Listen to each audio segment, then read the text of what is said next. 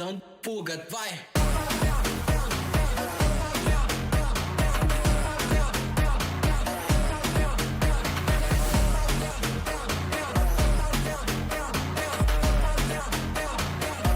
Dando fuga, vai! Não tenta bater de frente, sabe que lá tá fazendo macete. Desce até o chão, ela tá doida pra colar com a gente. Fazendo macete. Ela tá doida pra colar com a gente.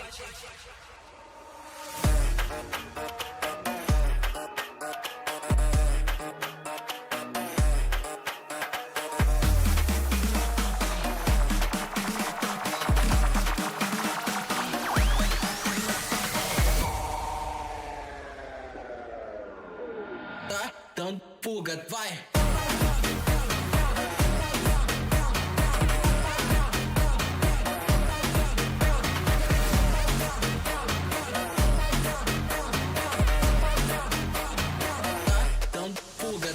Não tenta bater de frente, sabe que lá tá fazendo macete. Desce até o chão, ela tá doida pra colar com a gente. Fazendo macete. Ela tá doida pra colar com a gente.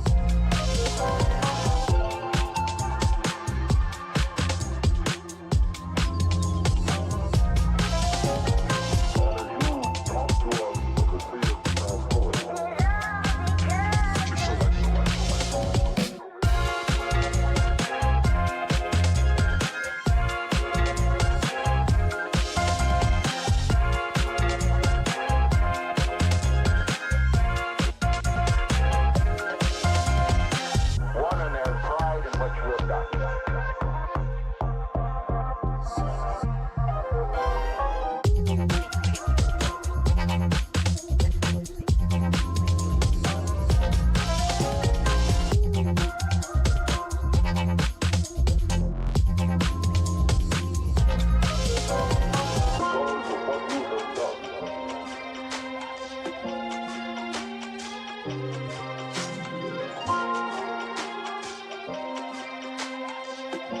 have a wonderful electronic invention I want you to see.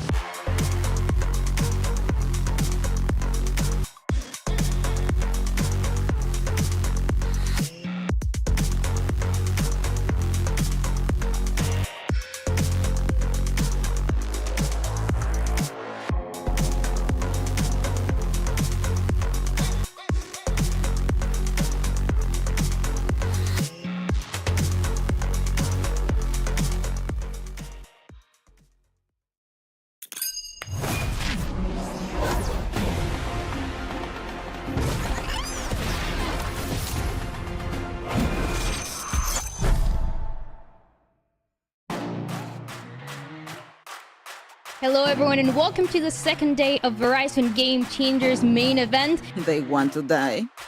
Let them.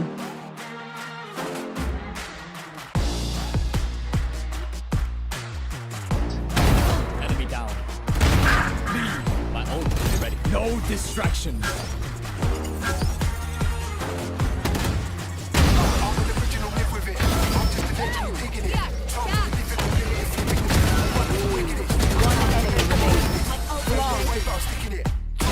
One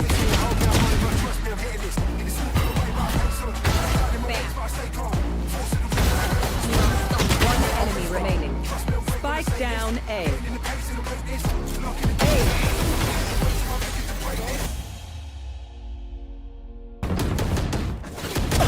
Down! Go, go, go!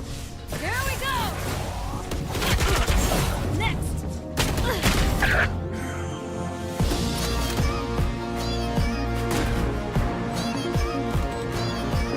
One enemy remaining.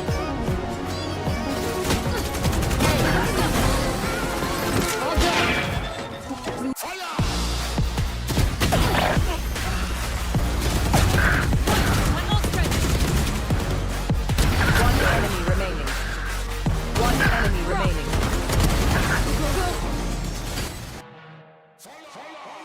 So far, and Dez has Seekers to work with, and it comes through. It does get contact onto Starbound. Here's that flood on the other side of the APC. Nice shot coming out from Red. Really able to catch Starbound off guard, sorry, as we have that triple TP being heard, and then disadvantage for RF. Nice little second kill, trying to spray through the third, but Dez gets the pick in the end. And Lua once again saves the round for Refrag. Disrupting for a bit. Oh! The double! And that But head first into the barrel of Teddy. And at the back is Habibti between takes up with 3. Oh my god, it's the firing range. This is gonna be What's found going out. on? The 1-2 punch! Red more clutch. now Kalsuchi could just try to make this expensive. Enemy remaining. Wait a minute. Concentrate. Wait, Kalsushi!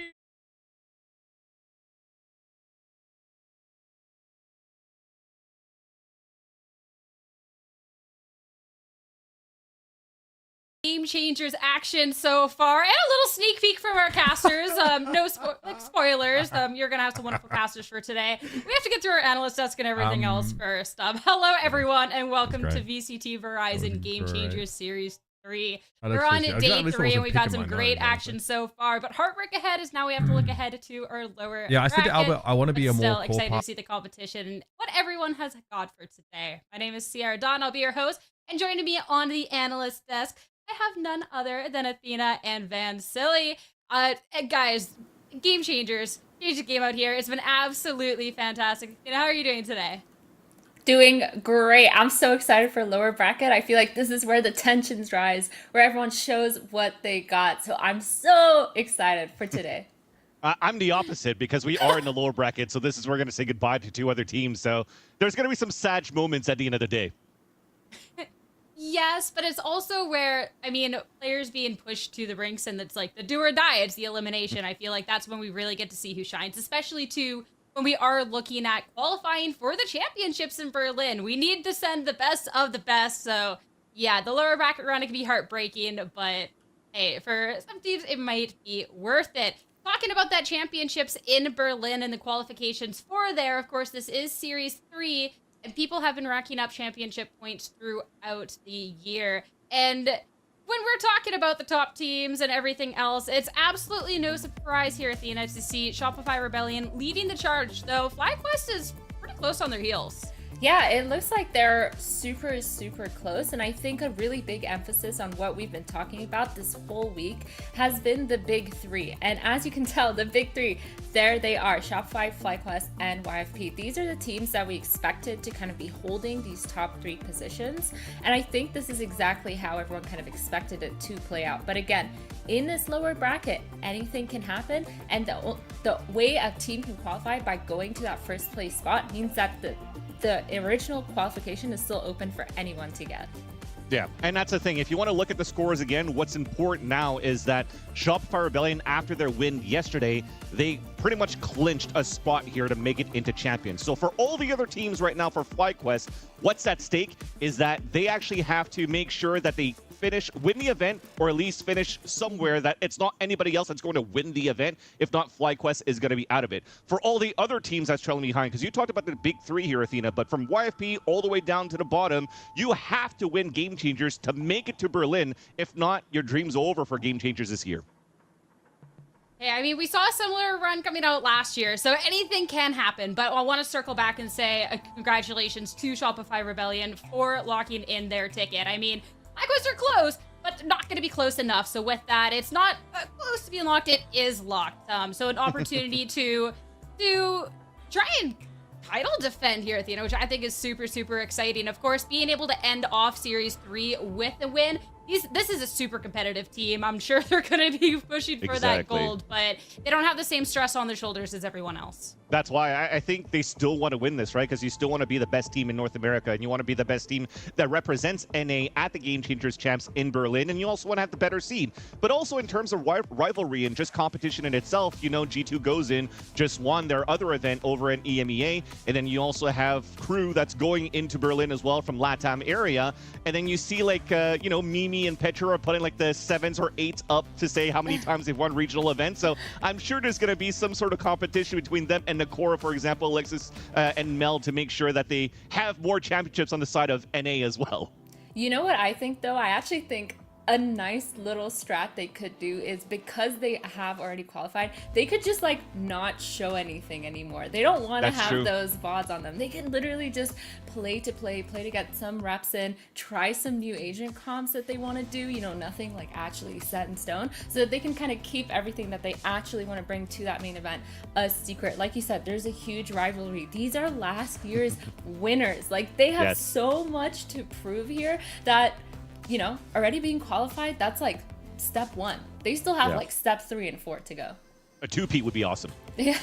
It would be a lot of fun. But for Shopify Rebellion, whether they're going to be trying to, I mean, not trying to win out, they are going to be trying to win out. Whether they try and hide those strats, if they try something new, that's something that we'll have to see for tomorrow. We have to be looking ahead at the bracket here and look at the teams that are trying to fight their way on through. And as you pointed out, Vance, for the stakes, for these teams, it is literally do or die. Not even just the sense of this bottom bracket, this lower bracket run they have to do, but they have to try and take the biggest upset of the tournament and make it all the way to the grand finals and win out the entire thing if we want to see them in Berlin.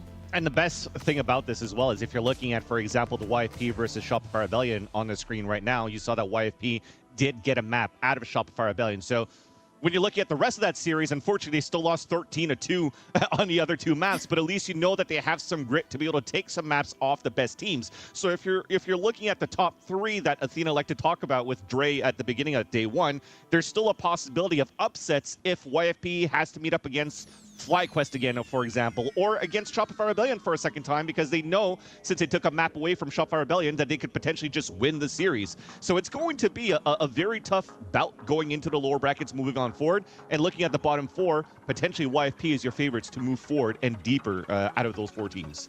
Yeah, and I actually feel like the lower bracket this time around has been probably the closest lower bracket we're going to see. All of these teams are so equal in strengths, in pros and cons, in the way they play, mechanics. It literally just comes down to which team is better at adapting and which team actually knows what it takes to win each map when it comes to their matches. And I feel like that's something that we haven't seen in a while. It feels like sometimes it's been stomped. Sometimes it's been very obvious that the script is kind of written out there. You know, everyone knows exactly what's going to happen. But this time around, genuinely for me, the big 3 that we like to talk about, YFP, they've been showing us a lot of different things. They've been kind of proving us wrong a lot of the time.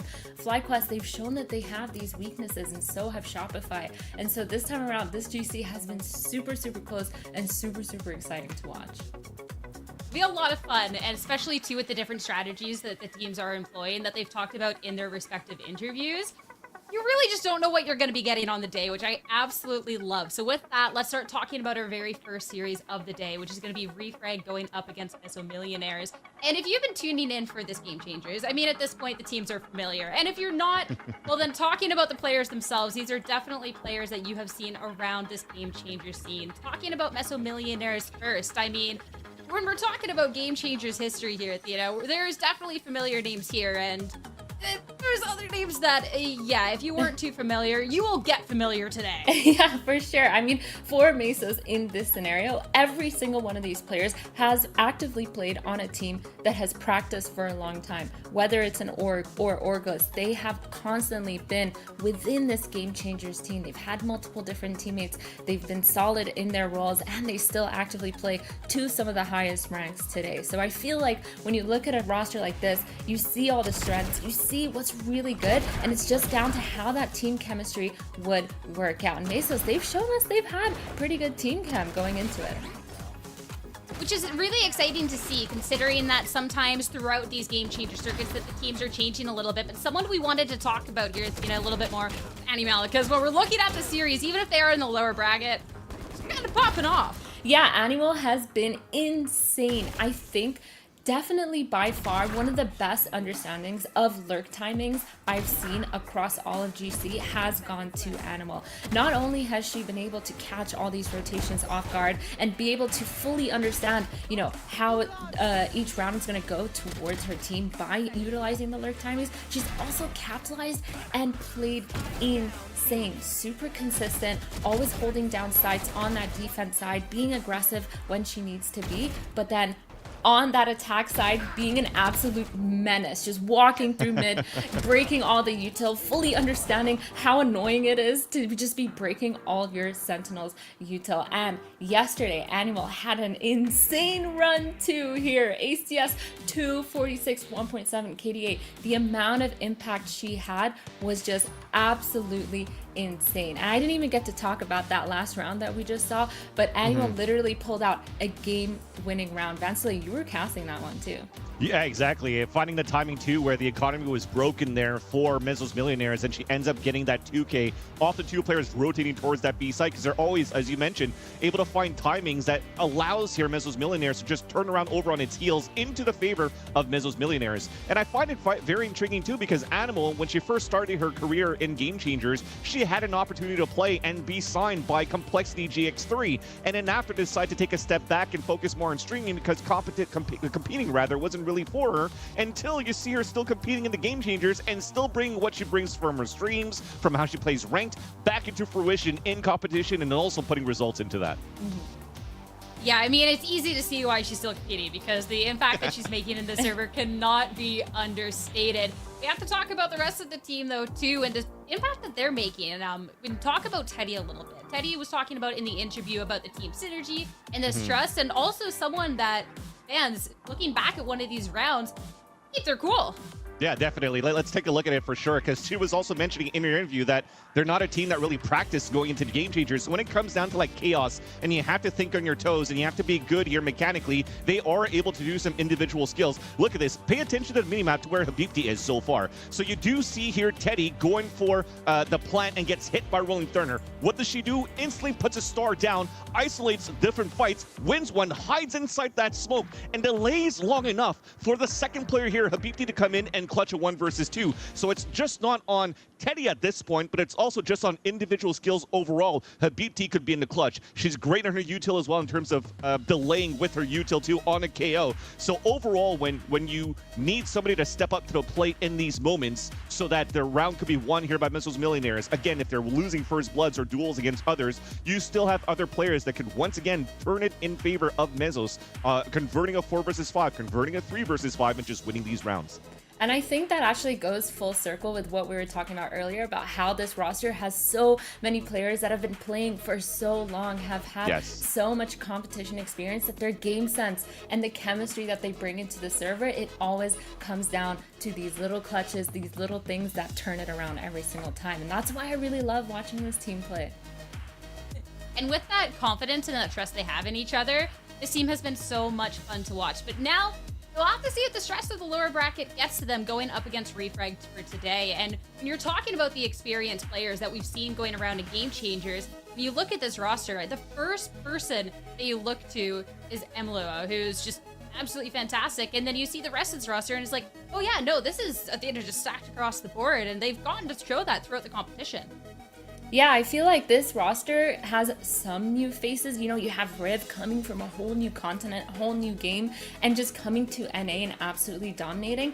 But it doesn't matter, because as a team, they've kind of found their niche. They found the way that they play. They're definitely a hyper-aggressive team, a lot more than a lot of the other Game Changers teams. And they've used that to so much really good map control and really good protocols to be able to fall back on. And it's felt like this team has really found themselves in a really, really good place. But they played yesterday against FlyQuest fans, and the first map was so close. It was overtime. Well, that's the thing. When you're talking about teams that have to adapt going into Game Changers, this is a team for Refrag that pulls out a lot of different compositions. Going into this rematch for the third time against FlyQuest, they came out with a different comp that they played even the day before. And they even forced the hand out of FlyQuest over the whole series because Jovi had to call a timeout on the first map, 2 timeouts on the second map for him to even close the series, while Refrag, they just let their own gameplay make the work, like make the talk, because they never pulled a timeout on their side. So game plan is sound. You talk about mouth control, where even players like Riv is lurking on a breach on Sunset and still getting 2Ks and 3Ks for a team. So they have a great understanding for their own timings individually, and then when you have to put them together with Emluo and Aluvali, it looks like a really, really complete team. I mean, these two players have been standout for this team. One player will go off first game, next player will go off second game, and Emlo and Aluvali, these two players have just been kind of the rock. The consistent rock for both these teams, where they've been top fragging. Emlo on the Sentinel, generally just holding down sides, not really caring at all, and Aluvali on that controller, using util to such precision and timing to be able to enable herself to be in a lot of these clutch positions. So it just feels so insane to watch these two players play side by side, where either one of them can become the star of the show.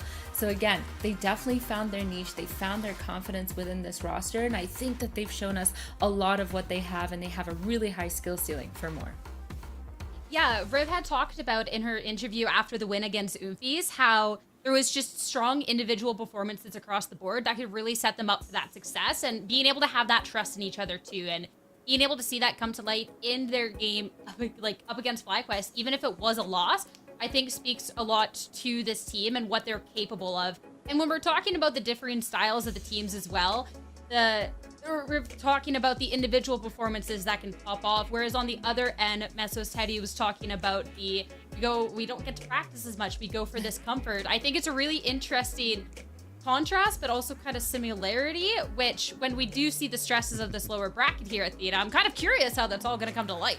I mean, I'm really glad you brought up the differences in playstyle, because on one hand, we have Refrag, which is this insane aggressive team. They're known for, even on their defense side, to be able to push up, take that map control, and take any space that the team has kind of left behind, and they'll always be able to over-rotate based on that information. But on the other side, we have Mesos, who's known for being super slow with their defaults, setting up Animal in those lurk positions that we've been talking about this whole time, and being able to kind of go off of the information they have. So it might come down to a lot of these 1v1s in unexpected areas of the map, fighting for a lot of this map control, and the adaptation from either of these teams is going to be crucial in seeing which team can kind of make it out on top, because there are literal polar opposites in how they play. And at least if I want to talk about Meso's Millionaires, I think, you know, when they're saying that they don't have too much time to practice, I think we experienced that firsthand when we've watched them play that Haven composition when they played an ISO and a Yoru. It looks good on paper. There's some top teams that have run it, but when it comes to the synergy and trying to apply, you know, pro strats into your own gameplay, and when it's not practice, it kind of falls to pieces, right? It broke apart, and that's basically how they got smashed on that map against our opponents yesterday too. So I think looking at them today with a team that realizes with less practice, you got to play with your comfort picks, I think we're going to play a little bit more standard, and which is why we're probably going to see a little bit more of that defaulting that you're mentioning, Athena. Yeah, I feel like every single team kind of has their pros and cons, and they're going to fully understand kind of. I also wonder too, because as a player, when I watch another team play, I try to pick up on tendencies and see kind of how they're going to be able to adapt and form a game plan around the other team. And for Mesos, knowing that they don't practice, but knowing that Refrag is really, really aggressive and really strong on their early round pushes, maybe their defaults will literally just play right into that. Like, they're gonna know, they're gonna hold based off of that and just have those over rotates, those quick protocols. So I think a lot of the stuff that comes into it might not necessarily be about practice. It could just be like, hey guys, I'm IGL Animal here, and I really want us to just keep holding. Like, you know what I mean? Like, you don't actually have to go in a server fully practice, especially when they have these flushed out defaults that they've done so well, like you said, on their comfort maps. So yeah, I think for both teams, definitely looking promising. For this, I'm thinking it's going to be a really close matchup. So I have a kind of a prediction, but I don't want to talk about it yet, unless you guys want to talk about it. No, let's talk about it. You can't tease us like that. What's the prediction? What do you think is going to happen? To give me the tea. Okay, all right, I think Vance will agree with me on this one, kind of, but I think Refrag is going to win. However, I think it's going to be close. I think this is probably the lower bracket matchup that will go to 3 maps. If one of them does go, it should be this one. Meso's Refrag. Yeah. 3 maps. I do agree with you, because if we're looking at it even for play styles for both of these teams as one being more aggressive, one being more defaulty, there's a lot of these moments though that it's a lot of individual plays. You talk about the lurking timings from the side of Meso's Millionaires, but also a team that's not practiced, you kind of have like your players that feels like they had to make hero plays, so it comes down to these duels. So if you're looking for duels between Aluvali dashing in against Bunny B dashing against Aluvali on the controller, then it comes down to those individual fights. So whoever shoots better today is going to win for sure. But it's not going to be one of those trade protocols of like fundamentals of like we have 2 or 3 for instant trades or whatnot. I think it's going to get pretty brawly for the series. 100%. I think this is going to be the closer of the two. Looking at it, like right away, I'm like, ooh, I think it's going to be Refrag. And then kind of thinking about it a little bit more, I think there is actually some really cool upset potential with Meso's Millionaires, because they're talking about this not being able to practice as much, being what's comfortable. Well, how do you prep against someone who, like, they don't even know what they're going to be picking for the map, right? So I think it could be fun, and if they're shooting for today, it's going to be a great day. But we're talking about our predictions and stuff. Let's get the map picks and bans so we can have a little bit more information to base that off of. We got to see a little bit from them so far going into things. Oh, Athena, we're going to be kicking off on Abyss. Ooh, Abyss. I think this definitely makes sense for Mesos. We saw them be really strong on this map. I think 2 days ago, we saw them almost win, unfortunately, going to overtime against YFP, but that definitely should have gone their way. And then after that, they've just shown so much understanding of Abyss. For me, for Refrag, I feel like Abyss might be a map where they can kind of turn into their playground, but the fully makes sense pick here is Lotus, because Refrag has been absolutely dominant on Lotus. And now you have Bind as a 2 and the decider rather, and that's going to be a very, very comfortable map for Refrag as well. So personally, I think that all three maps rather could favor Refrag at this point. I feel that unfortunately here for Meso's Millionaires, you fell under the trap that you had such a good result against Teddy Tactics yesterday, but Teddy Tactics came and overcooked how they approached the map of Abyss. Again, so this might potentially be just a 2-0 Refrag looking at the series. Well, but on Abyss, though, Mesos had a really, really good performance against YFP. They brought it to overtime. At some point, they were literally just having the Sentinel holding an op and entering on B. Like, it was crazy to watch. I had no idea how they were kind of coming up with these game plans, but they were performing. So for Abyss picking it, I'm sure it kind of makes sense. And so I'm not 100% set on that. I think Mesos can definitely take that one away from Refrag, but I just think Lotus and Bind for sure. I 100% agree with you with this one. Refrag has been so dominant on both these maps. Overtime against FlyQuest, winning against FlyQuest on Lotus, winning against all these other teams. It's just, it's really hard, and I feel like these 2 maps maybe shouldn't have gone through, but that's just my personal opinion going into it. Yeah, maybe there's a surprise for us, you know? If anything, for me, I think you might also, looking back at how Meso's Millionaires, yes, I agree, they had like a Sentinel op on the well. They had the lead against YFP. I think they won like 6 rounds in a row in order to take like a 9-7 lead, but you let that slip towards the end because also when you're playing your attack side, you're seeing a lot of this paranoia flash, maybe to dash in towards Tetris. So continues in the same format. If that continues in the same format, that's already 2 days of Abyss that you've played. You might be figured out here for a team like Refrag that does come prepared to play against our opponents. I mean, now that we know the first map of this, let's talk about the agents a little bit. Because when we're talking about the teams, especially with Meso's Millionaires, talking about the, hey, we're going with comfort picks, you know, what do we think about the agent select? Do we think that we might see something a little bit different today? Do we think that because of the fact there is tape, or do you think we'll stick to same old? Okay, I feel like every time I've spoken about a comp with any of these teams and Game Changers, I've just been instantly trolled the next second because something changes every single time. For me though, knowing both of these teams, I feel like for Mesos, we might see the similar or same exact comp, only because they like to play to their comfort. That's kind of the big thing that they go under. But for Refrag, at this point, I have no clue. I got a text from one of the players, not naming names, telling me that they were picking their agents based on a wheel. So oh, no. I have no clue if that's real correct information. And if it is, y'all are crazy and you guys are doing a great job for just randomly playing agent roulette. So I have no clue. Oh, no. I'm gonna be real. I have no clue. I expect to see similar comps, similar meta comps, but at this point, count me out. Well, let's see what the agent roulette rule has for us today as we head over to our agent select. See if we see something typical or a little bit more atypical from this unnamed player. So you have dubbed them, but going across the board. First reactions.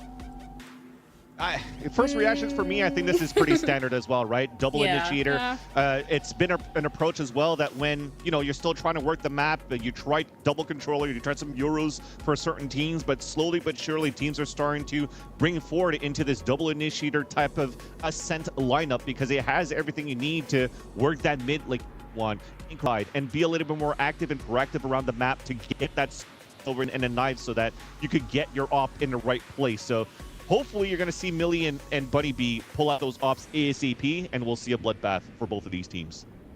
I feel like for me though, since it is copycat comps, I might be more inclined to now lean towards Refrag, only because I feel like now you're gonna No, listen. Only because it's copycat, and I feel like mechanically we've seen Refrag consistently perform. We talked about their stand-up players, so for me, I'm gonna just say, mechanics-wise, I'm on Refrag side for this, but Mesos-wise, I'm on their default side for this. Does that make sense? Okay. Yeah. We'll take that. Spoiler, you know, it's just, you know, instead of agent roulette wheel, we have the team roulette wheel of who's going to be winning this first map. But it's time to get started with our very first map here of this series. Lower bracket run, Abyss on the horizon. Time to head over to our casters, Uber and Wyatt, for map number 1. Thank you very much, Sarah and the Desk. Great to be here, getting involved in some game changes action and waiting for a while. And already we've seen some fantastic matches throughout the course of this bracket. But now we've got 2 teams, Wyatt, who both ended Series 2 in 5th to 6th place. This is a game, though, for top 4. This is a game for a step up for either of these squads to demonstrate that improvement over the year. And for Refrag, having made those changes around the core of this team, they're definitely hoping that that hard work and that change has paid off.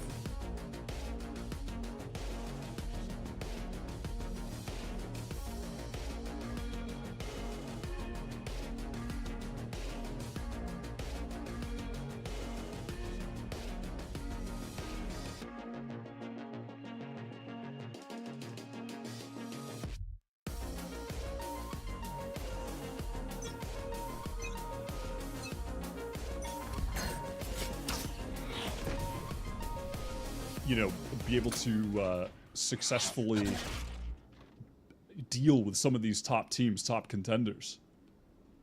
Meso's here, already with a ton of mid-control here. We'll see.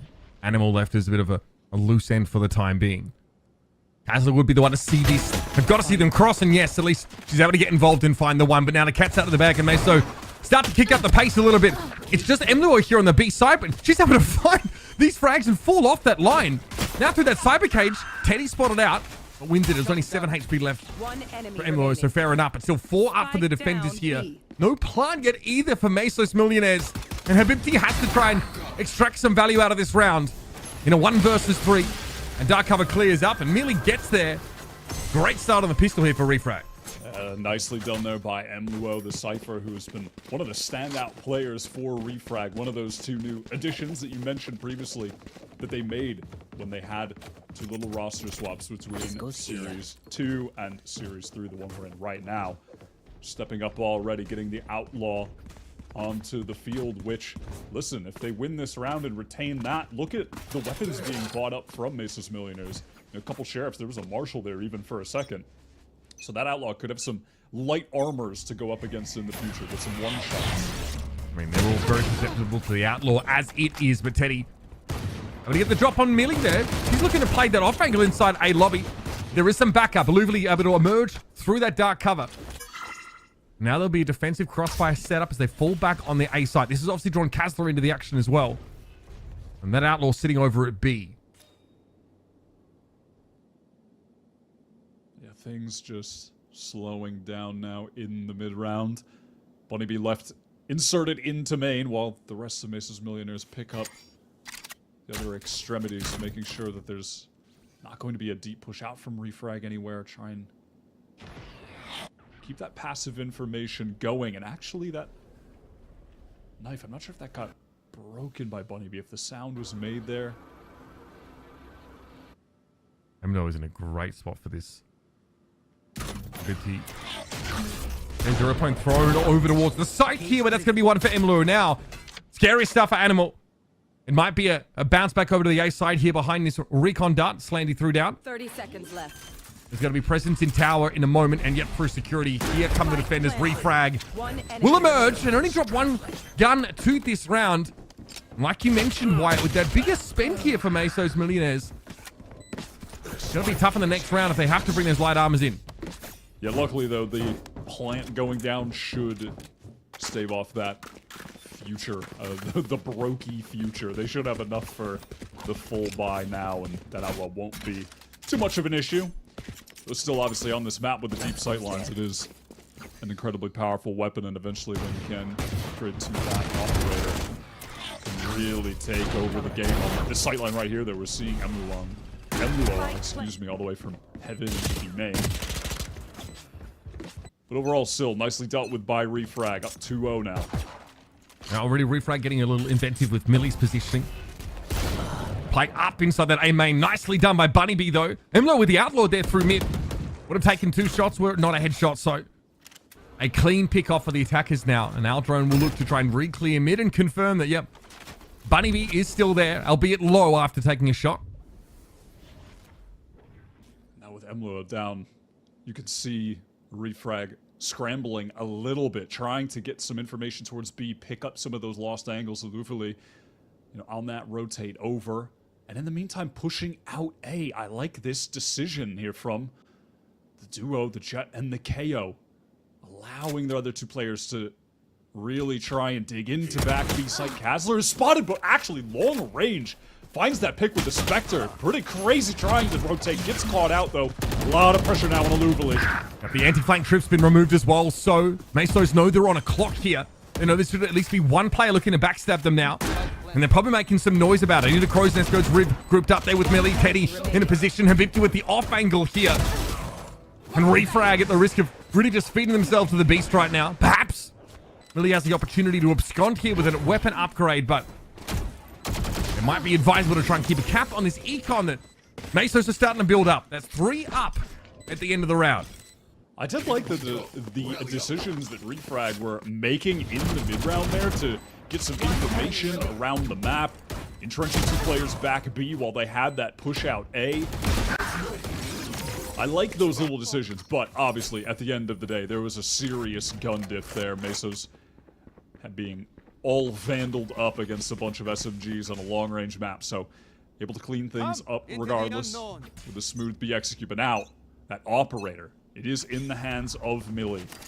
Deep sightline down mid. That'll be cleared quickly, and Millie is able to hold this line with the operator. Couple rounds prior, Meso's Millionaires have really looked to make a lot of use of mid.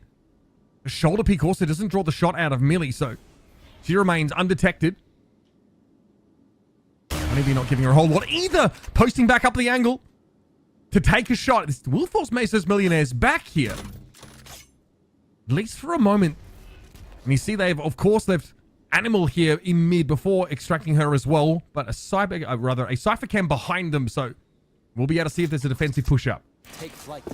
Comes that drone forcing Millie back, just still playing behind that smoke. Mesos are putting a lot of emphasis on making it seem like they could be working up mid, but they're actually all just going back towards A for the full execute. But Riv just shuts down Habibiti immediately. That is huge. Of course, they'll still be suppressed for the time being. Aluvali needs to back away from that paranoia. Riv, though, looks like she's ready to take this fight, but it would have been a double swing. Bunny B able to find the headshot. Seconds left. Group up insecurity here. We might see a late posting in tower by Kazla. That's wild. Slaney getting picked off, and now we might have a double triple face here coming out from security. Are they looking the right way? Aluvali's able to find Bunny B, and Emlo is there at least with the trade. Now one in tower. Neural theft going off. Kazla not able to make use of it there as they get picked off before they really get a ping. And Meso's Millionaires in the post plant honestly really hold down. Yeah, nice swings for each other, and Annie again, who was just the standout for Mesos in their victory against Teddy Tactics yesterday. Continuing to bring some of that momentum into this game. That was a really nice 2K. That second shot as well to close out the round. Nicely handled there. Applying all that mid pressure throughout the round, working into the big A execute. And it's got Refrag with their economy in the bin after winning that pistol round. Irrelevant now with the score tied. And with all the cash in the hands of Mesos. The actual millionaires. They really kept Millie so busy in that last round that Operator never got into the game. Now, obviously not an option for Refrag at a round like this. Grouped up here, maybe anticipating a walk down mid from Meso's Millionaires, but going up against an anti-eco, Here. you can see Meso's Millionaires are actually holding a little bit deeper on the extremities of the map here. A ping over towards A might indicate that they head in that direction, try and make a hit towards that site happen, and Kazla might end up falling back to tower or even towards mid as Refrag lean, stack into that B site. It's just this slow prod towards A0 point, going to give the information to Meso that no one is at least entrenched here physically on the site. But wow, little peek from Kazla, what a shot. One bullet, one kill, Slandy down. All of a sudden, some opportunity for Refrag, still massive gun disadvantage as the rifle gets safely cycled into main out of the hands of the retakers. On that check towards security, definitely. There's plenty of information by Aluvali there. Mesos with this heavy post plant set up towards A main is obviously very spammable through these dark covers. Kazla spotted out there over towards bridge, and Bunnybee wasn't quite able to connect around a cyber cage. She's looking to try and spray down, but Aluvali still on the defuse. Somebody has to stop her, and eventually Bunnybee finds the shot. Kazla, though, yet another one in this round. Sheriff going to work, and they are 1 versus 3. Not too shabby for Refrag, but playing that post plant always going to be tough against these rifles. Absolutely. Yeah, a modest bit of damage done. But realistically, what can Refrag do in that position once Mesos just retreat back into A main? They even set up a trip for themselves in main if that push was going to come through to fight them deep, but with no utility and only Sheriffs. The spam war was lost before it began. A little bit too easy for Mesos there, continuing to build upon the economy that they already got rolling. And it looks like Bunnybee has intentions of using the Blade Storm into this round with the Bucky, and yep, straight off the bat, there it is with the recon going deep. Standard camera from Mesos early. This has just been their opening every single round towards mid. This is dangerous. Getting up into tower with those blades here. All was already blown out at the start of the round. Teddy here holding for a push-up defensively. Exactly what they were looking for, but it's going to be more, I think, than they maybe bargained for. 3 players there for Refrag. So it results in a trade. This is now going to pull Animal over in that direction here, and you'll notice the spike has not been committed. Mesos Millionaires might still be relying on Bunnybee to create that opening towards the A side of the map, but they've got to blast through this door first, and that's being held. The ping, though, off the neural theft reveals Emlu on the other side. And a confirmation. And Bunnybee bides her time. 0 point goes out there as well, and Bunnybee taking that opportunity with the Cypher's utility nullified to break out of the door. Annie on the flank as well. There's a lot of action going on with the Hunter's Fury trying to deny the plant. Can find a kill though. It doesn't. Plant denied. Bunny here with the Blade Storm still out. She was able to break into tower. We saw the fallback from Emluo, who ultimately fell. Slandy also one away from Hunter's Fury that might be relevant in a post-plant scenario here. But they're playing entrenched on the site. Beautifully done. Basler tries to show themselves in security, and there's Millie also revealing oneself. Now 1 versus 4, and there's not a whole lot Millie can do from there. She is stuck in security. And Mesos in these post-plants have been pretty oppressive. Refrag do a nice job with that early defensive aggression. That's certainly an aspect of their overall game on all maps that is important to keep note of when you're playing against them. But realistically, all that good work that they did, getting deep on B, going 1-for-1, is out the window as soon as the neural theft is used by Annie. Getting all of the information, realizing that the A site was wide open, they get it for free yet again. Mesos are looking clean on their map pick, and frankly, Mitch, I think that this is a must-win for them, their map pick. Because with Lotus next, a map that Mesos always ban if they can, they're going up against Refrag, who are 18-1 on Lotus in 2024. So this is must-win to me. I don't even think Mesos have played that map at all. Castler's in trouble, though. Bunny Bee on the site in a flash. An Animal, of course, getting involved, bringing Riv down. And Refrag now, again, are very much going to struggle from this position. We haven't seen a lot of these B hits yet mixed in from Mesos Millionaires. Outside of maybe that first gun round for them back in round 3. And at this point, you're hoping for exits, and it's unclear how much more. Miller will look to earn the Blade Storm here. But unlikely to be able to do too much with it. Luvely, though, deals with Bunny Bee over by Container. They'll be smoked off now in heaven and also pinged out, so may as well go for it. Paranoia going to be thrown out. This is the setup. Millie and Emlo across the side. Oh, that dark cover. It's going to allow them to get in. Okay, Refrag 2v3 right now, but Animal is too much to handle on the site. Emlo able to bring them down, but that's a 1v2 and no time to defuse. Mesos Millionaires make it 5-2. Clean enough damage. Pretty irrelevant. The economy is already way too strong for Mesos. They're actually going to pick up an attack side operator even. Against Bunny Bee. He's in so deep on a site exactly like that. Mixing it up. Just trying to bring something new midway through this half, something that the defenders won't expect. Nope, actually just going to go back to the Vandal. Never mind. Yeah, unless he's trying to post up Crow's Nest B-side, get a free pick or control mid a bit more. Mesos Millionaires have been very effective at least neutralizing Refrag's ability to use this part of the map. With that Cypher cam to catch a lurk. And so now we are heading into a position that Riv might be able to light up much of Mesos Millionaires here. But even with an early warning system, Emlo is the closest, and she's playing pretty far back towards the middle of the map. This is going to be tough for Riv. They're going to just need to get out and survive. They don't really have any help here at all. And Bunny Bee already in with the dash. Emlo, what a timing to find. That smoke there is huge. I mean, Mesos Millionaires, they send an out drone up there. That's what Bunny Bee gets in behind. But Emlo, oh my god, very dangerous right now. Neural theft pings revealing the players out there on the site from Mesos Millionaires, but Habibti's found 2, and that's all that we're getting here. So Andy tucked up in the corner. Castle was low. That's a second. And it went to the wire, but Luvely will be the last one to stand and finally get Refrag around back. Tough, though, economically, to only take 1 gun away, but hey, you take the round win either way. That is some sick anchoring from Emluo. The confidence on those swings. Getting back in with the first, popping the neural theft, but then the second, just out the smoke instant snap onto Teddy. It was a nasty shot, just so aware. So ready for that. And all that pressure being applied allows Riv and Millie to fight back from the spawn side. Sure, they go down, but they just have everyone encircled on the site. That was really nicely handled. First gun round 1 in the game for Refrag. Slandy with the Hunter's Fury available now. I've seen Old Command here for Riv, so you might see her really try and stave off a fast A here. Or some flash utility being expended by Mesos Millionaires to that effect. And Bunny be hoping that there is a later swing, a bait off the back of that. This time she has opted to take this attacking op towards A.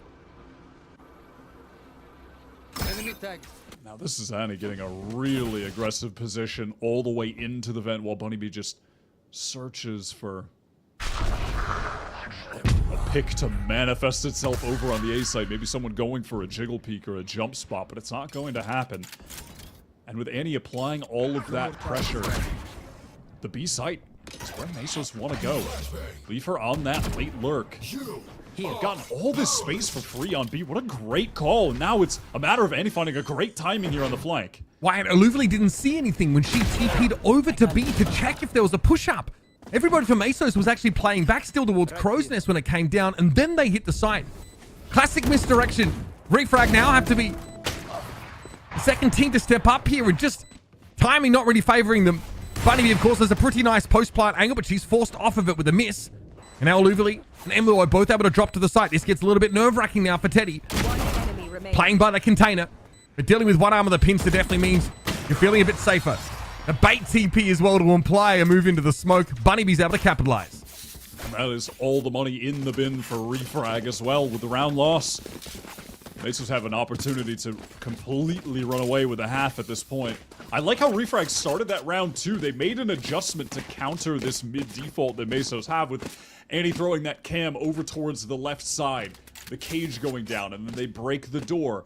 No, they decided to use their dark cover, put it pretty deep, and feign that they could be pushing up, fighting a bit forward. They broke Annie's cam, but Mesos just adapted that perfectly. That pivot to B was lovely from them, and now it's a slow round open on the anti-eco, not rushing into anything. Refrag continuing to go for this deep dark cover though, so you know, at least slowing down any advancement in mid early. Basically asking for a cyber cage to get Mesos Millionaires up towards that tower position. Emlo is, again, because she's the only player watching A main, she doesn't want to have to deal with the threat through mid. Pretty ponderous here for Mesos Millionaires, but now the Aldrin starts to explore up mid. No cam left behind quite yet, and they're a little unsure if there's anyone from Refrag that's a bit more entrenched, maybe wrap that corner. They did ping the box. But now we'll start to explore this B side of the map. Oh, Aluvali did hear that drop. Okay, this is dangerous for Bunny B. What a shot, Aluvali. Sheriff rings out. That's the operator dropped here. Mesos Millionaires. Not exactly running in haphazardly, but definitely still grouped up to hit this B site. Animal able to find Riv though. That's pretty scary. Yep, Slady now with the Hunter's Fury to force the player out from the site itself over towards Coast. The flash as well from Habibti is definitely going to rattle Refrag as Kazla stood out in the middle of a fragment. But Aluvali taking 3 for the round. What a thrifty here for Refrag. That is just so haphazard, rushed for Mesos Millionaires and punished by Refrag. Aluvali steadfast in the sight. The Sheriff, that first shot was nasty onto Bunnybee, shutting the op down immediately and then just staying alive back sight, dodging the Hunter's Fury, weaving back and forth. And you can see Riv coming in, trying to throw those pop flashes for the fight as well. Fantastic eco round. Mesos could have run away with a half, but not anymore. This is getting very close now with 2 rounds left to play. Once again, we have the recon straight down mid. Okay, Operator's not finding much success in this game so far. This time, though, it's Millie. She opts to push out of A main here. And he's on the walk as Habibti catches her out. That's a kill through mid, though. This time, Kazla feels a bit more strongly about staking her claim to that part of the map. There is still that Cypher util set up, and behind her, Anima looks to try and take control, but there's enough time for Refrag here to get positioned towards his A side. Cage triggered. A lot of mid-pressure being applied. Refrag have to be worried that Annie could be walking up there. But in the meantime, Teddy actually spotted out by 2 angles. Nice adjustment, though. Riv down. 4 versus 3. Everyone gathered up in A main, and with that kill as well, the null command is an option, and Habibti second onto Emluo needed to get that. They're just dropping like dominoes one by one. No one's really assist or try to trade. And from this point out, Aluvali is in deep trouble. Couple of unfortunate things there for Refrag. Teddy's trying to sneak up onto that A site, just walk up in there And in theory, they're caught in a crossfire, but they actually get one and get away. Of course, Emlo not quite able to find the head. That also hurts when you are anchoring the site. The Meso Millionaires walk away with that round. Definitely look like their composure got them there. A fight like that, just... You hate to see it, well, not hate to see it. I mean, I suppose you hate to see it go that way if you're a fan of Refrag, but, you know, that's just a fight win that is certainly less likely to win when you are Teddy and you are on the attack and you are caught between two angles. That adjustment was pretty sick. Last round of the half, it looks like Refrag want to go for some aiming and aggression here, but that is going to be shut down immediately as the 0 point catches 2. They're still going to push this. Refrag still want to have a crack at this. It's just Habibti here. Got a clean kill for the defenders, and off the back of this pop flash could be huge, and they get it. And to get themselves a rifle for their troubles. That's gone over to Aluvali. That's definitely a pressure valve released over on the A side of the map, but to do this, Refrag do give up mid. Allows Animal to get in here over towards Link. Oh, spotted out Kazler on the retreat, but it's a bait. Emlu, a perfect timing. Only goes 1 for 1, and a weak on the retreat. Aluvali teleports over to B. That could be a really heads-up play. What's up being a thrifty? It'll be absolutely astonishing. Aluvali challenges the operator line, and Teddy falls soon after. That was an absurd round from Refrag, with considering how little they were able to bring into it. All the way from the triple walkout on A, the control of mid, the crossfire setup as Castle was passively shoulder peeking that rather. That's chef's kiss. It's so chaotic, but within all of that chaos, that was a really heads-up play from Aluvali. That teleport was lovely, getting back site B. Top fragging in the server right now, 15 and 7. One of the least experienced players that is in the server, if not the least, had just joined this Refrag team between Game Changers Series 2 this year and now Series 3. Might be the difference maker in getting this Refrag team to a further placement that they've ever gotten. The best they've done is 5th, 6th, and if they win here today, they will be in the top 4. Yeah, those defense rounds rather were pretty important. End of the half with 5. That is a staging ground to operate from.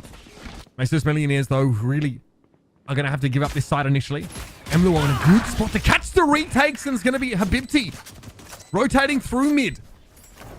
Getting picked off now. This is going to hamper Meso's Millionaires in their attempts to dig Refrag out of the site. You've got 2 players over towards Coast. Castler, of course, on a longer line that Animal's able to punish there. But here comes Millie. Ooh, the paranoia timing was very good, and somehow Millie gets away with that. Really caught out in the open, though. Teddy's still low. Just one more shot from Millie will get the job done. But again, has to be careful about swinging the corner of that container. It's M with yet another one. 2 versus 2 here. Teddy steps up. And it would be down to Bunny B, but Emlo has found 3 in the round, and that's massive. Refrag with a pistol on this attack side. Both pistols getting locked down by them in this game. Gives them a chance to get a lead here on this side. That first kill you saw from Emluo just scrambled the retake effort completely. Bunny B was still rotating over from A after that kill had been found and just didn't know what to do, if she should push all the way down mid, try and find Emluo, get that kill, try and, you know, maybe go for that deep flank, which she did end up doing, but then it just took way too long. The rest of the team couldn't get in deep without their jet. That one kill from Emluo had such a massive impact on how everything else played out. Millie already backside here. You can say about Animal's position. Yep, they're trying to drop down. Riddo there to receive them. Definitely want a clean round of this if you're Refrag. The Marshal ringing out from Bunny B back of B, but a dark cover keeps her out of the action for a time, and now you can play full post plant. Emlo is position important, but it's triple faced here essentially for Refrag. And Teddy goes very, very low. Yeah, they're going to struggle to get any kills from that angle. A little bit of a commitment here too as far as the economy from Meso. They've got the sheriffs, that Marshal. There's some cash being spent. And they might as well have just lit it on fire. They have not found an ounce of value for this investment that they've made. Okay, Slan at least is able to walk away with that one, but they won't be able to recover the weapon. Millie with 3 of the round, looking every bit the consummate duelist. actually pushed up on that B site with the Bulldog.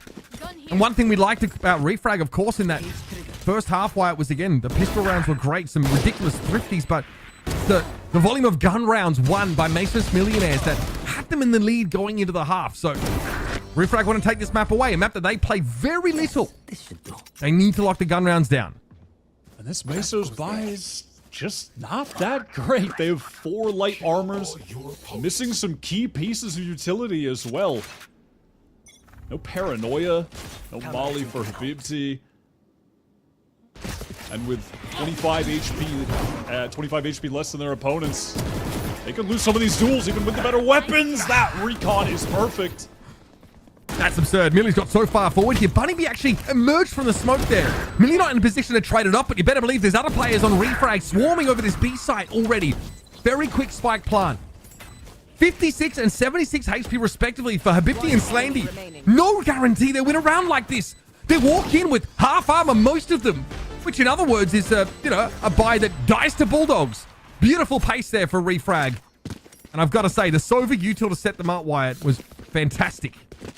Yeah, that recon ping was so crucial. Finding that easy first kill. Millie is really starting to come to life the past couple of rounds with these fast pop B executes. Finding that confidence, playing proactively, dashing in deep. Taking the fight to the defenders. Mesos are now suddenly in a tough spot after being in what looked like a dominating position. It feels like only 5 minutes ago. They're trying to walk forward, trying to go for something aggressive. They find the first, actually find the second. Things are trading out in their favor. 50 down to 5 here, but Refrag crippled after that first engagement.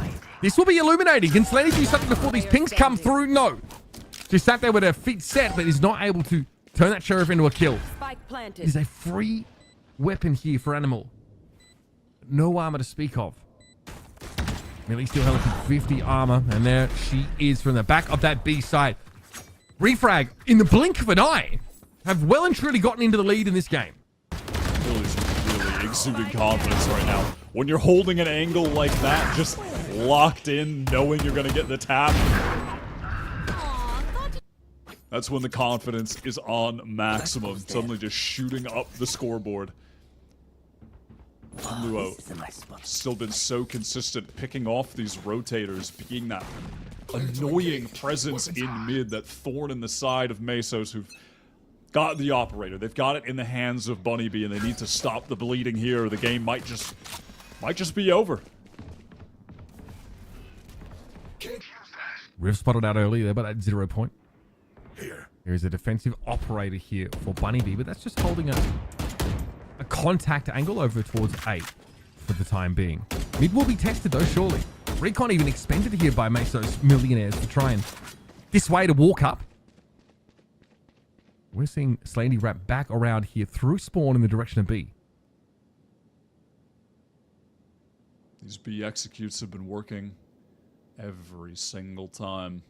And it looks like they might just want to work into it again. No, they group up and they're going to continue to use the time that they've got left, leave Mluo inserted over towards that side of the map. They haven't explored towards A, and that's where Bunnybee has just been holding with this off the whole time, allowing the rest of her team to play elsewhere, pick up the other angles. Real opportunity to find a good first kill, and does! That's the risk, Wyatt, when you start to run out of time. You maybe don't have the protocols to force an op player off the angle, and they had no idea Bunnybee had brought it up in a round like this. Teddy was able to find that loose player, Mluo, over towards that B side.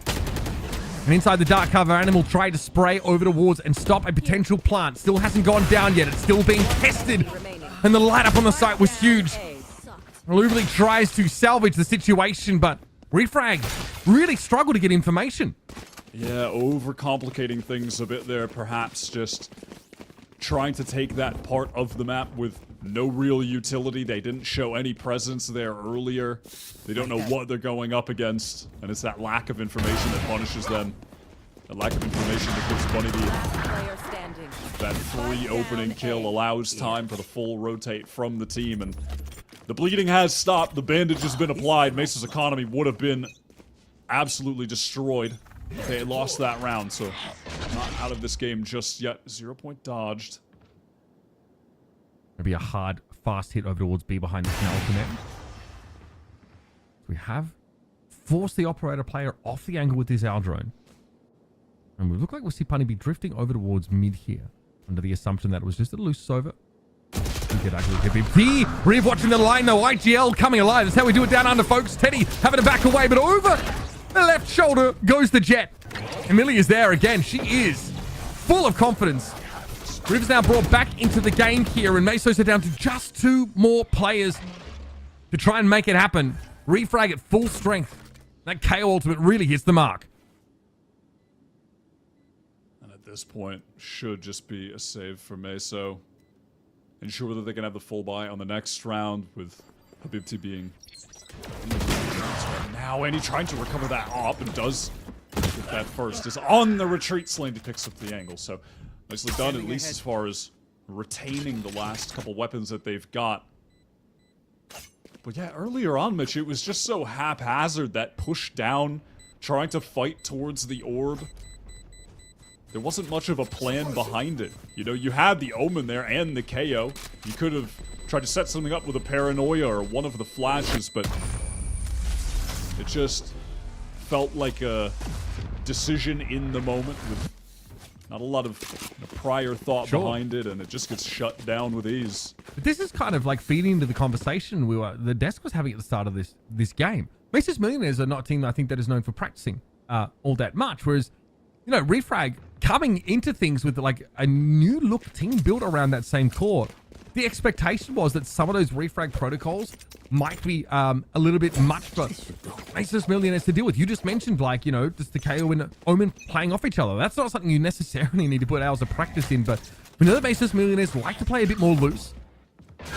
Might have hurt them on that particular round.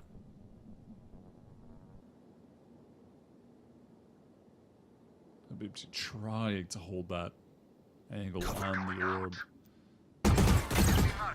In the side slow here.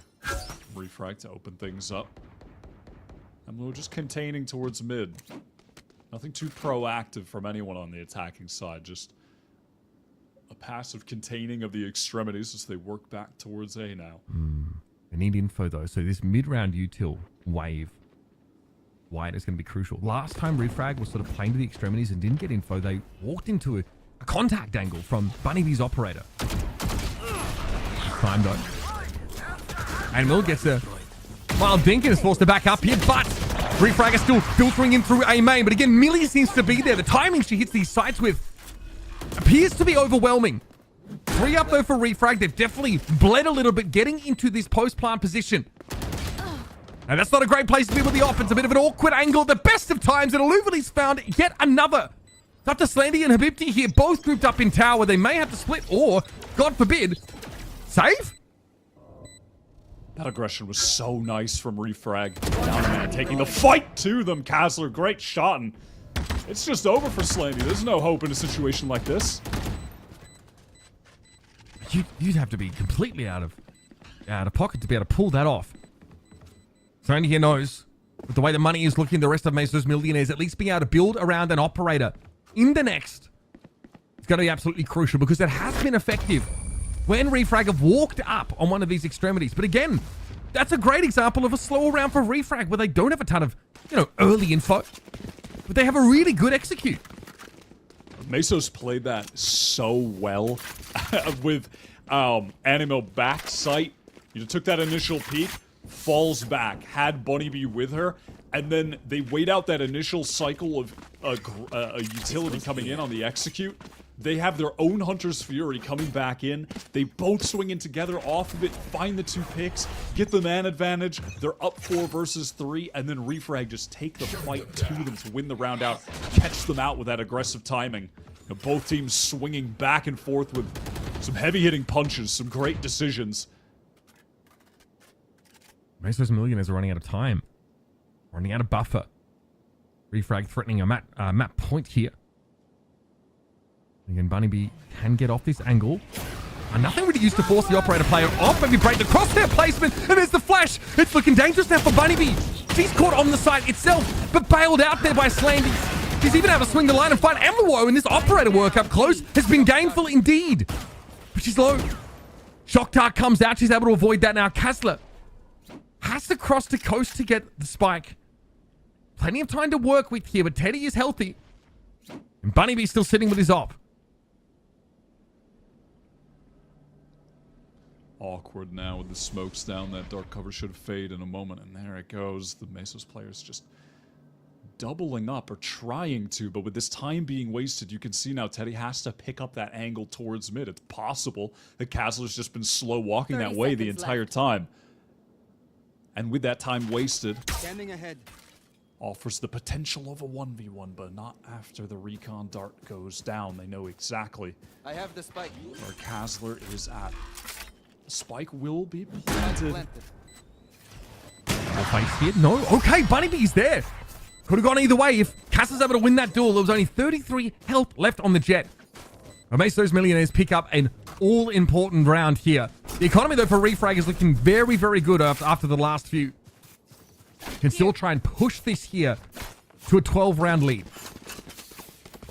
That was really nice. Bunnybee kind of collecting her thoughts there for a moment and resetting them mechanically in the midst of that fight, but could not find a target on that initial hit.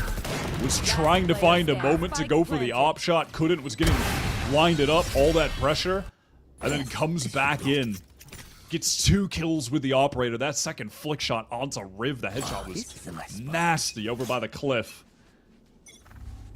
Nicely done, keeping the composure despite the chaotic opening.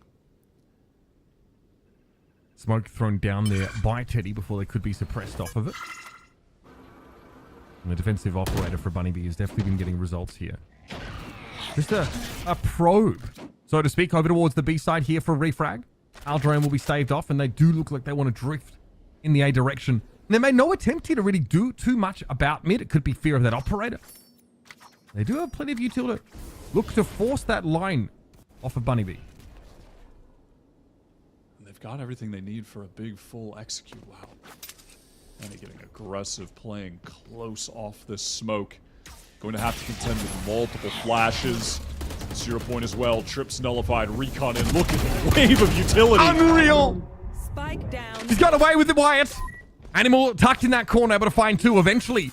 Refrag get through, but already that's a pretty hefty blow to suffer. Once again, playing the post plant shorthand. Teddy doesn't really have tower control here. This is something that Refrag definitely want to leverage aggressively.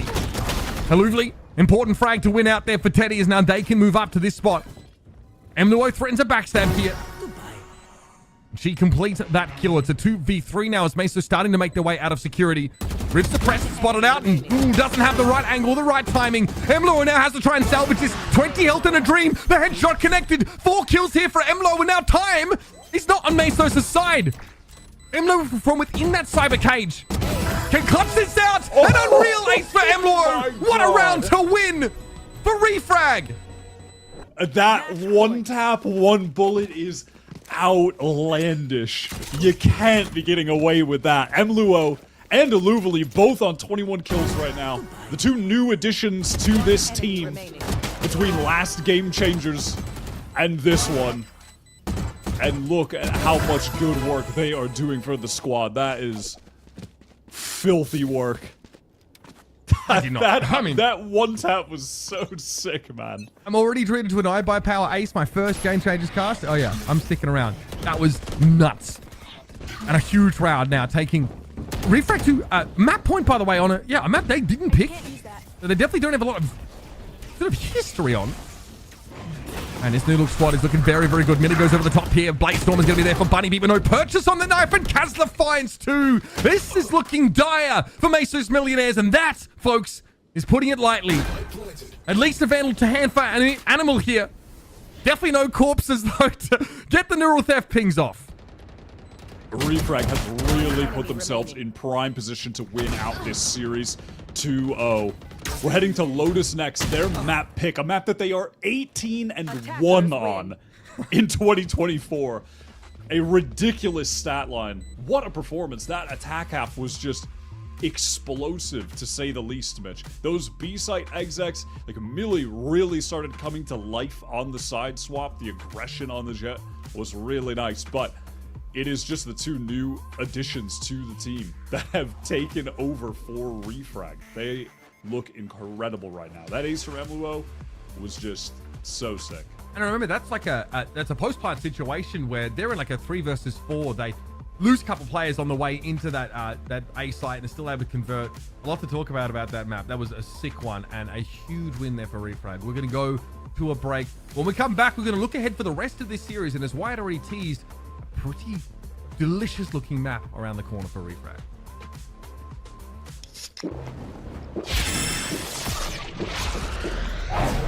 Red Bull gives you wings.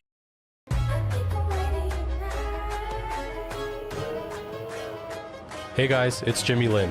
In this series, I'm going to walk you through Attack on Pearl. Watch out for the stairs, clear this angle. You're going to be able to fight this.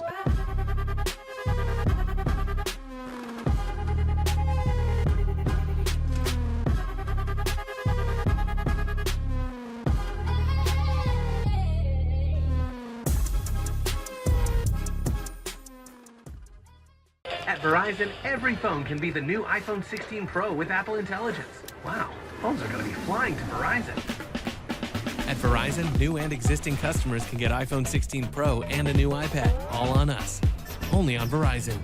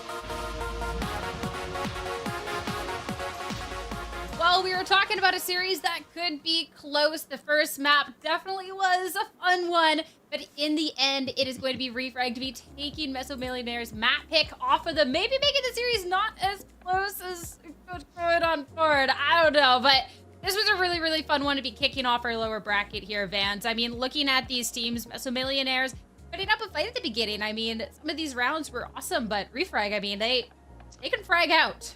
Not gonna lie, they had it at the first half, right? Until we actually switched sides. And unfortunately, yes, I like to say it did look like there was a great plan on the attack side for Meso's Millionaires. So it was slightly different from what we've seen on different days.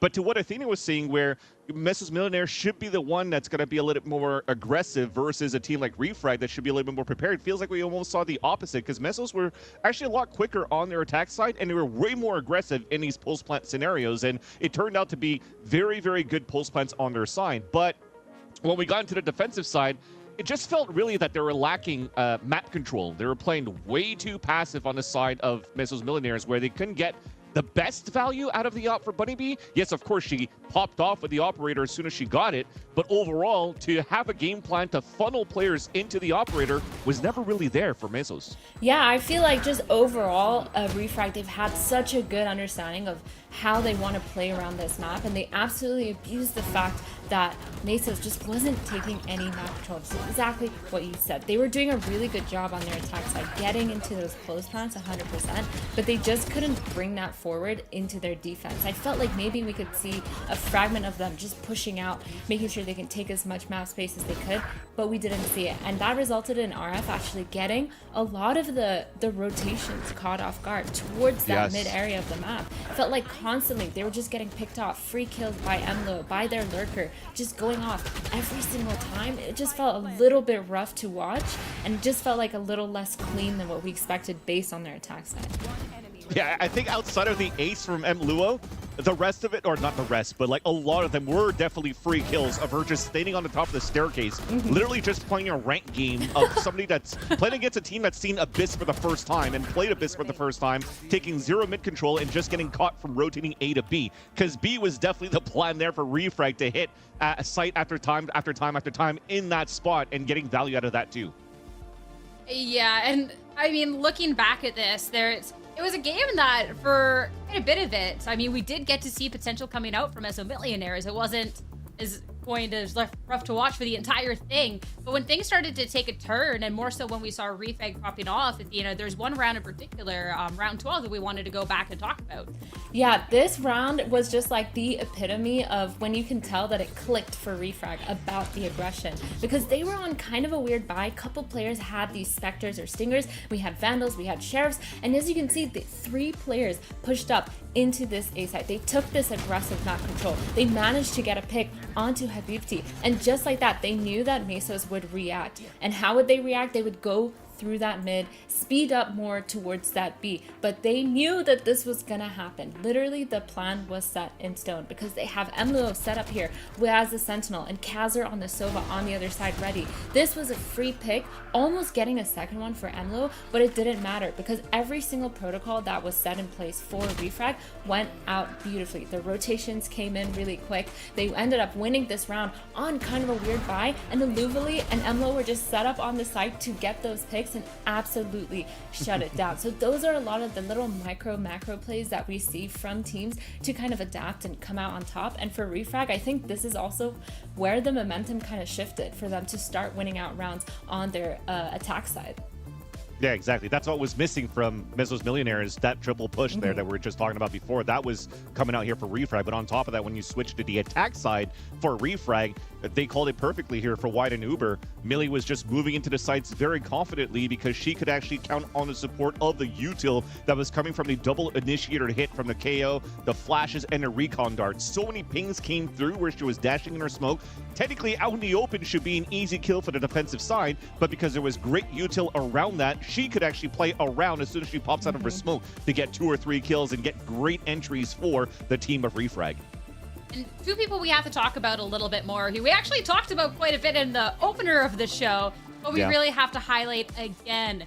We have to talk about Emlo. We have to talk about Aluvali here, because they were 2 people that, when we've seen all of these maps, when we've seen all of these games, they have been difference makers. They've been able to lead the charge, and this was absolutely no exception here for Abyss here, Athena. Yeah, I feel like we spoke about these two players not only being rocks, but being super consistent, mechanically extremely talented, but also the way that they were playing as a team on their retakes and being able to kind of come forth and add a little bit more to that team chemistry made it what was worth. The rest of the team, 3 players pushing through that A main, that round that we literally just talked about, they left Aluvli, Emlo, and the Sova on the other side of the map afterwards. So it was like they knew that playing into these 2 players and really utilizing them to their strengths as players that can just hold their own and literally just hold down sites. I mean, at some point we saw Emlo just getting 3Ks after 3K, just sitting on site, not even doing anything, just literally taking aim fights. It was insane. I mean, you're talking about players that can hold their own, and and just this entire team definitely up for that category, but you have to talk about that moment near the end of the game and talk about Emlo's ace, because I mean, fans, when you're talking about a pillar for the team and someone who can hold her own, I mean, Emlo's got that ice cold blood in her veins. Exactly. When the protocols aren't working right and you need players to step up, you can definitely see that Emlua has it, and White basically was very excited by that one tap that came through. I mean, you just saw it, 1 bullet remaining, gets that headshot. The camera's a little iffy, but it does still give the information to know how she could lock down to get that iBuyPower ace. So back then, again, looking at what we were mentioning before we got into the series, when you're actually forcing players to play one-on-one against players like Refrag, they could fight back with the same type of firepower that that a team like Meso's Millionaires, a less practiced team that has a lot of skills, could just react the same way and fight the same way. So I think if you want to give a chance here for Meso's Millionaires to push this into a 3rd map, you need to add that extra protocol to have the instant trade on that second body that has to swing out in the right timing to win the fight. Well, down 1 in the series, and the situation could not be more dire, because looking at the next map, not only did they lose their map choice, but they're now going over to Lotus. And looking at a team of 5, Athena, this is not something that we've seen coming out from Meso Millionaires, whereas Refrag, I mean, there's a lot from them that this is pretty good. I think Lotus is such a dangerous playground for Mesos to kind of let go through, because we've seen Refrag be absolutely dominant on this map, especially now that we've seen those 2 players, Aluvli and Emlo, kind of warm up on that first map. Literally, Emlo at some point in every single map that every single time, that they've played Lotus, has just been jiggling and taking dry peaks on that Lotus long seaside and been winning almost every single fight towards Valorant and been holding down the sites insanely well as a Sentinel. The rotations as a team for Refrag have also played super well into that. They have really quick protocols. This is one of their most polished maps. So for me, getting Mesos on this map, unless they have some trick up their sleeve, I'm not sure what to expect other than a Refrag stomp. That's exactly what I'm thinking here, Athena. There has to be something up the sleeves, because if you're looking at Meso's Millionaires, the core of this team, being Animal, Teddy, and Habibti, haven't played this map since GC2, when they also still had Elise and Angel, but there was, I think there was a Raze in there, it was a Breach, so they still have utility that breaks like a double Sentinel composition that is usually played here on the side of Refrag. So maybe there's a little bit something there when you could win the War of Attrition in terms of utility, but in terms of the game plan, I wouldn't be surprised if they come with a composition that is unorthodox that might throw Refrag for a loop. I mean, the only thing that I kind of would really put up towards Mesos is that their defaults are so good. And the thing about Lotus is when you're playing, because it is a 3-site map and because you know that there's probably going to be 1 Senti, even the double Senti comps, then you're going to have to break a lot of util, default really slow, take some sort of map control on that attack side and be able to push and pull. And Mesos does a really good job of that. It's just a matter of how aggressive they can do it. Heading into this map, when we were talking about the unknown quantity of Meso Millionaires on Lotus, heading to the Agent Select, and you're talking about thinking it was going to be something a little bit unorthodox, but when I look over to this other side, all eyes there. Did we get an Agent Roulette here? What is this? This is awesome. Hey, maybe you guys could tell which player it was that I was talking about now.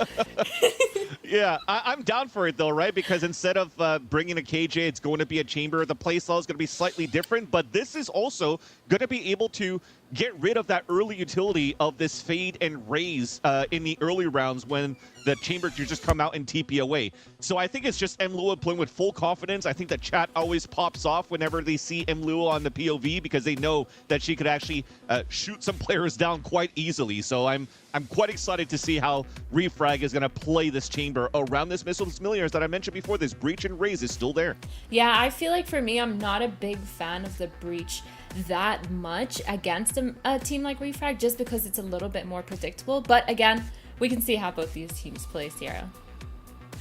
I'm so excited for this one. When it was Meso Millionaires that were thinking we're going to see something wild and wacky, Refrag keeping us on their toes. And this is a game 2 situation. When we talk about Meso Millionaires, this is do or die here in the lower bracket. Can they get the upset and take us into a map 3? Have to find out. And we'll send back over to our casters for Lotus. The chamber. Been a little while, been a minute, Wyatt, since I've seen Chamber make his way onto Lotus. And frankly, it's hard enough to kind of follow what Refrag are playing on this map because I think like the last 5 times they've all been different compositions. More recently though, they have started to work the Deadlock into their comps, but it was Emily on Deadlock last time we saw them on this map. She almost drops 30. Now she's on the Chamber.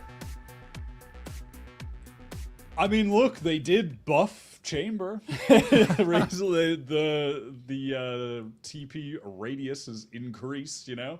You can go a little bit further, so that's cool. And you're right, Femlua got 29 playing Deadlock. Surely she gets at least 30 playing Chamber on Lotus. It only makes sense. This is why it stunned, folks, for those wondering. It's, yeah, again, very curious to see how it sort of pans out here. Straight away, we're going to see Meso's Millionaires, though, on that attack side. It's a pretty quick probe over towards B, but Trademark will potentially go off here as they make their way over.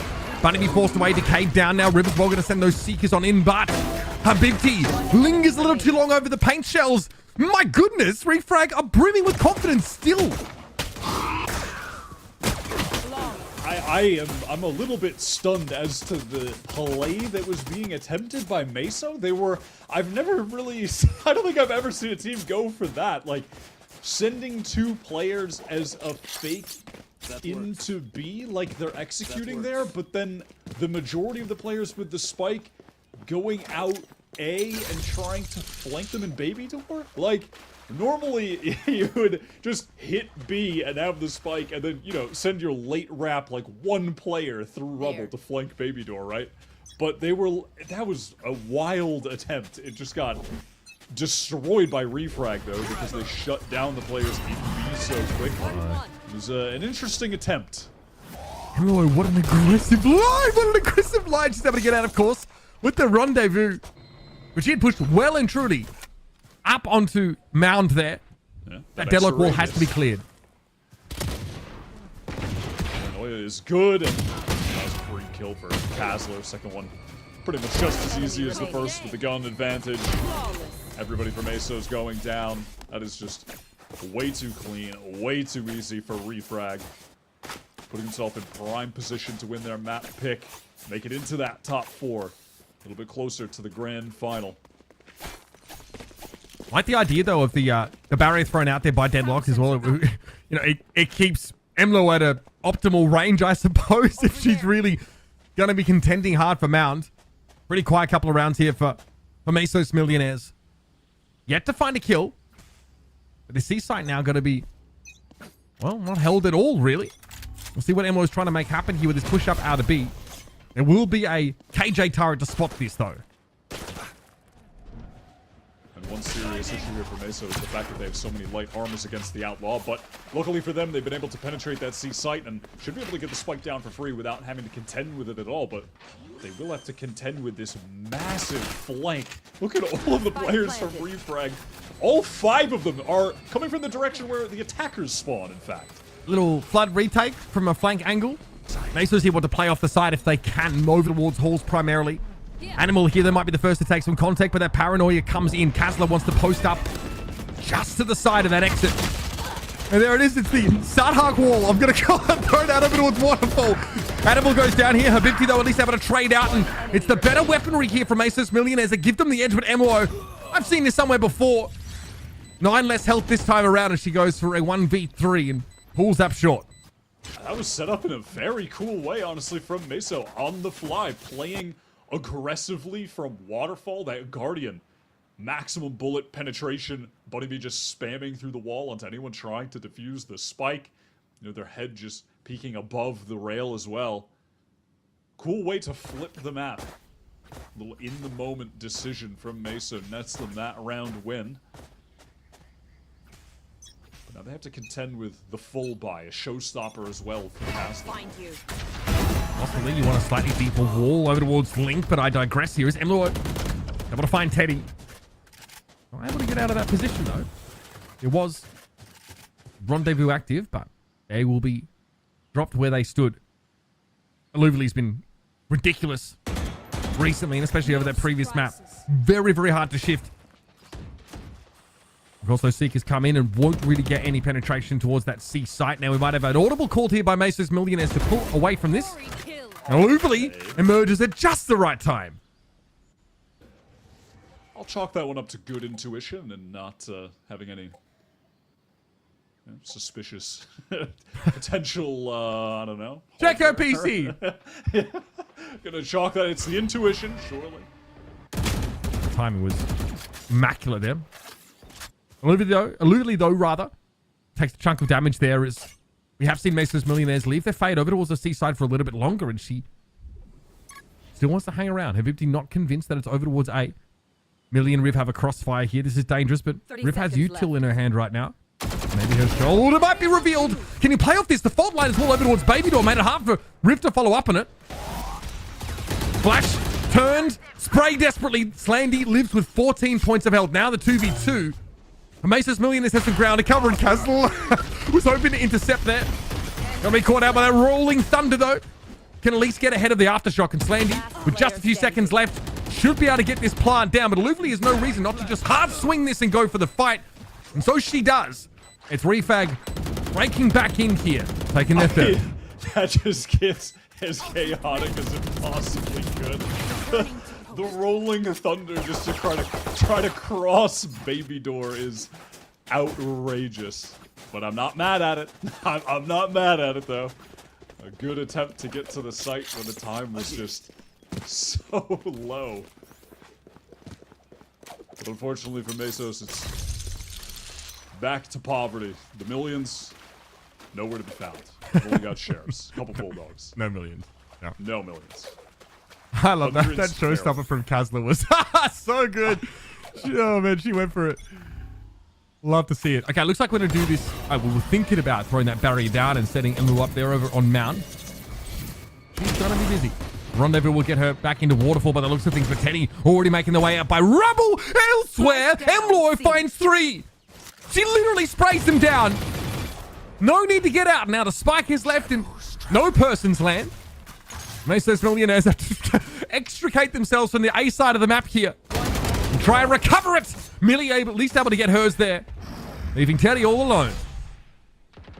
I was so locked in on how well Teddy and Animal were playing that fight over towards A, swinging off of each other nicely, finding the picks. Just doesn't matter. They get that advantage, but Mluo, slightly better advantage when you just get 3 kills and also don't die. That's just a +3. That's pretty good. And you know what I would hate to see here is if Aluvali uses the Annihilation to kill Teddy to end this round. That would be in keeping with the way that Ultimates have been treated recently, yes? Oh, no. She goes for it. Well, you know what they say, Wyatt? Easy come, easy go. Next one will probably be up in a couple of rounds. Won't be too long. Teddy with 51 points of health has to swing a high-low setup. Tries to break it there with some shoulder picks. Spike recovered, but of course, no ultimate available here for Teddy. Eventually, they'll be run down. Emlo exits the round with 4 kills. Getting a little bit closer to the 30. It's doable. 6 and 2. We can 30, get there. 30's on the table. We can get to 30. It's back on the table. It wasn't looking like it was on the menu at all, but now after 4K. Okay. Yep. Nice little lineup. Just the AD strafing. The game relatively simple. Emlo just trivialized that entire process over towards Mount there. It really did. Like, I mean, in the meantime, Mesos were dominating over at Rubble, playing it nicely, trading each other out, and yeah, who cares? Actually, who cares? All right. Tries to have a crack here with the Tour de Force. Yeah, a little bit of awkward spot there, hit by every piece of U2 under the sun. Went for the shorty. The showstopper hit a little bit harder. Now, with Baby Door cleared to some degree, Meso's Millionaires want to hit this A site, but Millie wants to play ahead of this util. Oh, the second on Annie is huge. Habibti at least playing that anchor position way back towards Rubble, though. He's able to slow this down. Now it's up to Riv IGL to fight here for it. She's going for it as well. Before Luvely comes in off that rotate, she has to deal with Habibti. Now we've evened the odds. Spray down through the box, leaves Slandy a little bit worse for wear. Maybe we get a double face here between the two of them. And yes, Slandy hopes to get involved in that, but she's still swinging. And would have been up to Teddy. That is a nutty little retake from Refrag. They are so confident on Lotus. Luvely looks so clean on the deadlock right now. Doesn't matter who's playing it, Luvely, Emluo. Both kind of just goated, evidently. Riv is only one away now from getting the Nightfall 2. This was a great opening, though. That fault line coming through. You're called by Bunnybee while the showstopper is going in to catch the chamber out of the teleport. Such a great way to find the first kill. And it just doesn't even end up mattering. Really, nothing Emluo could have done in that round. She really at the mercy of the util being aimed at her. 5-1 here on defense for Refrag. Always feels pretty good to have that nice defense lead on Lotus. But here we go, a bit of a pop play out towards Rubble now. Mesos Millionaires heavily favored on that quadrant of the map. 4 players making their way towards A, and there's just the singular Riv. Now to be backed up by Millie TPing in. Yeah, they were getting slowed down a bit by Tree, and in the meanwhile, double push, both Sentinels. Refrag all the way out. Mound, and they just catch the furriest kill onto Animal. Now the rest of the team know that they're trapped in. They know they're ensnared. All angles, spam coming through. Everything is just working in Refrag's favor. Literally everything. And empty here as well, able to find 2. That is big. Finally even in the odds here for Mesos Millionaires. And they have the time to get this plant down properly. It's a little ponderous, this late wrap here with Luvely and Emluo. Maybe concerned about like a back Rubble presence like we saw from Habibti in the past.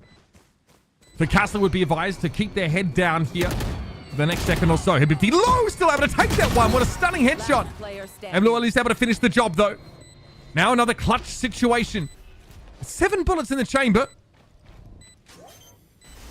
There will be a tickle here. Get the aftershock straight away, and Teddy is waiting for it. Great recovery by Habibti there in Tree. Getting Mesos Millionaires back into the round. And that is just all on the shoulders of Habibti. That perfect timing on the swing out of Tree. Refrag did everything right. They had the entire team trapped after this kill over on the minimap towards A, towards Rubble.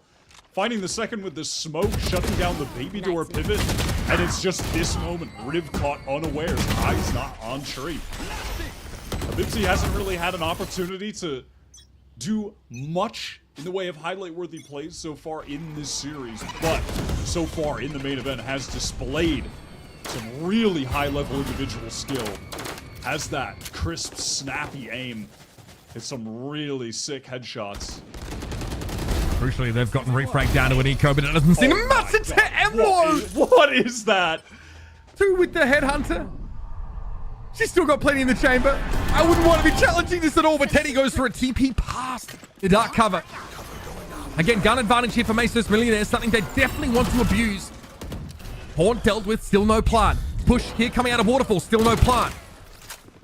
Slandy gets off of it.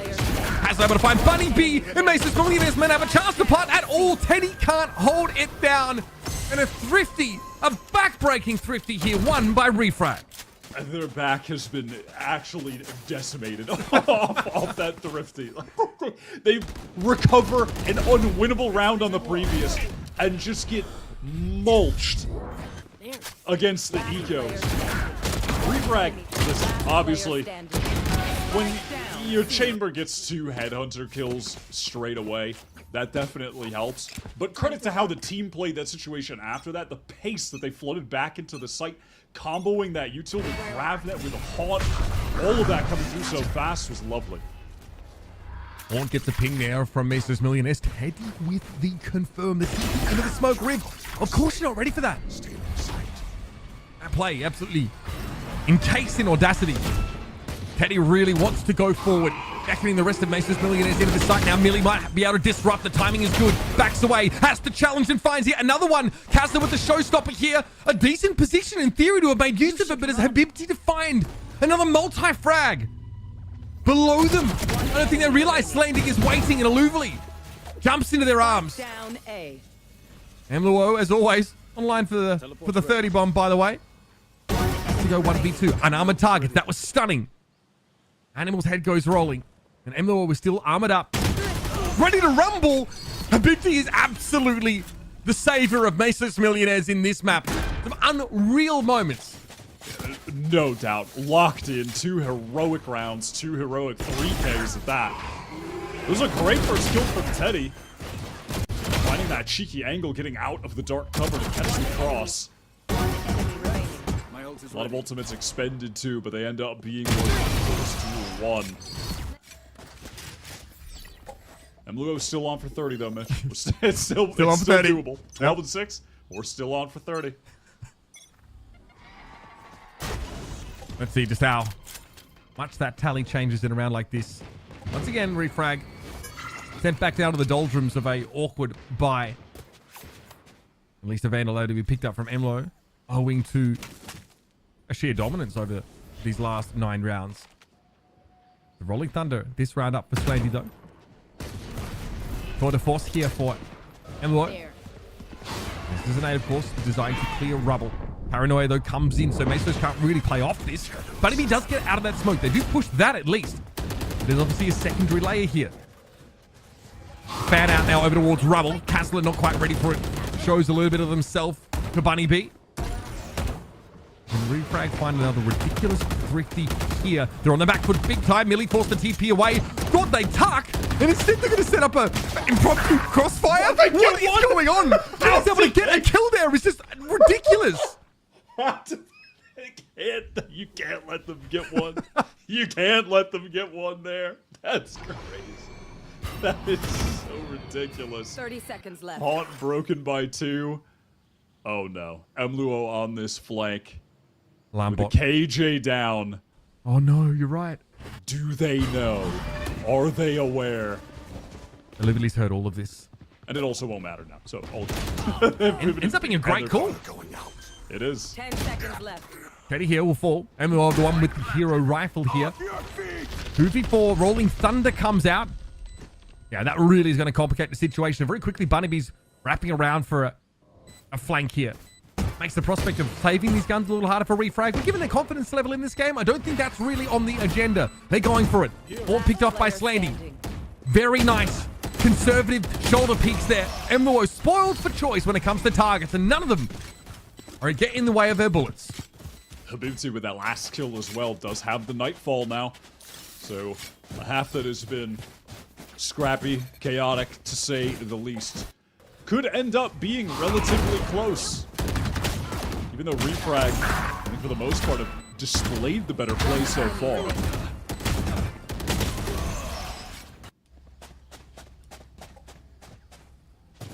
Round 11. On the docket here. Annihilation available for Luvali. Perhaps she'll consider using it in less troll circumstances here.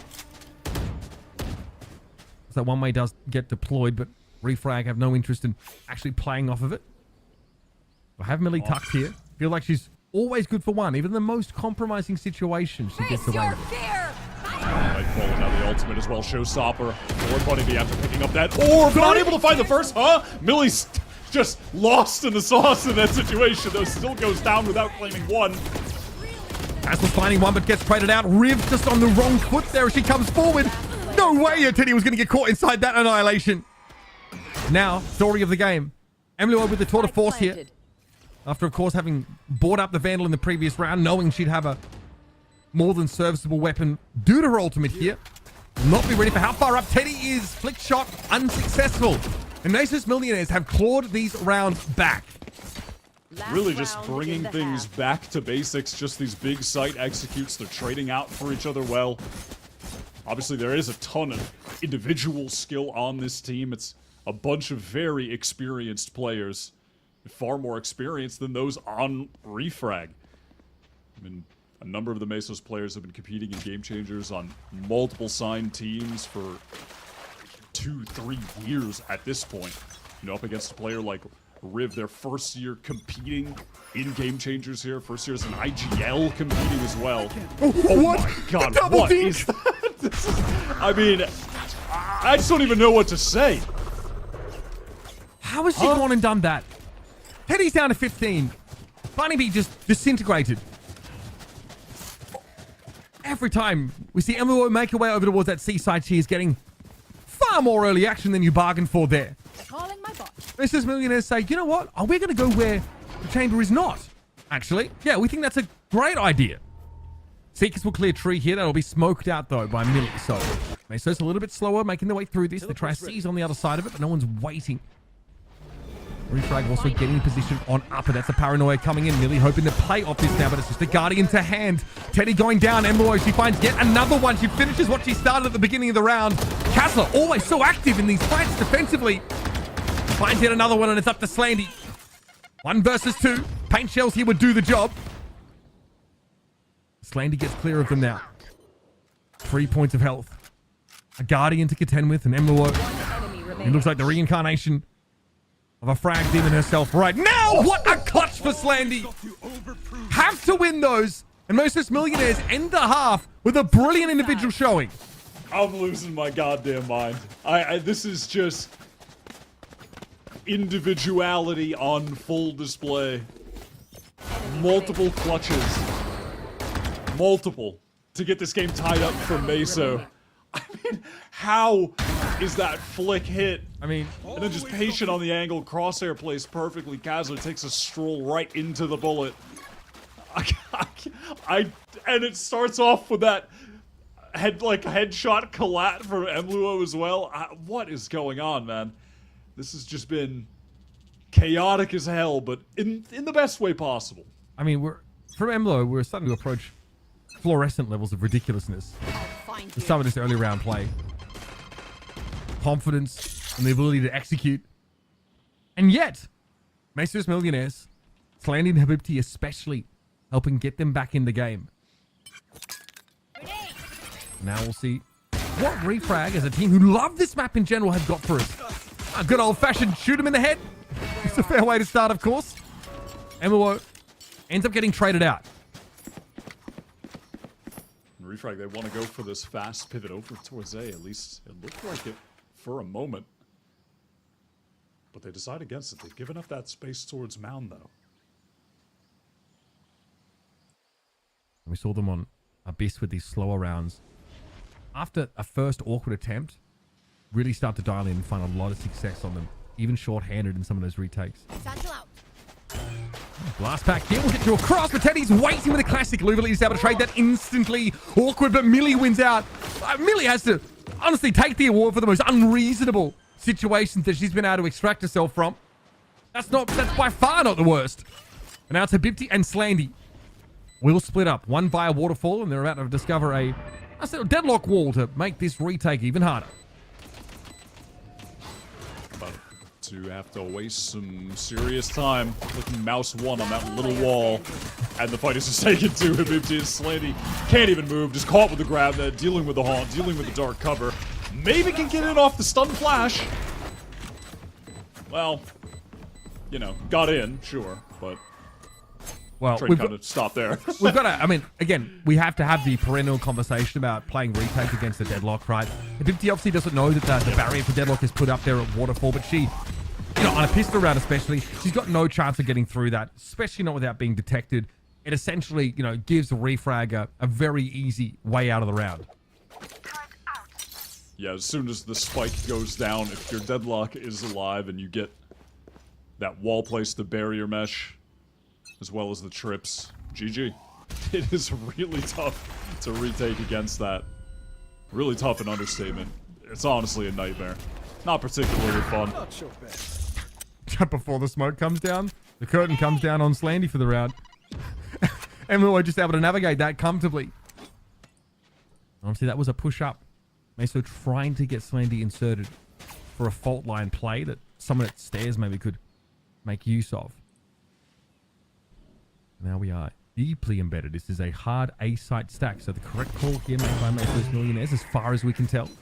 Unless there's like a mid-round audible here from Refrag and head to B, but you'd be surprised to see that on anti-eco. So Tree, is it clear? Do you check everything?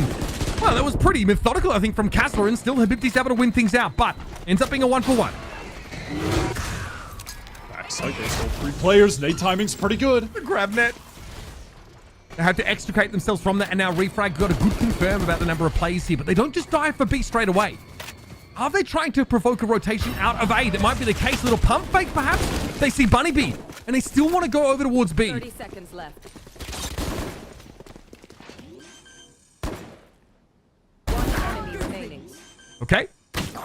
Animal has to challenge that one there, and Teddy, of course, with the weaker weapons. Not much Refrag. Really have to worry about it in a round like that, and get good macro play. Realizing that A was pretty heavily populated, and they bounce out.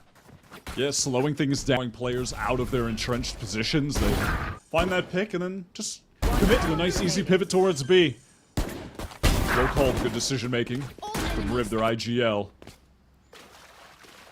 Full buy now for Meso. Going up against the Outlaw. They always like to buy a couple sheriffs, something along those lines in the second round, so it leaves them susceptible to the one shot, being forced to play with light armors. Tempting for Emlo there. And luckily, Anim had one of the heavy armors. Otherwise, she'd be dead, man. But good. That's a great way to punish the shoulder peak. Now, knowing this, Refrag here maybe considering leaning a bit more heavily into the C side that's populated by a mere 10 points of player health. That's Animal, of course, sitting back behind some of her util. Just the one nano swarm there. Lambot does get triggered, but removed. Here comes the paranoia. It's going to make it harder for Animal to get out of here. This has to really be a full retake. And Teddy, Illumini, as she pulls out of that B side, Teddy just serves themselves up. And now we've got that barrier mesh down that's watching way deep on the flank, actually. So Refrag can focus their attention forward. They want to fight in the site together. Play this a bit more actively, and when it gets scrappy, you can be damn sure that Annihilation is going to come out from Illuvali. That's really going to disrupt things here. All of a sudden, Mesos have another thing to focus on, to worry about. Great peak time in there for Animal. I think we might fall back to play from Mount here. And Illuvali doesn't catch anyone inside that Annihilation. Riv is anchoring here. They know it. Fault line now to try and catch them out, but Riv still gets rid of Animal. Bear in mind, a gun round here for Meso's Millionaires. Completely and utterly disregarded by Refrag. Taking themselves to 9 and scooping up all those nice rifles. They play that post plant so well. I love that with the weaker weaponry. They stay together, fighting in the site, picking up those close angles, allowing the delay from the deadlock to force Meso to have to come to them and take the fights in those kind of close quarter ranges around Bend. That was nicely handled. And still on the board, it's Emluo and Illuvali. Just the two-headed goat of this team. They're just carrying, man. They're so good. The 2 pickups that this team had, the 2 roster swaps, paying dividends. You know, I don't know how Teddy was able to win that fight out there at C with a Bulldog, but they've done a darn good job. This early round action, though, we see Meso's pushing into these extremities, and for that, Emlo more than happy to sit back and wait. The Headhunter will be slaked. It's all about Teddy with nothing but the Bulldog. I have a good feel for this, and yes, we will see Refrag head over towards this A side of the map, but this is a round you expect just to let go. Know that Refrag getting to 10 rounds on the attack side of Lotus. It is a grim prospect for Meso's Millionaire. Some magic from Teddy, but that will not be the case. Riv closes things out and carries the Nightfall into this next round. The economy is completely out of control. And for Mesos, theirs is susceptible to being broken after this next full buy round. One enemy remaining. I mean, the way that Abyss went, it's really a map that we feel like Meso's Millionaires had a decent position for, but having their ascent banned out. Also, Meso's choosing to ban Haven themselves here, which is interesting. They're 6-2 over GC3. Combine, of course, would have been the decider, which really is a tough one to call, but I just needed that first map. That's a tough break for Bunny B. And they were able to get out scot-free. There would have been no chance of reprisal, even if there was another player towards A. The off angle as well, and it just doesn't even matter. Teddy, clear the paranoia is perfect. I mean, should go down with ease. At least does get her one.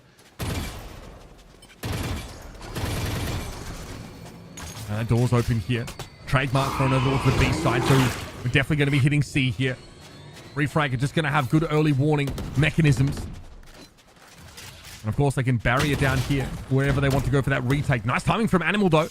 The rest of Refrag do get away. There might be something here for Emloy. They're at 70 health. Wanting to play off a sound cue, but they have to have heard now. There's two players here. Going for it. The audacity. What? The sheer audacity. To try and take a fight like this, and Aluvali can capitalize, or at least attempt to. Habibti, though, too experienced to crumble in a moment like that. Horn cleared, Nightfall thrown out. Riv does not need to hear to find the head. And it's going to be a 1 versus 1 now. Riv has also developed the Nightfall. She's going to throw it down and find it. Does not connect onto anyone. Just doesn't know where to look at this point. Slandy could be anywhere, but Riv's intuition, excuse me, is leading them in the right direction. Fault line dodge. She knows now, baby. Did they really? That is ridiculous. I suppose Riv triangulates the approximate position of Slaney based on the angle that the fault line came in. And that was all the information that she needed. Pushes up glasses. Actual nerd. One enemy. Bring them down. Habibti tried so hard there. These rounds have been, so many of them, down to the wire. But it's Refrag coming out on top. I don't know how many times you can just mention Emluo and Aluvali, but my god, man. I mean, they have just completely taken over the server. 2 maps in a row. Just unstoppable. 11-6. The economy's shaky at best here for Meso's Millionaires. Half armor on all of them. At least that Killjoy util's able to be distributed around this A side for Animal. She herself rather wants to step up in stairs. Nemo not quite quick enough to punish that shoulder peek. Kazla here with the double face. Bunny B ends up walking into that one, and the timing for Habibti, the spacing, such that Meso couldn't find a trade there at least. About that, Aluvali on the rope, able to find what looked like a pretty comfortable kill, and now pushing into spawn. Teddy, though, ready for it again. The Bulldog Menace. They've been pretty impactful, even with the weakened weaponry over this map. And Slandy handles Millie. Now we have a 3v3. Yeah, Refrag are getting a little bit ahead of themselves, taking duels in poor positions. Solo efforts going awry. One enemy remaining. There's Habibti left. And Emluo, of course, I mean, finds 3. What can you even say? Match point. I think I mean, I don't know. I'm not good at expressing my emotions, Mitch. Certainly not in a public setting like this. There's a lot of pressure. But I will tell you that I feel like Emluo pretty good at VALORANT. The aim, pretty good as far as what I've seen. Got a little tap at the end, kind of decent. Labs, man. Kind of all right, Okay. I suppose. 24-11, not bad. 19-9, that's pretty good too. We're on track for 30 if they lose the round. Yeah, point that out. We're no longer on track for 30 because they're playing too well, actually. Unfortunately. Oh, man. Me when I make it harder to stat pad. With the smoke, I'd say that was. Here comes Bunny B. Nice little double. Emlo goes down there. My territory. We're able to turn it into a trade. Annihilation from Aluvati. Well, look, definitely not connecting. That one definitely more speculative, though, without a lot of information about the Meso setup over at that B site. They seem to have found their footing in this round, at least. Teddy with the TP forward, staying out of the sight line. Hoping to take a fight, but at very least gets the confirm of 2 more players over towards Mound, and through the smoke deals with Aluvali. Millie seized here. Not an issue, apparently, as Habibti's head just gets popped off. And Animal, you'll note, working with a Bucky here, and needs to get over to Mound to upgrade said weapon. They may not have a chance to do so because we, folks, are headed to A. No way. Millie Rawi is aware of this or catching it. Teddy's aware. No Teddy's way. aware. There's just no way. I would have said that we're getting an opportunity to get Emluo closer to the 30 bomb, but Emluo didn't get in the kill, so it actually is ultimately irrelevant in that pursuit. But still the pursuit of getting us to overtime, very relevant for Meso. Teddy's been pretty good. I mean, they've had to spend most of this map rotating off of sites, in post plants, often through that spawn area. 20 kills to their name. Really solid performance for Meso's Millionaire's Omen player. But now, I feel like I've seen this one before. Mound presence here for Refrag, and of course that one way that will have to be played around. Kazla not respecting it, gets punished for it. Easy for Teddy to take that kill. Really taking over the game on defense. Emluo trying to deal with the turret.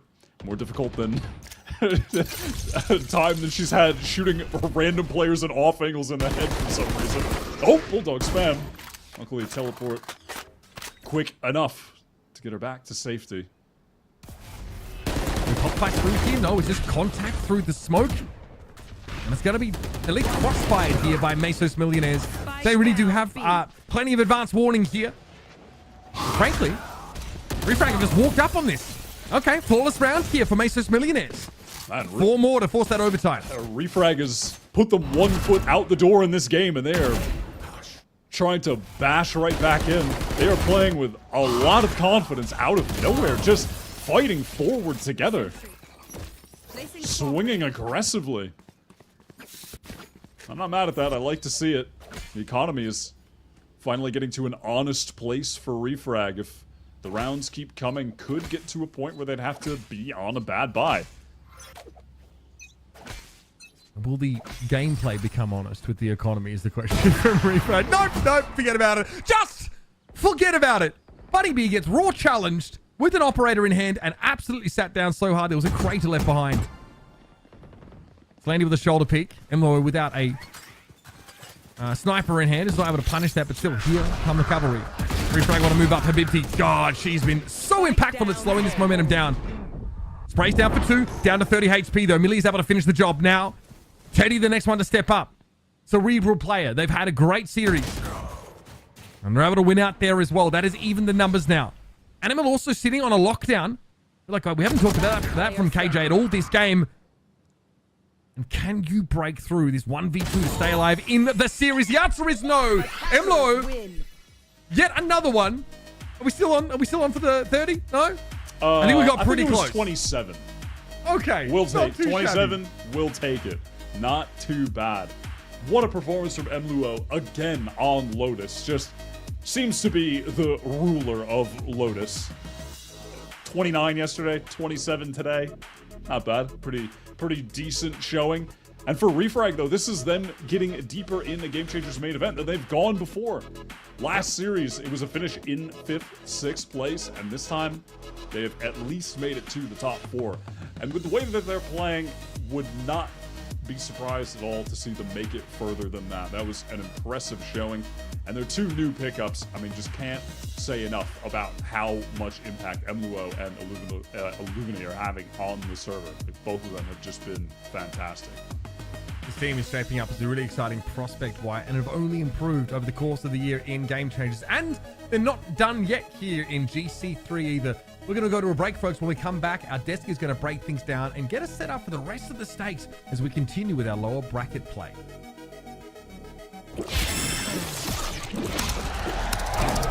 Red Bull gives you wings. The human body was built to move. Not trapped at a desk in one singular posture for 12 hours a day.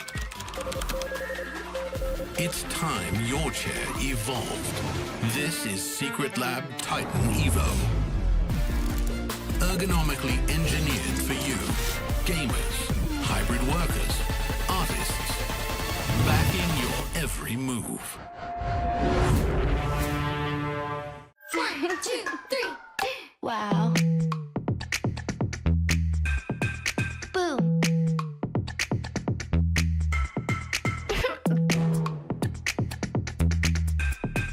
What? Wow. Hey.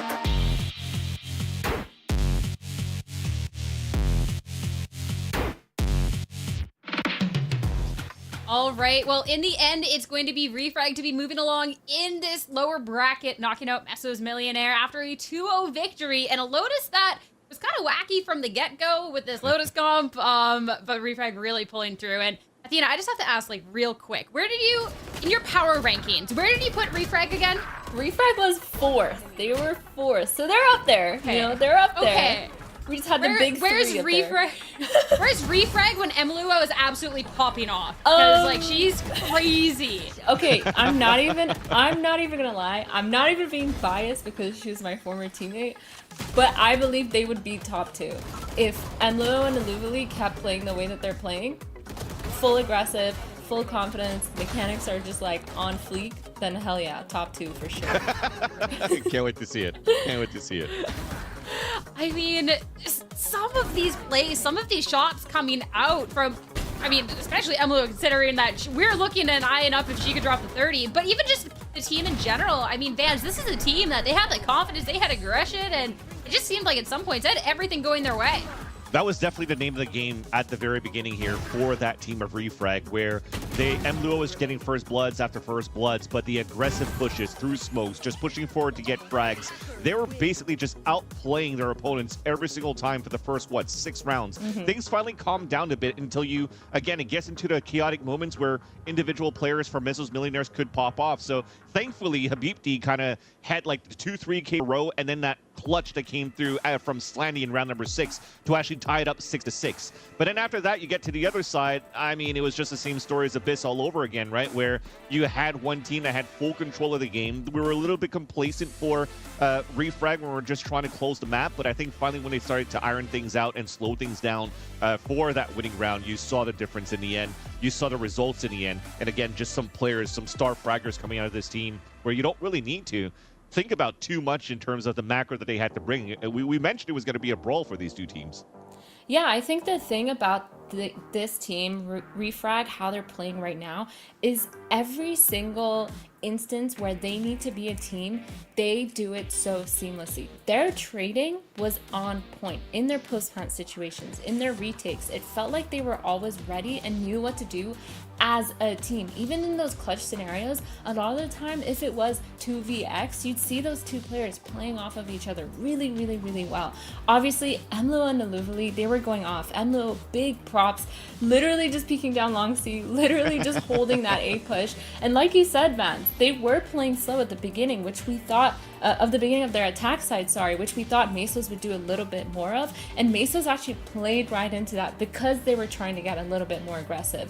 They ended up giving away a lot of those kills. But yeah, that was just an insane game. I have so many notes over here, and literally 80% of them just say Emluo. So like literally like there's so many things. But again, super well polished as a team. They clutched a lot. Everyone had their own impact frags. Even Riv at some point is clutching. It's just, this team in general just goes crazy. And of course, we have to just rewatch these Emlo highlights because this aim is so crispy. It's kind of gross. Yeah. Like, ew. No, we're in NA right now, not EU. But nonetheless, just we're kind of like painting the picture with a broad stroke, talking about the firepower that this team has. But think about the composition in itself, right? We talked about a team like Refrag and in GC in general that a lot of players and a lot of teams have to adapt. So many of these maps and compositions that are coming out from Refrag are also role switches, right? You saw like on one round it's Millie on a Jet. This time she's playing an Omen, where I don't think we have a replay, but I'm sure the chat will remember that round where she was just dancing around, TPing away, jumping outside of the smoke, still gets a kill with a Sheriff before she dies. So like there was a bit of shenanigans, but a lot of confidence and a lot of comfort in the different roles that all of these players have to take around this roster. I mean, it's the trust, it's the confidence, and if that's going to be what Refrag is playing with going on forward, we might have to talk about that tier list, because there could be an upset in the potential of this team so on far the accurate though horizon for Athena, right? I think she's nailing it so far in the rankings in the top 4. Let's go!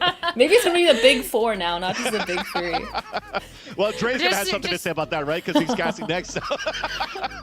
Oh my goodness. Well, we'll get more time to be talking about the developing tier list, but of course we need to be talking to the victorious team with our Verizon post-match interview. And for this, we get to talk to Millie. And I love that Vans was calling out one of those crazy plays that you were making, because you're popping off as well. I know a lot of us were talking about MLO, but as well, that second map especially, you're just doing so well. How is this team feeling in this lower bracket? It is do or die. The stakes are higher than ever, but you guys all seem to be kind of having fun. Yeah, we're having a lot of fun. Like, if you heard our comms, it's so chill, it's so relaxed, it's just fun all around. We're feeling really great about the lower bracket run. I love to hear that. It's just great vibes over there in general. And I want to start talking about that second map of Lotus too, because when I look back at all the different comps that the team has used, it is all over the place, literally all over the place. And no exception going into today, where we get to see this chamber coming on out. Is that because of the vibes? It's just a confidence of like, yeah, we can just run what we want, or like just switch up all the time? What's with that? It's just kind of like, we just kind of decide an agent select sometimes. We're just having fun with it. Like, we're like, oh, well, this might work. Or sometimes it might be more of like, whatever the other teams played more, we'll just kind of counter that. But so far, it's just kind of like what we're feeling. It's just a vibe thing.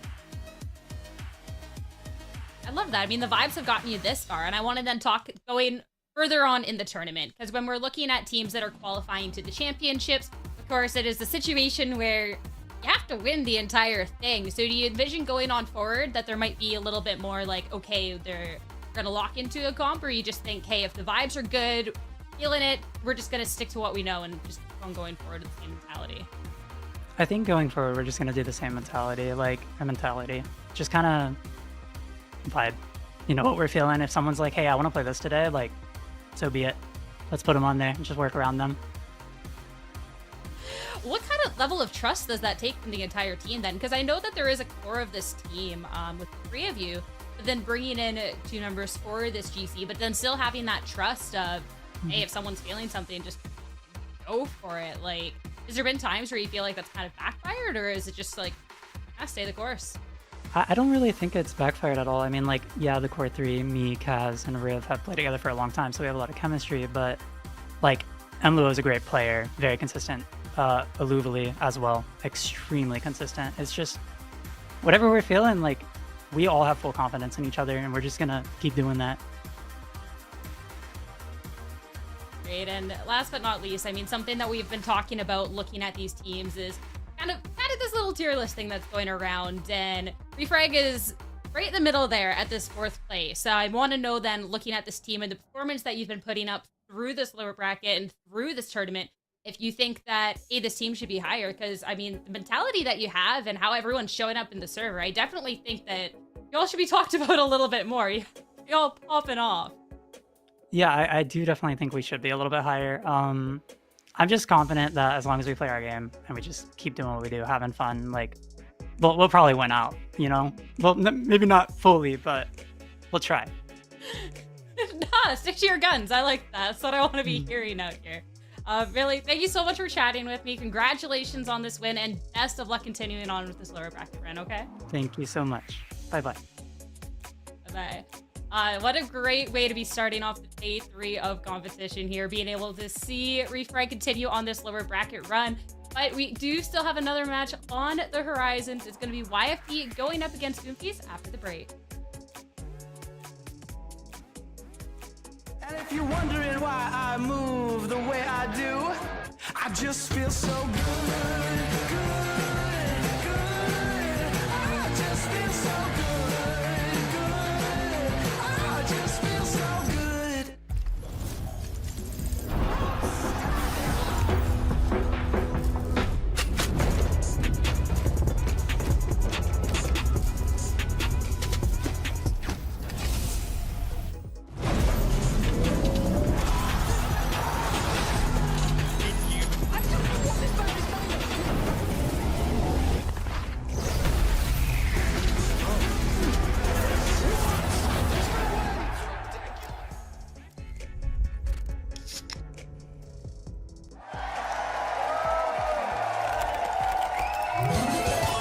Red Bull gives you wings.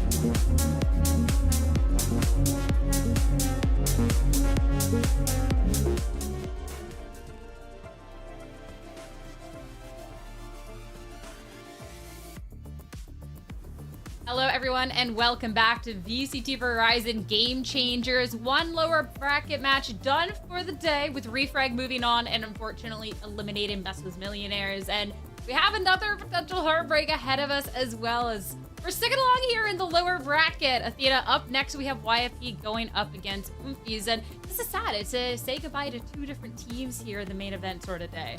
Yeah, I thought you said it was going to be a fun day today. No, now suddenly everybody's sad again. It is fun. Listen, it is fun. The reason it's fun is because all these teams are playing their hearts out, and I feel like we're genuinely seeing if someone's, pushed to their limit, what they can kind of put out there. We saw Meso's almost coming back. We saw them show us a lot of these good clutches. A lot of the players did what they had to do in order to win a lot of these rounds. It just came down, unfortunately, to kind of two players going crazy, but also the whole team fully understanding what they needed to go over to win. So it is fun to watch for me.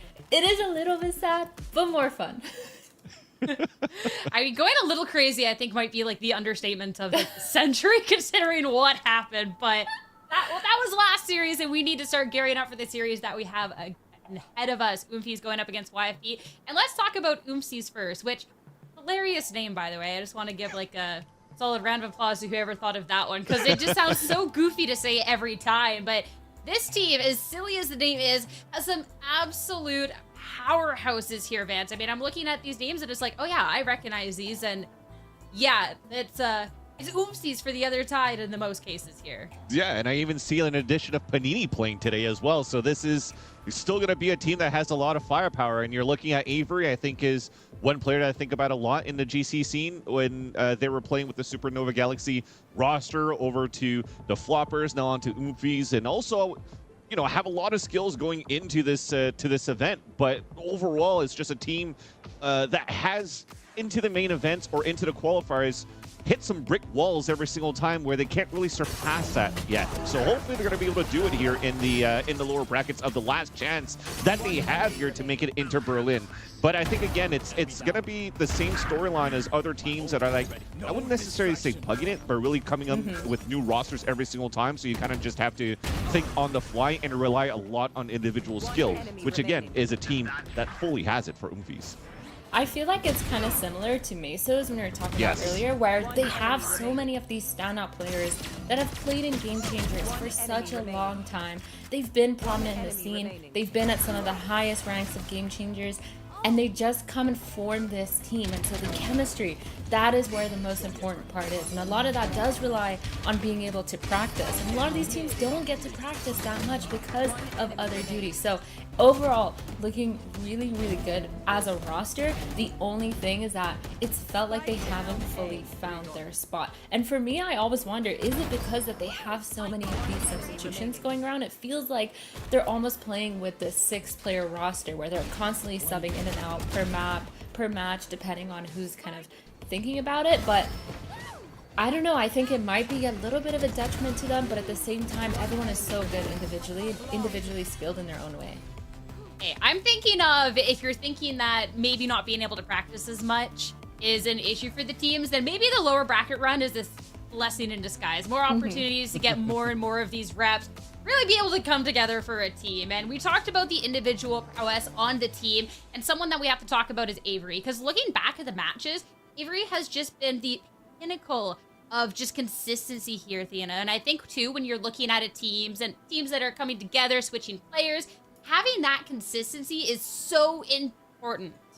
100%. And Avery is actually their controller and sometimes flexes as the Senti player for Oomies, and being able to have a scoreline like this where it's actually one of the top 10 score lines within all of GC main event that's happening right now. So Avery's actually popping off and carrying a lot of this team's weight on their shoulders, and they're doing it all as a controller, which isn't very often. Usually your controller isn't necessarily top fragging or being the full potential for a team. They are in a lot of these clutch situations, and Avery seems to be really on top of it. So a lot of props to Avery for that. And Oomies, that's going to be something that they're going to have to rely on if they can find the rock and the kind of sustainability from Avery to come into it.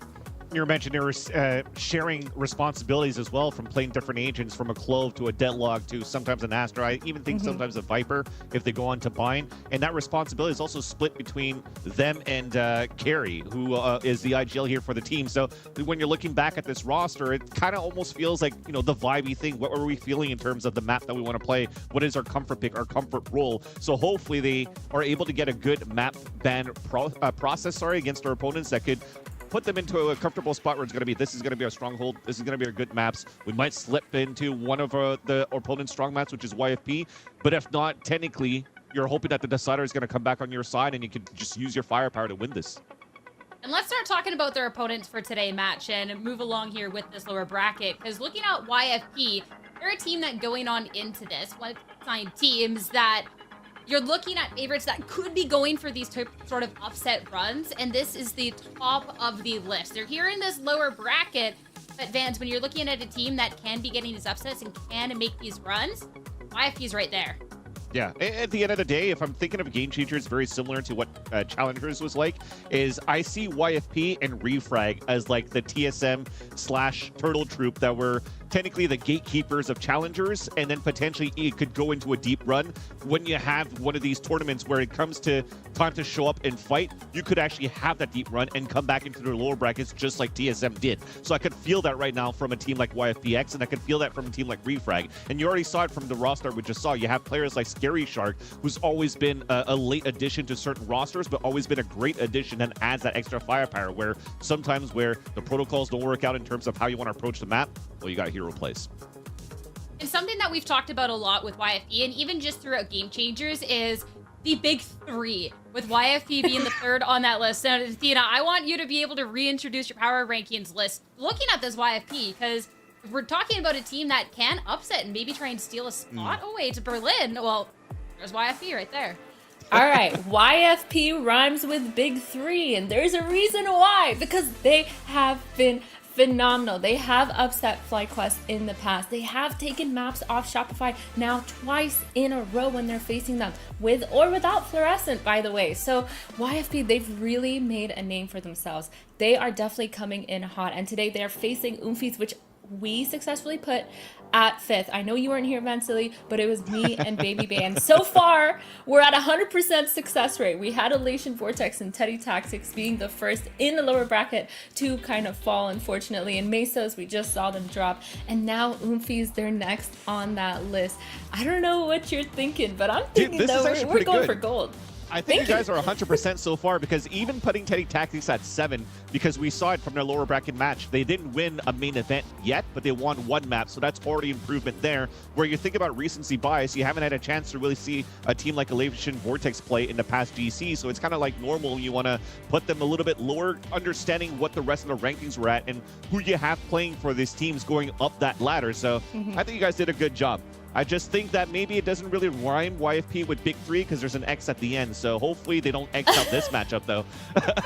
Oh my god, did you just say that? No. Okay, the X stands for when you're on the minimap and you gotta kill someone and then they're an X there. You know what I'm saying? That's It could also be your own body in the fight. What are we going on about, y'all? What's going on? I don't know. All right, it's a mystery, just like the X-Files. Let's circle this back around talking about YFP, because power rankings, Y'all are geniuses so far. But for YFP, and of course, when we're talking about the championships in Berlin, YFP, if they're in third, that's not going to be making the cut. They have the upset potential here, and once again, Shopify at the end, they did get the first map. I mean, we saw something similar last year where EG just kind of came out of nowhere and made it all the way through and came first place, beating Shopify just when they needed to the most. And so I think for YFP, if one of these teams were able to do it, since they're not really in the running for the points, I think YFP is a team to do it. They've been so dominant every single time they've played. They've been extremely confident and extremely aggressive. They look really, really good as a team. They've had enough time to practice together. Obviously, they have the ability to play a lot during the day, at night, whenever it is. And they're just, in general, been showing so much skill and such a high skill ceiling. I just love that you brought up EG as well, because as a joke, or maybe somewhat serious here for YFP as well, they've been knocking on EG's door the whole time, going with tweets and even using the EG banners going into the matches. So the job's not done yet for them. For them, a top 4, whatever, it's not going to be a success story for YFP. They want to win this event. They want to make it to Berlin so that they could actually get an opportunity to potentially get that signature there with EG. And so for YFP now, with this lower bracket run, as we talk about our map picks and bans, I'm looking for a strong victory here, and I mean the same going on forward. If this is a team that can truly contest this FlyQuest and Shopify Rebellion roster, I don't think close matches are necessarily going to have to be able to cut it at this point. Kicking off the series as well, it's going to be on Ascent, something that's been a little bit of a pain point for them, Athena. Yeah, I feel like this is definitely a fun pick. I think for Oomies it makes sense because they've had an 80% success rate with this map. I feel like maybe against YFP it's a little bit scary, but they have played in the past this double sentinel comp, and I feel like if you're playing against a team as aggressive as YFP, someone who's so hungry to take this map space, then that setup might actually work. That comp might work because you have so much delay, you have so much information with your trips, with the wall, with the deadlock and the cipher going in. So I think if they do play that comp, it might work in their favor, and definitely staying on their home ground map is really good, their comfort pick. But again, YFP, they've just been so dominant. I don't really have any guesses for this one. I think that Oomies actually did a great job in the map veto process right here, because banning Haven against YFP, who got that map against Shopify Rebellion in the latest matchup, is a great thing to take away. Yes, they lost their game yesterday against Elation Vortex on Ascent, but if you actually watch that game, they still had great first blood opportunities, just unfortunately couldn't hold in post plan. So if they've cleaned that up, it's going to look really good against YFP. You might let Icebox slip because you've never seen that map before from a team like Oomies, but then you could pull out the shenanigans on Vine. Oh, we're gonna pull out shenanigans right now, actually. So YFP took a pretty harsh loss. So they had default comp before. So Athena, you're 180 here, and I love it. I mean, the Yoru, the deadlock, the cipher, this is awesome. I love the double senti from both of these teams, but the Yoru goes kind of crazy. We've seen Marceline be really good.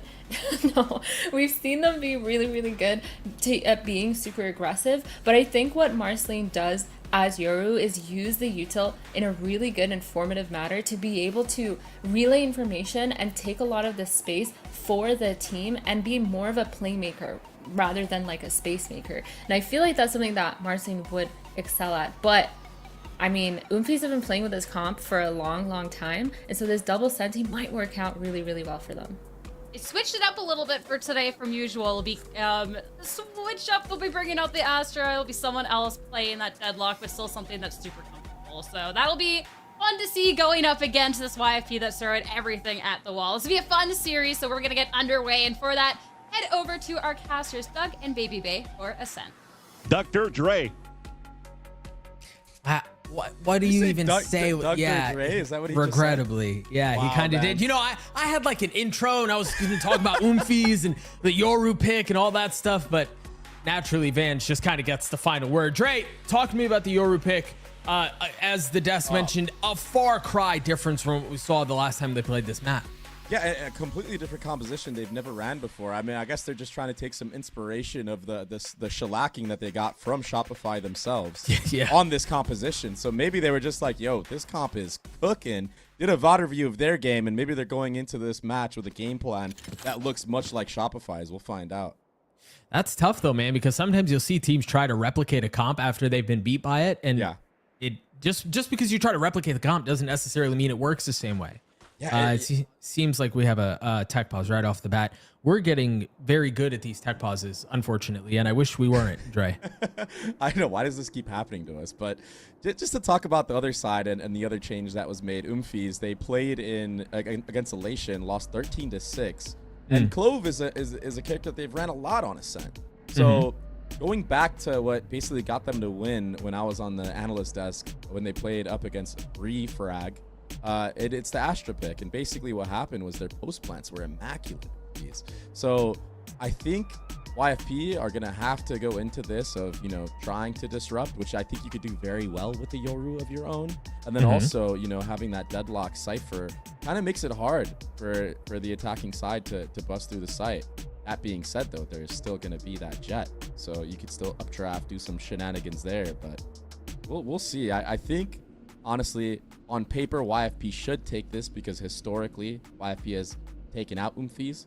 Keep in mind, rosters be changing all the time here at GC, but they still, yeah, the cores seem to be the consistent part, and they've consistently beaten Oomies throughout the year, 2-0 in BO3. So, well, and also, I mean, to go back to what is becoming the word of truth, you're in Athena's power rankings. If that is to remain, they've got to get through this as well. So we'll see how that plays out. You were talking a little bit about the difficulties of this double Senti comp on defense and how on the attack side it's going to be a little bit more difficult for Oomies, but maybe given the jet they can find a little bit more space. I mean, as if getting space on the attack side of Ascent isn't hard enough already. Right. It's going to be so much more difficult now. Yeah. No flash. You just have to rely on the deadlock nade and the Sova drone or dart. And speaking of the Sova dart, already invested towards the middle of the map. Meanwhile, Corrupt is taking a little bit of space off of B main. The camera setup there is so gorgeous, bro. So Cam gets contact, Paranoia comes out. They're cooked. Yeah, and even this horizontal trip here, it's in such a weird spot. It does get found out, fished out, but there it is. Yeah, it's a B main response here, and now you don't have to worry about that for the rest of the round. Nope. The camera caught a little bit of vision, immediately invested the Paranoia and swung up, presumably to take the fight, but it wasn't there, so you put your wall up and you walk away. Yeah, the protocol so far for YFP on this defensive side, it's looking really nice. The one-ways on Cat just cycling, and it's up to Panday, who had a hell of a day yesterday, dropping bombs. Careful. Yeah. He's getting caught. Scare Shark was making a lot of noise, but it seems like the aggression was immediately turned the other way. As the kills traded right back, Market is available, and B should be up for the taking, if not for the line that just continues to hold. Dude, I mean, the Des talked about it, you talked about it. This double Sentinel comp is going to be a miserable thing to get through. And it's something that we saw a lot of teams struggle with, especially on the defensive side.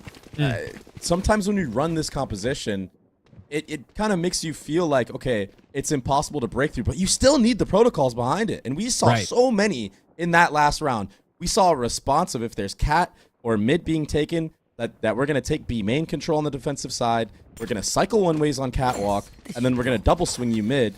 And without having to worry about B main at all, Corrupt was able to get one of the biggest grav nets in market that I think I've ever seen. I think 4 members got hit by that. And the poor Super Cat was just sitting there, had nowhere to go, was just kind of caught, and took all the wind out of their sails. And, I mean, we're still full steam ahead for YFP. This seems like, maybe you drop one along the way, but this is about as close to perfect as you could possibly ask for. Yeah, and then Marceline already popping off. Swinging Cat from bottom mid with that outlaw. What was that? Okay. There's always one.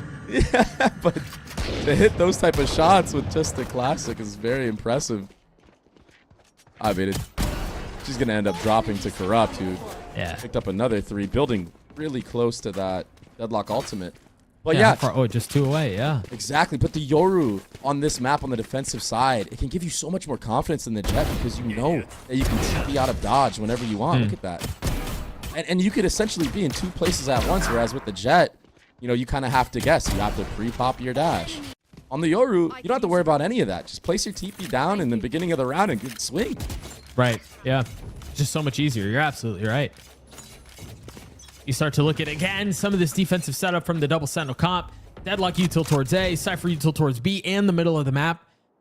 And the map just feels really small in a situation like this, man. Where do you go? You know, you kind of have to bide your time, fish out what the setup is.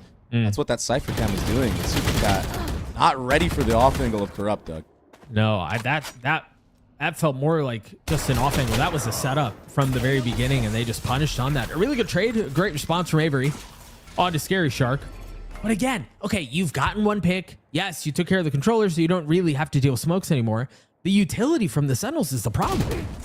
Well, that helps. And apparently the entries from the Sentinels as well. Yeah. They looking sharp right now in the server, but it's such a slow approach to the round.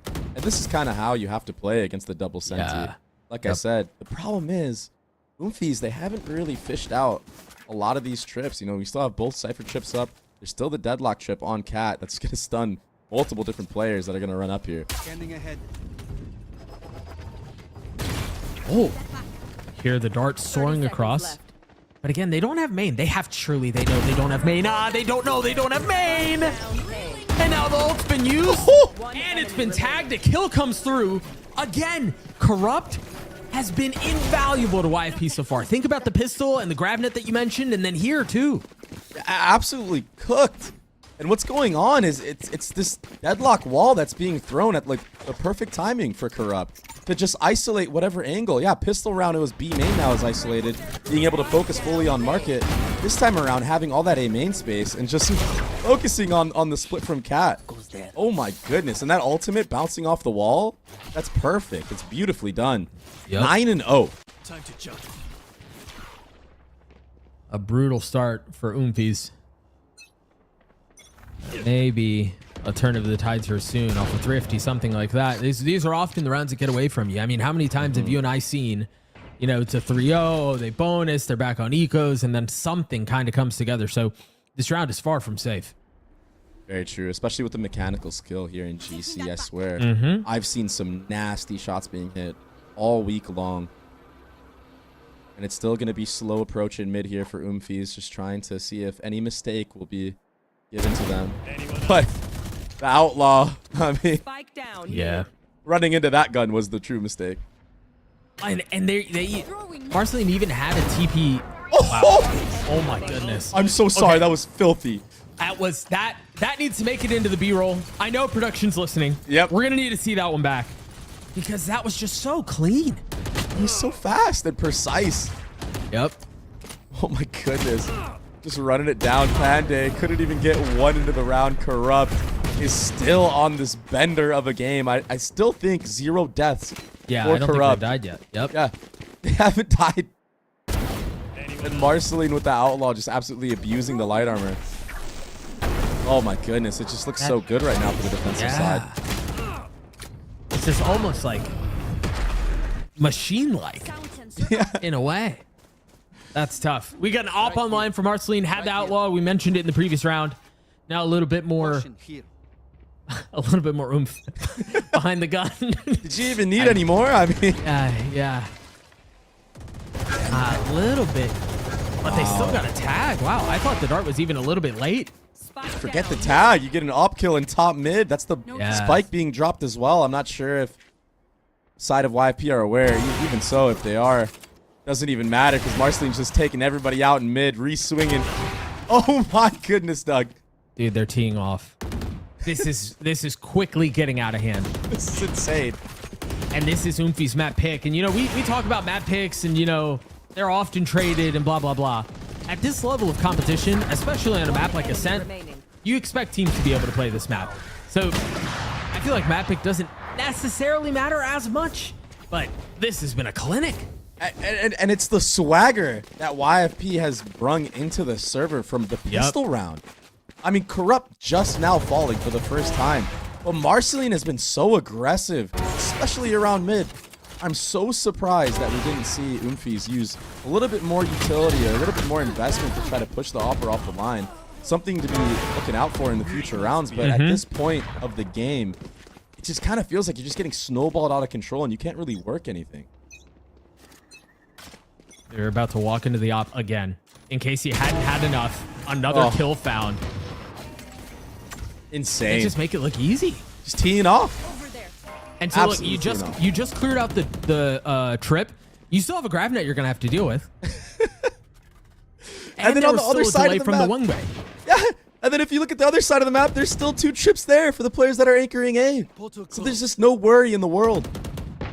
It'll be interesting to see how they execute this comp on attack, but good night, bro. Yeah. This is bad.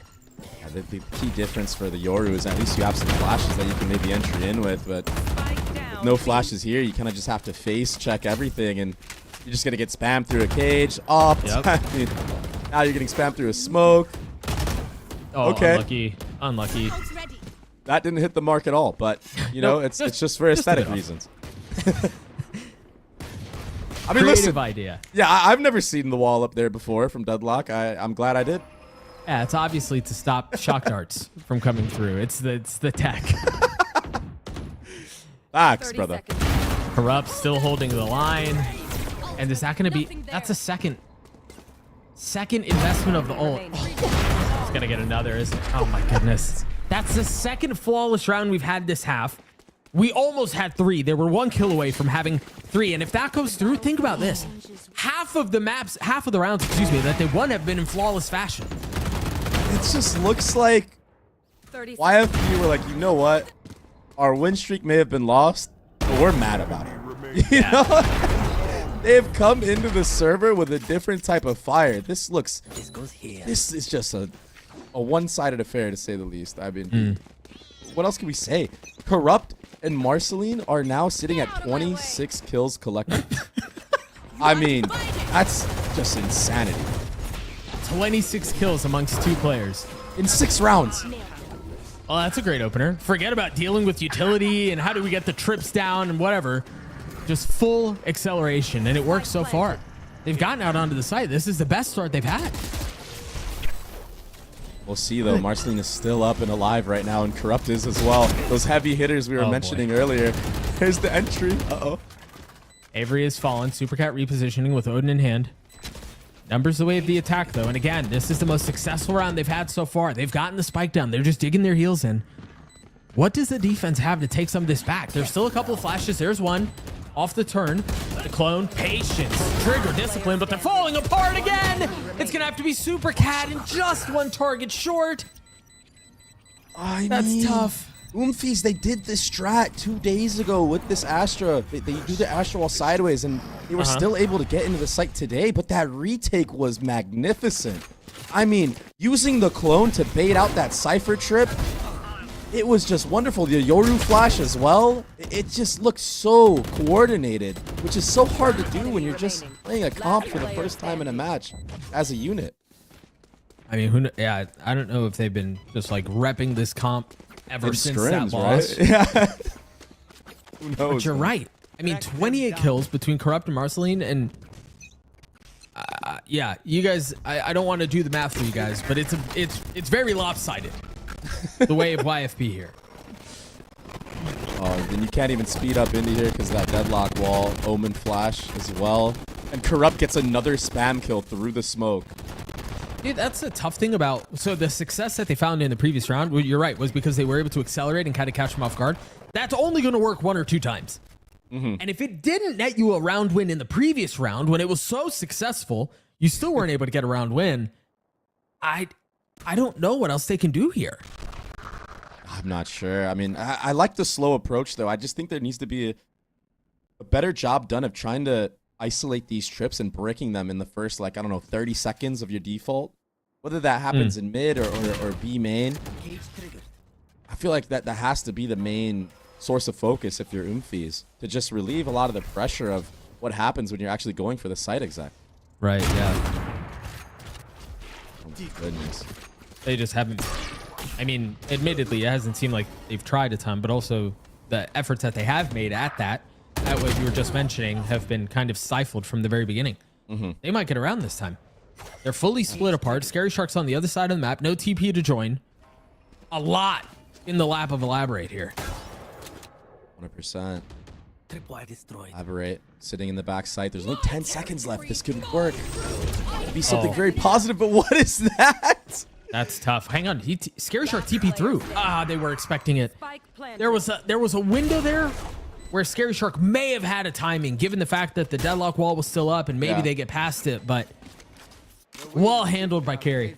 Yeah. Carry with the deadlock ultimate backside, just not wanting to deal with any of that. That was actually super smart, a super intelligent play, because that's really the only spot that I was even shouting that could kind of put a dent into that round.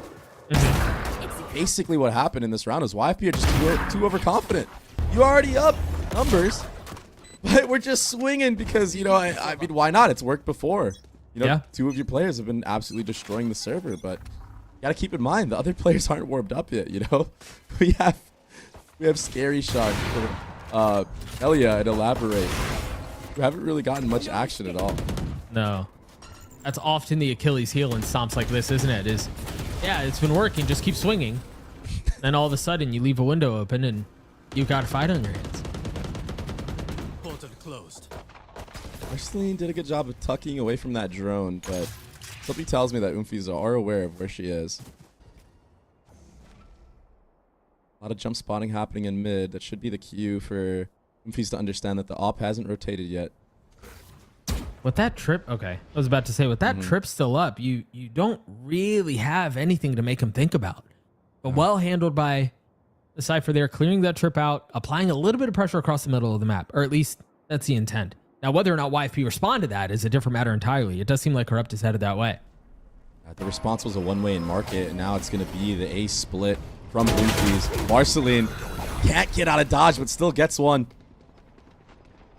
Again, a lot of pressure this time on Scary Shark. The solo anchor on the side is Corrupt is starting to rotate over. Scary Shark does a little bit of damage, tries to stay alive, gets one, but does ultimately fall.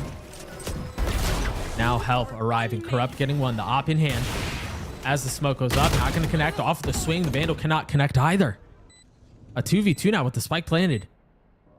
Here's a cage still in play. 2 shock darts as well. But on the flip side, Terror has that Sova ultimatum online. Oh, here it is. I'm going to say, it didn't seem like it was planned for him. Terror uses the first, pops it. Now the second coming through, fully clearing out that there's no one there. This angle's really tough, though. Avery's going to have to push forward. It's already gotten to half. The spam coming through. It's a 1-for-1, and they both fall as Oomies gets their second. Oomies is so good amongst the chaos when they slow things down and they're able to actually bide their time and wait for players to swing into them. And the entry was great. The trade was awesome. And this shot was, I mean, had me out of my seat. I'm not even lying. That was an insane shot from Nora. Yeah. But Oomies in these moments when the dust finally settles, they're coming out on top. And it's because YFP are kind of just, it's again that overconfidence and over-eagerness to kind of just get the job done.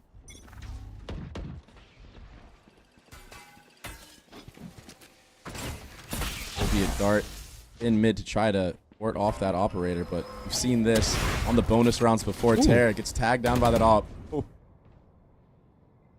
5 HP. Light armor on Marceline. Worth mentioning. If they try to push up towards Cat, they still have a sound. Well, never mind. They had. Never mind. They had. All right, Dre, what's happening here that's different? Because Oomies are finding success now in some of the beginnings of these rounds that they were not finding before. Is it that Marceline is not hitting the shots that we were seeing at the beginning of the half? Or I mean, what's the adjustment? Well, not only is Marceline not actually hitting the target like perfectly, obviously, you know, there was a tag into that round, but it's the spacing that's different from Oomies, getting the trades. As I say that, Carry does get taken out, but the rest of the players on the actual site watching their back, watching it, everything. Out of charges. What are you going to do with that? No shock darts to play with. Just a threat, a wish for what could have been.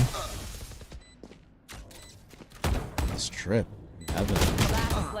So unique. I mean, it doesn't even come down to that because Supercat just takes the swing, but you're feeling the momentum shift right now. Supercat takes out Elaborate as well. 3 into the round. Yeah, that first entry was through the smoke. But it's been the spacing that has been the key difference. When you're playing up against a Yoru, if you give enough time and you don't get the trade quick enough, that's when that TP can come out. But there still is a window for when you swing that Yoru where, you know, it's not instantaneous. You can get punished.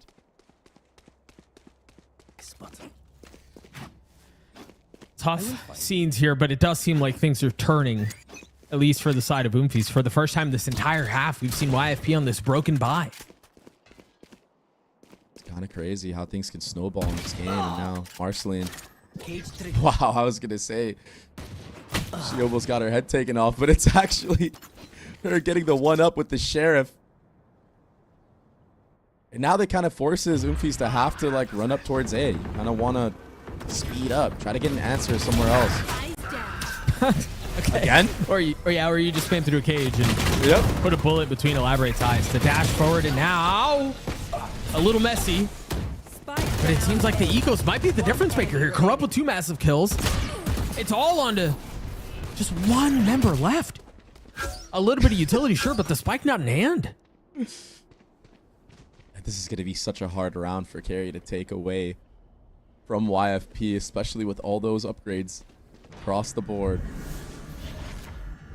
I mean, even if you catch one kind of off guard, you still have the other 2 you're going to have to deal with.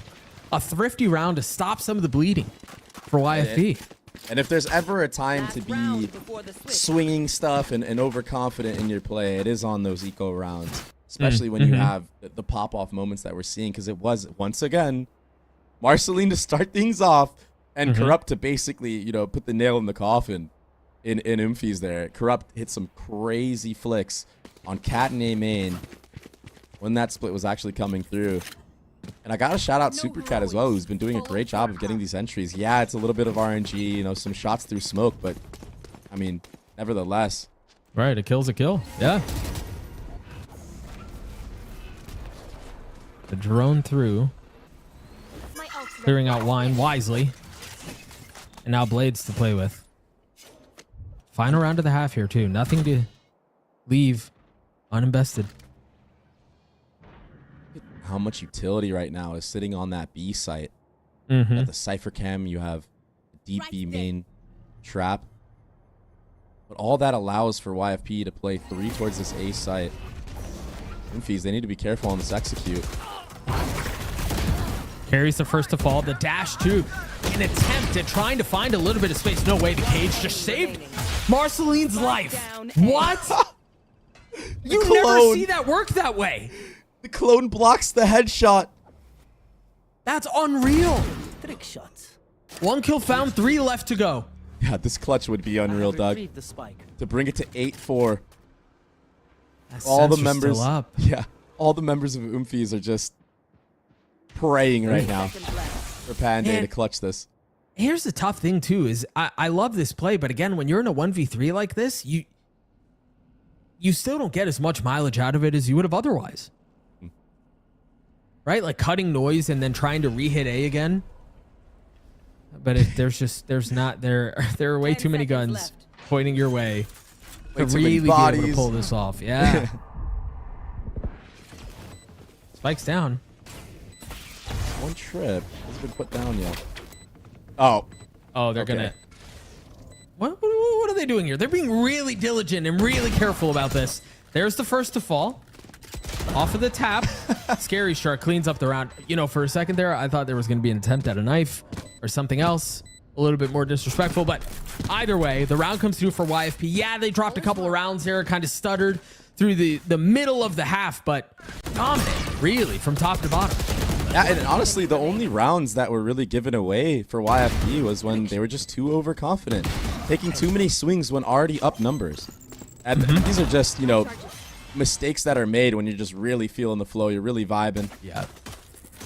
And it's something that you do need to be careful of going on this attacking side, though, because now you have to deal with the same thing that you just did to the other squad, right? You have to deal with the double senti setups and trying to bust through the chokes. And if you're a little bit too aggressive here, and Marceline maybe is left on an island because of all that utility. You don't do your due diligence. All of a sudden, you are now the one getting snowballed. That's how this Ascent map has just been working, especially when you're running the double Senti on the defensive side. Yeah, for sure. We'll see what it looks like on attack now. You mentioned the flashes, something that Oomies was desperately lacking.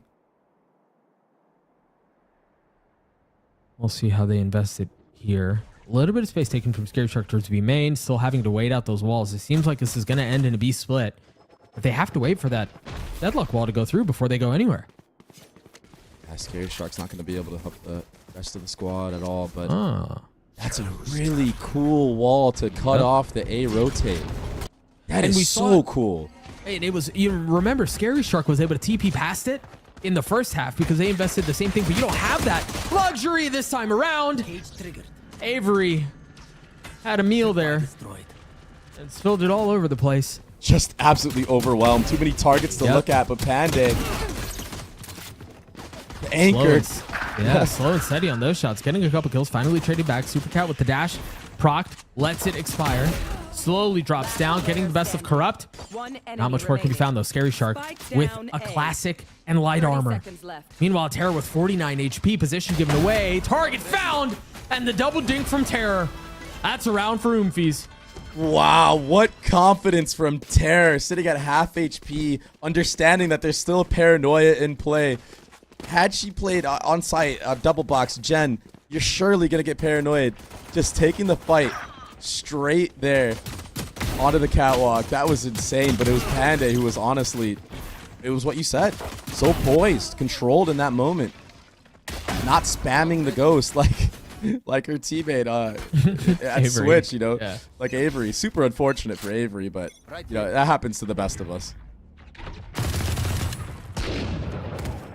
A little early spam on both sides, and again the grab net from Corrupt.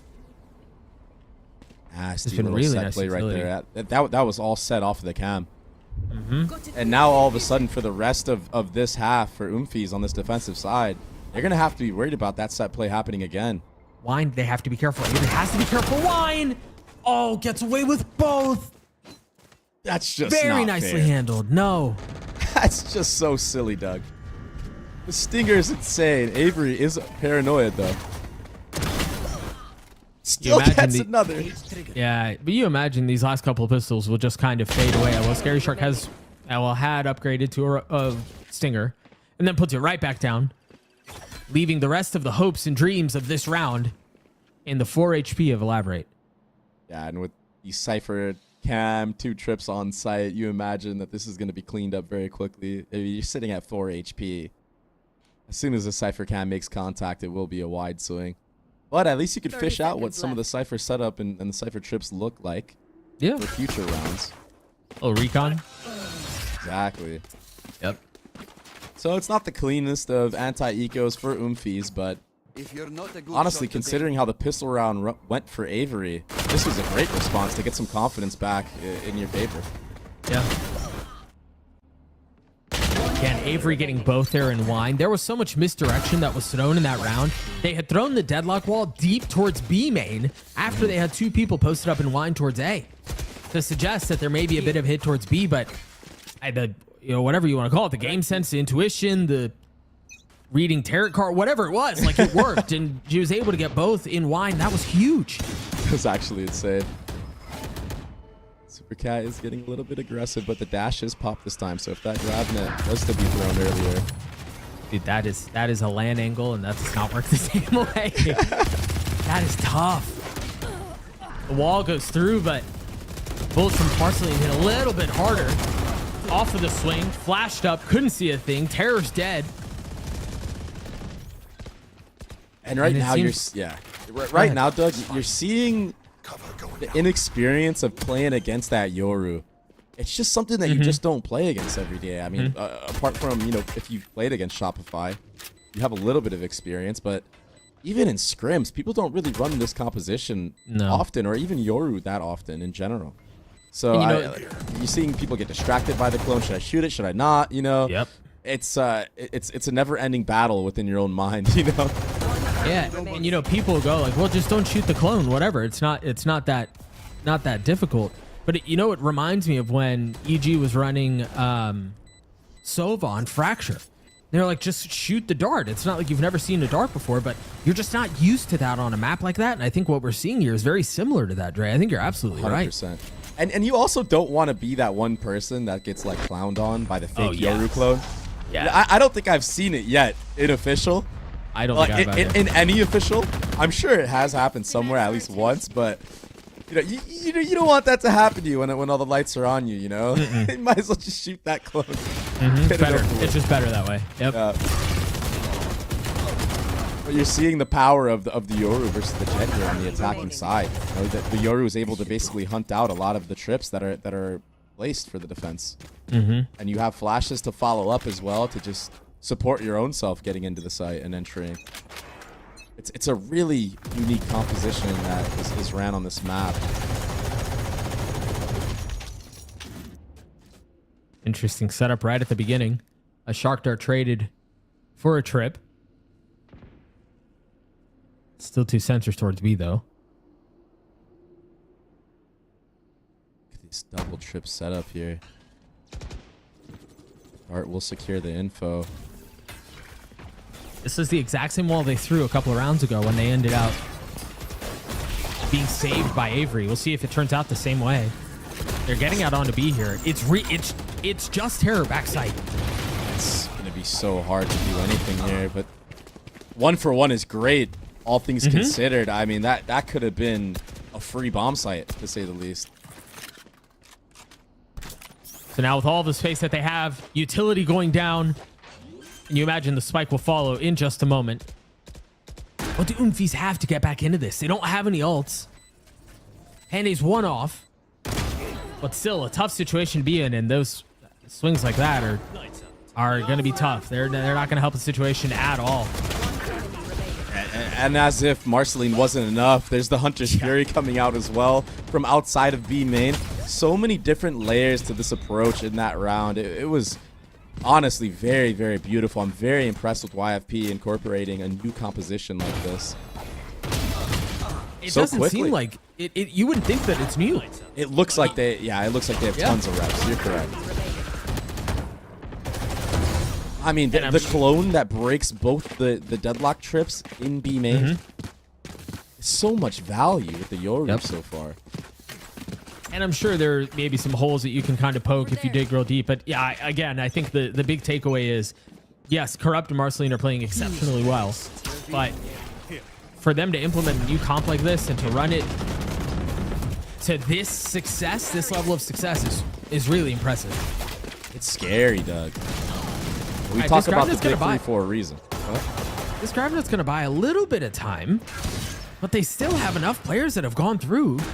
And there's just not really enough as far as gunpowder goes on the other side. And Sheriffs, there was one Guardian. That's not sitting on the ground. My territory. This is tough, Dre. I don't...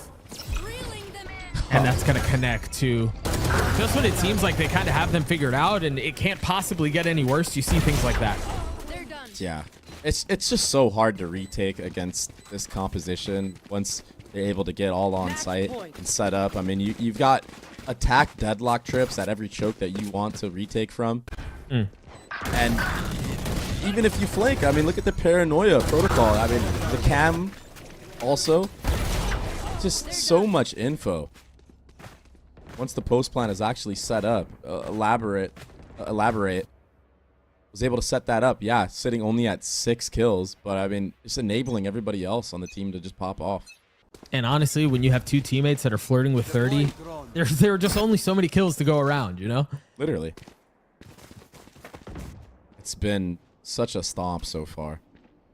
What an impressive showing from YFP. And honestly, Doug, YFP, it's not like they're, you know, God's gift on Ascent. Actually, quite the contrary. You know, yeah, they have a positive win rate. They're 16 and 11 on the map. And on the flip side, Oomies is I think 7-2. Ought to be 7-3. Yeah. Interesting here. Even look at Scary Shark's position on the minimap right now. Yeah. They're I mean, they're thinking through. They're checking probably every box you could think of right now. Making sure there was no early aggression through A main. Playing back for some of that, and yeah, Corrupt kind of falls there. But but a trade back. Yeah, there was another exchange of Sentinels in B main. So it will be numbers advantage for Oomies.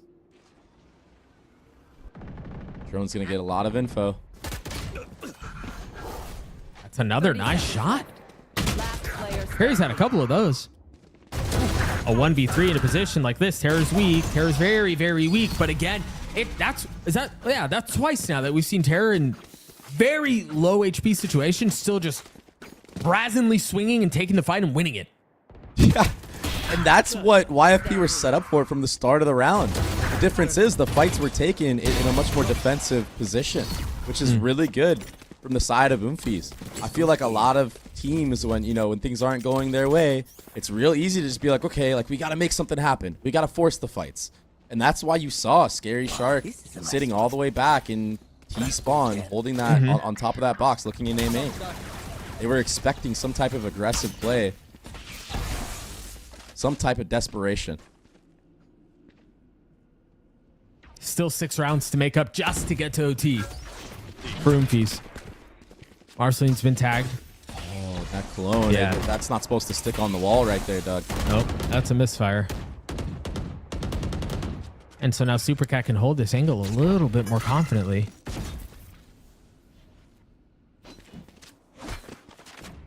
It's interesting. For YFP and the lead that they have and the advantages they have, they're playing these final rounds, what would be the map winning round, with a lot of caution.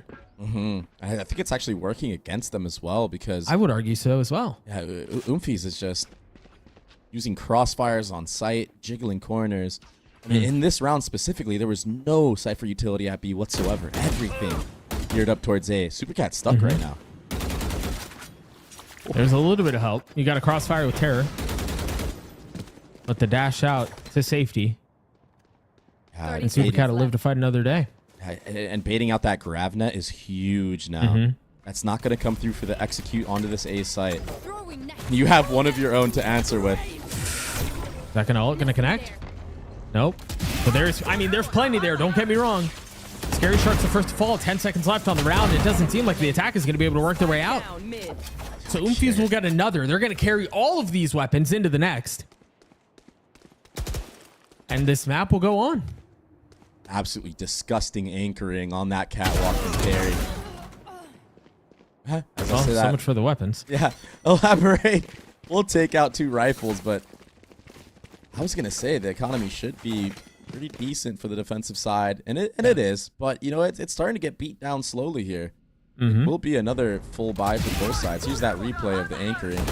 Yeah, Avery got first contact there, but with the Hunter's Fury coming through as well, Carey was able to secure a 3K into the round. Couple of ults here. Supercat one away from Blades. And Avery both have theirs. And again, it's the slower pace. We saw a tone shift over these last couple of rounds. And again, Dre, I think you're right. This almost feels like it's hurting them more than it is helping them.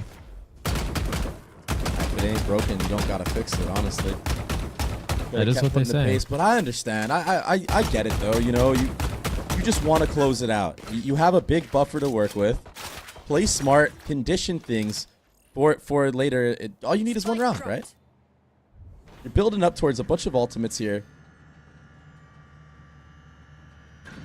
Contact approach hasn't been working for you, though. No. And oftentimes, it's the last round that's the hardest. Yeah, especially on this attacking side. So the defense gets some confidence in their setups and their holds. I mean, they're pushing into the teeth of this hit. There are 3 members here and a sound sensor and an Astra Star. And doors closed as well. We don't have to worry about that market split. The suck. All of it's there. They're going to try to brute force their way through anyway. Supercat dashing backside, trying to stay alive. Meanwhile, a couple of kills traded back and forth. Terror looking for an opportunistic window and finds it. Numbers away of the defense. Corrupt's going to get a really good timing, though. If you're not careful, and there it is. 13 seconds left. Those are going to be enough to convert that. That's a massive kill. But now it's just left on the other side. Corrupt upgrading a weapon. 7 seconds. Has to hit the shot right on time, but there's no chance now. He might get a couple of kills to make it look cool, but the clock hits 0, and that's another round for Oomies. A bit of overcooking from YFP, honestly, Doug. It's just what we've been talking about, the slow play, and then when the actual execs have been coming through, it's just uncoordinated. So now, you know, I know we were gassing YFP up a lot, and it's really easy to say a team is looking very comprehensive on a composition when you got 2 players sitting at almost 30 apiece. Right. But now we're starting to see the cracks in the armor and the lack of maybe reps or something else. I hesitate to say that this is comp related though. I think, you know, we've talked about this a little bit. It feels like they're slowing down, but this time they've invested a lot. The wall goes back, Marcelin's ult goes in, and it's going to be comboed with the Sovolt. Looking for a tag. Spike down B. One found. That's a big one too. How much more space can Elaborate find? Supercat's backside. All for the dash. The kill comes through. 1 for 1 though. Avery and Supercat, the only 2 that remain, and it's Supercat against the world on B. Avery so far away. Spike down B. How do you survive this? 18 HP left, and it's all buying time. Corrupt's not much better off. Not able to connect. Great, we have a game on our hands. It's 12-9, Doug. Supercat is popping off back sight. So patient on those shots. Not freaking out when Elaborate was just wide swinging. Not freaking out when Melia is crouch spamming. It's insane what we've witnessed so far. But it's not coordinated. You're seeing members just getting picked off left and right. You have a player on site, a player stairs, 2 players in boat still. It's not coordinated enough to get rid of these members that are just anchoring the back of B. Seeing some of the struggles of the attack side of Ascent. But as we've said, they just need one. But that one is often the hardest one.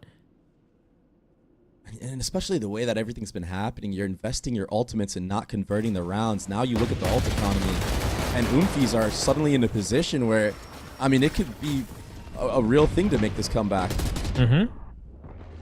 Yeah, there's a whole lot more than just the possibility of it at this point. Wow. That's another one down. Perfect timing on that Deadlock ultimate as well. And Super Cat and Carry and Terra just flooding the kill feed, Doug.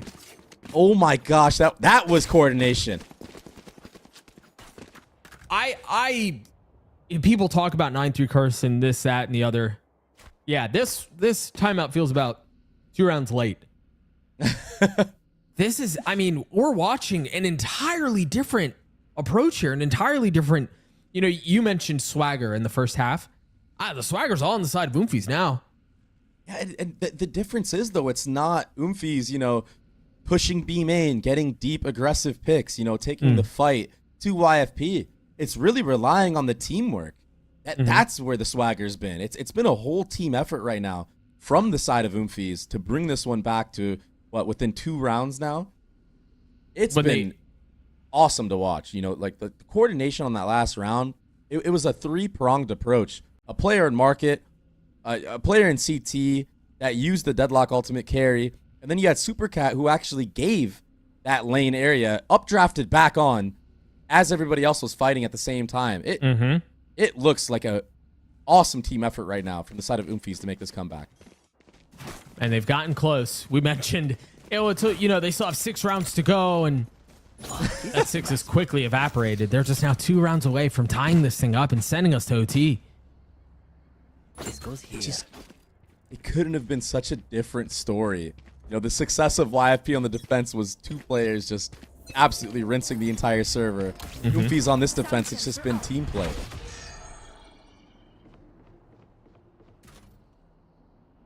YFP with a lot of presence towards A. Spike not in hand. The buy not great. But again, the Thrifties can prove to be the most dangerous ones. Interesting here with all of this money in hand that Oomies is not investing in op. I think Supercat has just been popping off, anchoring this B site with the rifle. Yeah. Sometimes comfortability is just the answer that you need. Yeah, sure. Don't want to be in that spot where you whiff the op shot because you haven't used it all half long, and you know that's the round that YFP close out the game with. This is interesting here. There's not enough misdirection on the map for Oomies to believe that this is not a hit A. The sound sensor was still up mid, B was still covered, and so they're able to hold the line again on A. There was nothing to make them believe that that's not where the hit was going. Oh my goodness, Doug. You're 100% correct. Yeah, the Oomies had that setup from the start of the round, and there was an early lean towards A side as well for Carry, who dropped the deadlock wall in bottom mid. But the double trip setup and just finessing around the smoke, Avery played that so well. A lot of players in rank that I see would just try to run into that smoke as the hit's coming. But to have the patience to just finesse on the outside of it, not worried about your dart because you know your teammate's going to shoot it for you, and then get a conversion off of the trip that was on switch. Oh my goodness, that's a really high IQ gameplay right there from the side of Avery. Oomies have gotten to the finish line, but they have not crossed it yet. Meanwhile, YFP have been waiting here for a little while. They just need one round to send us to Icebox. I can't believe it, Doug. They've only needed one round for like 10 rounds. Yeah. And they convert here. Corrupt has an ult. Elaborate does as well. Actually breaking that wall. I think this might be one of the first times that YFP has defaulted to break the deadlock wall. This could be the answer for YFP to finally close out the map. Spread the defenses thin. Still a lot to deal with though. You got 2 trips on A. You have a trip watching B main. And you missed your wall. That's tough. Yeah, and right now if I'm Carry, I'm understanding that that wall was meant for CT. It's most likely going to be an A hit. And all the trips are here. All of the utilities here. The Astra Stars. The Cypher trips. The ult doesn't hit. They may not make their way out, Trey. They're trying, but they're all being funneled in. Panda's able to get 2 so far. Meanwhile, Avery and Terra get the last few. What a ridiculous comeback. We're going to OT. I don't know what it is, Doug, with me and you casting Ascent games and comebacks. But my goodness, Oomies just did that thing, and they did it together. That's the key difference here. It was a whole team effort, Doug. What a sight to see. The trips got so much value from the side of Oomies on this defensive side. And it wasn't even the deadlock trips. It was the Cypher trips. Yeah. They never made it out of tree there. The shock's just not quite hitting the mark. There was a shock into that round from Melia that connected onto A main, but that door trip is too much. Over there. Caution here. And so into extra Valorant we go. An op for Marceline. Holding the middle of the map. This feels like forever ago. But we saw just how deadly Marceline can be with this weapon. It's just absolute madness. Take flight. Thing is, Oomies kind of beat that timing. Carry did get spammed out in B main. They're trapped here. That's a hard miss. The right play, but sometimes the execution is just lacking, and now the numbers game is even. I mean, Marceline knew there was a timing window. They knew that the cage, or that the wall was up, and they hadn't gotten out of Cat. So she knew they were there, just not able to hit the shot. Yeah, it was 100% the correct play. Yeah, I agree. Oomies. And it's going to be a distraction in mid. Wins the head-to-head, but it's an A execute that's coming out. Trey, this feels like all momentum is way Oomies right now. I don't know how they respond from this, but again, in the face of momentum rising, YFP's able to punch back. A Panda's left in a 1v2. And the spike is so far away. Trying to rotate over. The one benefit is you're able to isolate these into 1v1s. You got to win this fight, though, and you kind of have to do it fast because there's more threat on the other side. Melia is coming. There's the first spotted. Trying to tuck behind the wall and scoop up the spike, but now the most difficult part of the situation. YFP take the lead again. And just when we're in doubt, Corrupt pop it off, getting the 3K. Finally breaking that 30 mark in OT. Nevertheless, that anchoring, even though she was fully stunned, she settled. Such a good anchor, all defense long. Corrupt has played both sites on honestly immaculate. Now we just need to see Corrupt play both sides immaculately, and right, YFP might be able to get through this. Might be able to finish. Oh, look at this little cheeky set play. Gonna be a dash play off of the drone with the shorty. I've never seen that one before, honestly. And I honestly, there's been some crazy things that have happened with Jet players in the past. Mm-hmm. Yeah. See the first sound sensor? They know it's there. Make no noise. They decide to clear it out. Interesting. Smoke for door this time. Also walk up market, but that grab net, it was perfect, Doug. And again, the spam. There's a little bit of thread here, though. Scary Shark's on the other side of the smoke. But does Scary Shark know that Avery is tucked into wine? Avery's going to win the round. It's not going to get cleared. Avery's going to get them all. Only one found, and now repositioning, reloading. There's a second, third on the round for Avery. Avery. We go again. Avery has been holding this A site down.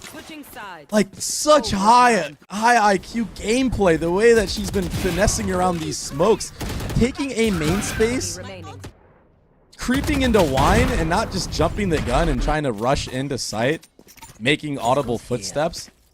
Understanding that she's in a round-winning position each time. It's honestly such a pleasure to watch. I love it. I absolutely love what we're seeing right now from both sides. Avery's been ridiculous. I mean, you're right. These last couple of rounds have been insane. Just gotta praise both teams. This has been such a battle. Marceline again with the op and OT, no armor. So down to 43 HP. Those shocks don't feel good. 5-person grab net. Again.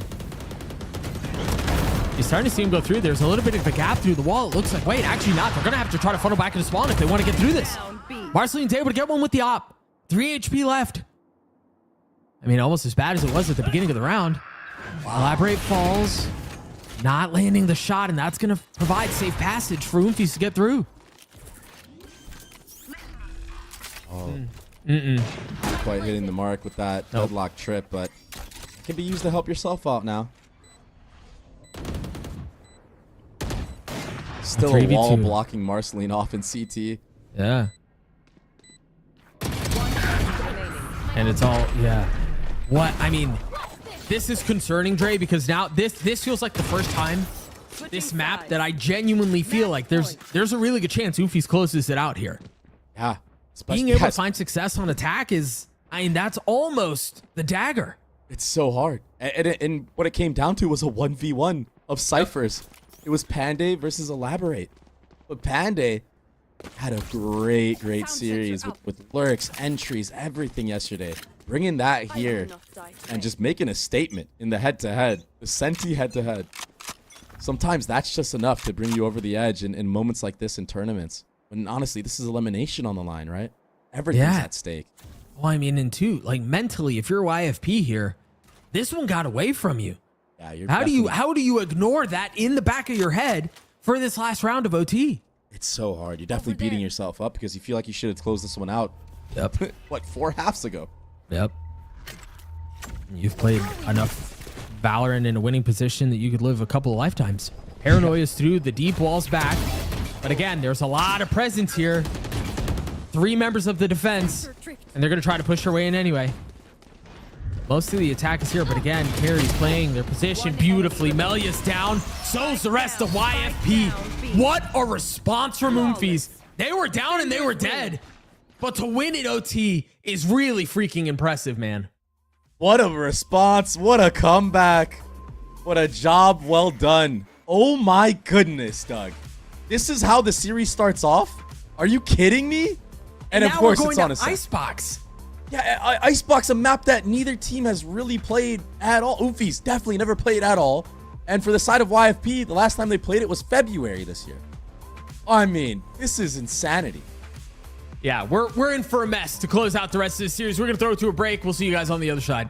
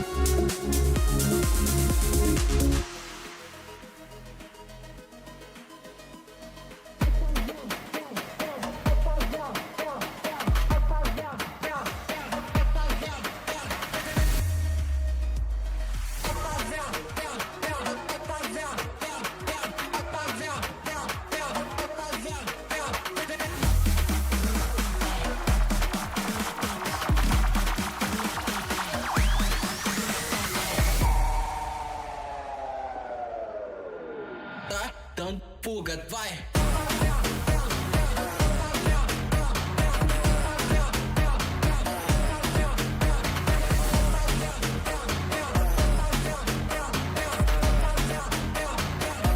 Dando fuga, vai! Não tenta bater de frente, sabe que lá tá fazendo macete. Desce até o chão, ela tá doida pra colar com a gente. Fazendo macete. Ela tá doida pra colar com a gente.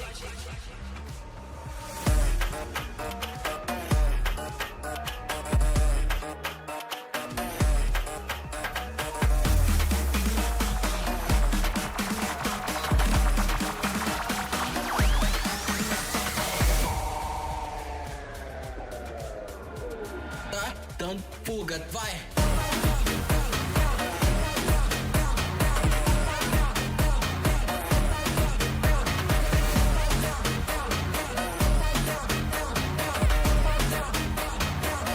Dando fuga, vai! Não tenta bater de frente, sabe que lá tá fazendo macete. All right, well, it's going to be a game to go the distance to be kicking off this series here in the lower bracket. One that didn't necessarily look like it was going to go that way to be kicking things off. I mean, YFPX, they had a strong start, but Oomies, Athena, they found an opening, they found their window, and we're going to take the first map. All I'm saying is right now our power rankings are in dire trouble because this is not what we expected at all. I mean, YFP, they were up 12-5. They had this insane lead, but they just couldn't close out. And Oomies, they really kept it oh my god, I can't even speak, I'm speechless. They kept it so cool, calm, and collected that they didn't even care. Every single time on their defense side, just felt like they were so confident in everything, regardless of Corrupt dropping literally over 30 kills, man. That's the thing. I mean, you have two players, as the casters are mentioning, Dr. Dre, that they were so close at dropping 30 each. They had like 20 kills each in like 8 rounds or something, right? And it's Corrupt and Marceline, and that's just them showing how good they were on the defensive side, where for me, quite honestly, it was just, unfortunately, just not the best approach that either team had on their attack side. For one end, you do understand on the playstyle of Oomies, they're not playing with any flashes. That's something that actually coins their playstyle, so it's always like a 4-1 deathball kind of thing. But when you're playing against a Yoru and these one-ways are being thrown out at the same time on the defensive side, you can't trade as quickly as you want to. So it was really rough for them. But then on the other end, when you're watching for YFP, they looked like they wanted to close that game very quickly. So you went from 4 spies to 4 spies and being overconfident. And unfortunately, that just bit you in the behind because you just got the energy curse by getting the 12-5 lead and losing to Cloud9 on the OT. That's just unfortunate. I mean, like, you can literally see at the bottom of the screen, too, how both teams were so successful on their defense side because of that double Senti setup, because of being able to quickly rotate and get as much information as possible. But the attack sides, just like you said, they were not it. Both these teams were just struggling to be able to break enough util to get into sites, to be able to fake, make plays, take as much map control as they wanted to, literally just because of both of these comps going crazy. And honestly, it was a little bit harder to watch because of it all going back and forth, fans. And that's the thing, when we had the timeout being called by YFP after realizing that hit after hit towards the B site was getting denied, the timeout was like, okay, well, let's try towards the A side, still somehow try to throw a fake towards B. But the fake wasn't really the Sova running towards the B side to Owl Drone to really pull the rotate. You just went for a recon that bounces, double bounces into main. So nobody's gonna move. So you're still moving into a full util that's set towards the A site, and then boom, you get boomed. Or how Dr. Dre again would say, you get cooked. So it's just unfortunate, and thankfully there's still tenacity on one end though from Oomies to be able to fight back the way that they did and to maintain their composure that it's never over until it's really over. So the 12-5 scoreline, fighting back. Like I said, they won the map veto in their way to at least get Ascent in their favor and get rid of the strong mats of YFP in the bans. So there's an opportunity for an upset now in the second map. I mean, you know what's crazy too is when you're looking at all these score lines, you can just tell that on the Oomies side, everyone has played together. They all did their jobs. They all had the fragging potential, and they all put it out there. Whereas for YFP, yes, you have these two players, one near 30, one over 33, but the rest of the three players, they were going a little bit behind. And it just wasn't as much as a team effort. Rather, it looked more like heroic plays going back and forth from YFP. And at the end of the day, you can't just win with one person going crazy. I mean, unless you're Emlo and Aluvali, obviously. Or at least corrupt at the beginning of the game. But DOT in itself, though, it was just a brawl back and forth as well. When you just saw how Oomies was able to win the last 2 rounds that brought them towards that victory. There wasn't anything that was really big in terms of like a full set execute. It's just everybody's pushing in, getting kills, and they're just winning those fights.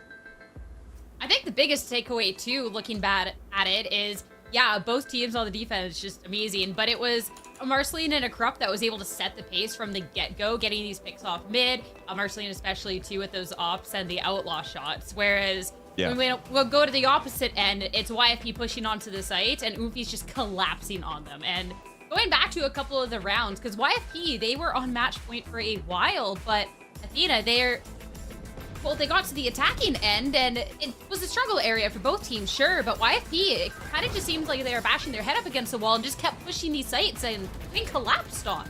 Yeah, I mean, you can see they literally couldn't even make it past that initial choke point, past that main. Like, they literally were just coming out, but immediately getting shut down with the amount of util, the ults coming in, the super quick rotate as well from the deadlock on Oompi's carry, being there every single round whenever they executed, just because all of their util was always up across the map. They had so much information, so much utility down for them to know. And then as well, Avery really stepping it up towards the end of this game here. I think Avery, we talked about them earlier before the match even started, but seriously a standout player for the end of this match, because as a controller managed to be a little bit sneaky. We just saw in that last clip, being able to play the map, getting into wine, abusing the fact that you were never cleared, and not being afraid to sit in those aggressive spots regardless of being down one map from winning. Like, it's just such a confidence play, and Oomies, they really deserved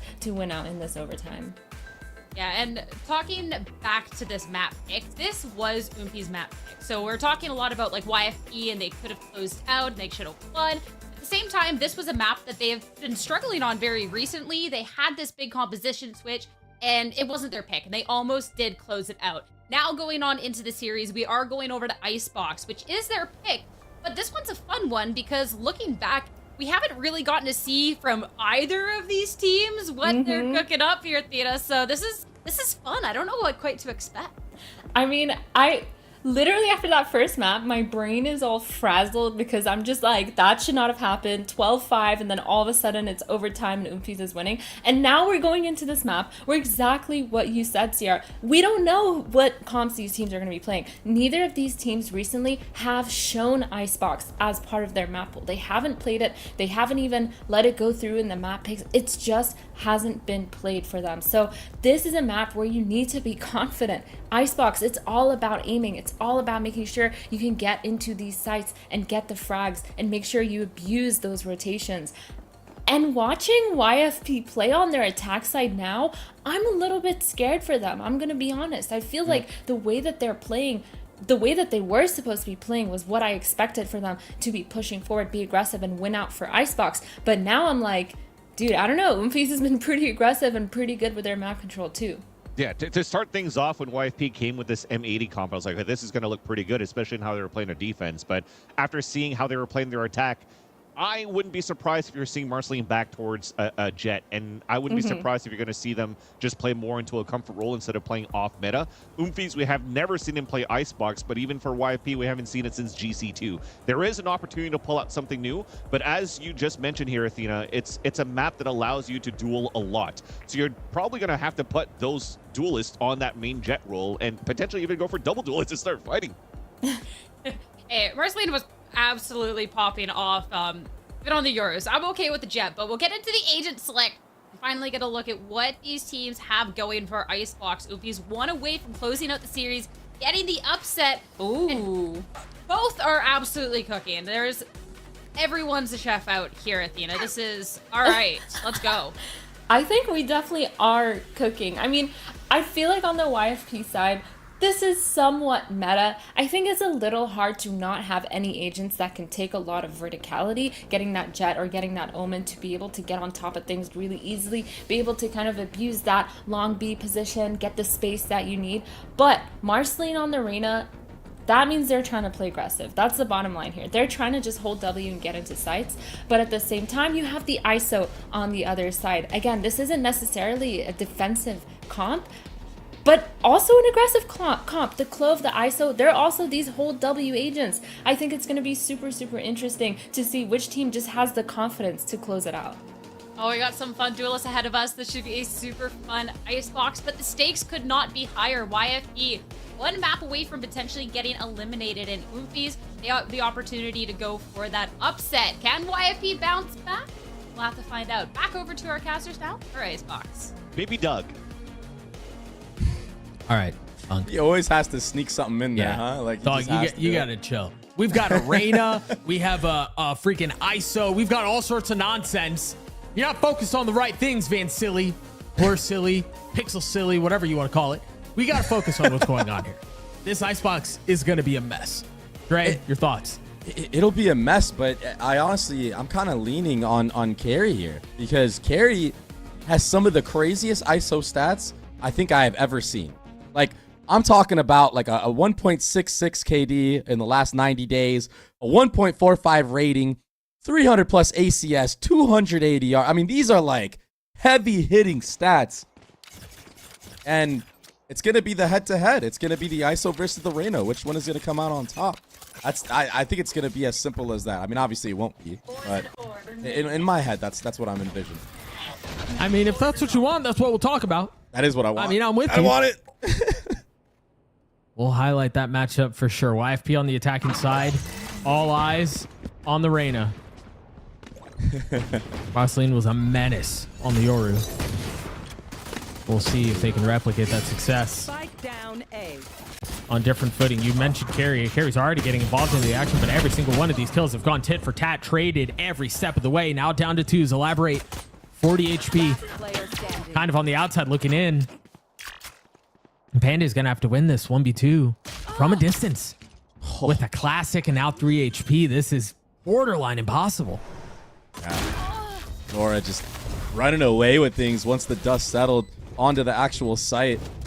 Those last two shots were clean, and the confidence that I saw as well, it looks like they had a little bit of a prep talk. Yo, guys, it's okay. Don't worry about what happened last map. Yeah, it could be hard to, get past something like that, but we're not out of this quite yet, And that's what we're seeing. Sometimes certain players can take a loss like that and it could fuel them, because Nora seemed a little bit shaky on the last map, a little bit unconfident in her own play. So seeing this, especially on the KO, working up towards that ultimate is going to be something that you want in order to, get a lot of these rounds on the attacking side. That's a deep line Melly's holding. They're going to walk that into a crosshair too. Oh, that was Prius. That had to have been Prius. There's no way we turn away from a kill like that if it wasn't Prius. Yeah. Either way, good patience here on the default. And this is something that wasn't working for them on Ascent, but that's because of just the way that map works. The defensive side, if you give them too much time and you don't break the setup early on, it could just be damning to you when you actually do the execute. It's quite the opposite. You can really afford to wait for the rechargeables to go down. And just get free picks, honestly. Yeah, they're going off this. Avery's the only one on the site. With lighter weaponry, all crisis averted. Well, at least, all right, one was found. But Avery's still alive, was listening to the mess that was happening around him. They know she's here. Yeah, surely. There are only so many places they could be in that position. Right. YFP get their second round so far following the script of Ascent. Yeah, it's looked pretty good so far on the attacking side. We've seen an A hit off the rip and then a slow default working against the anti-eco. So this bonus round is where you're going to see maybe things shake up a bit. Maybe something crazy towards that B side of the map that hasn't been touched quite yet. You've got the standard Viper wall headed that way for the attack. Now, again, some better weaponry. The Outlaw in the hands of Elaborate, too. Or picked up by Scary Shark. Now 2 away from having the ult online. And Spike still sitting back in spawn. Super slow approach. It's really smart the way that YFP have been approaching this. They have complete and utter map control right now. They have pretty much all of B. Once they break this alarm bot as well, if Corrupt decides to, would give even more info, but they had most of close of A. They had all of B. That alarm bot not being broken, though, is something that is going to be overlooked for YFP. This allows Oomies to stack the A site. Not have to worry too much about that B at all. Had it been broken, this A hit would be the perfect call. They're still leaning this way. 3 members of the defense are here. Start to see some of the smokes go up. The mosh goes out and the utility coming through. That's going to be the cue. They know that the hit's headed this way. Kill already coming through on a Corrupt. This bonus would be huge if they can convert, but again, when you're pushing into all of the utility here and all of the presence, I don't know how you convert it. And you can't. Yeah, it was a good entry from the start of the round, but it just looks like Oomies, they play off of each other so well on the actual site when they're anchoring. Harry's getting picks from heaven. It's something that was working really well in the pistol round, but it was just Scary Shark that ended up, turning the tide, so to speak, in that specific round. But Carry now has that ISO ultimate online, and the only response on the other end is Scary Shark. That KO ultimate. Someone's there. A little bit of a tag already. So some presence found. It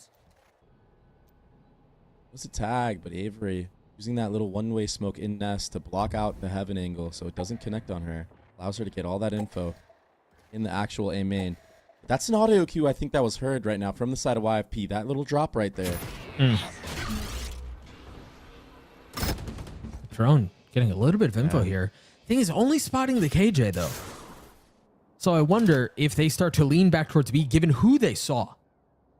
Yeah, it's gonna have to be a retake on this B site.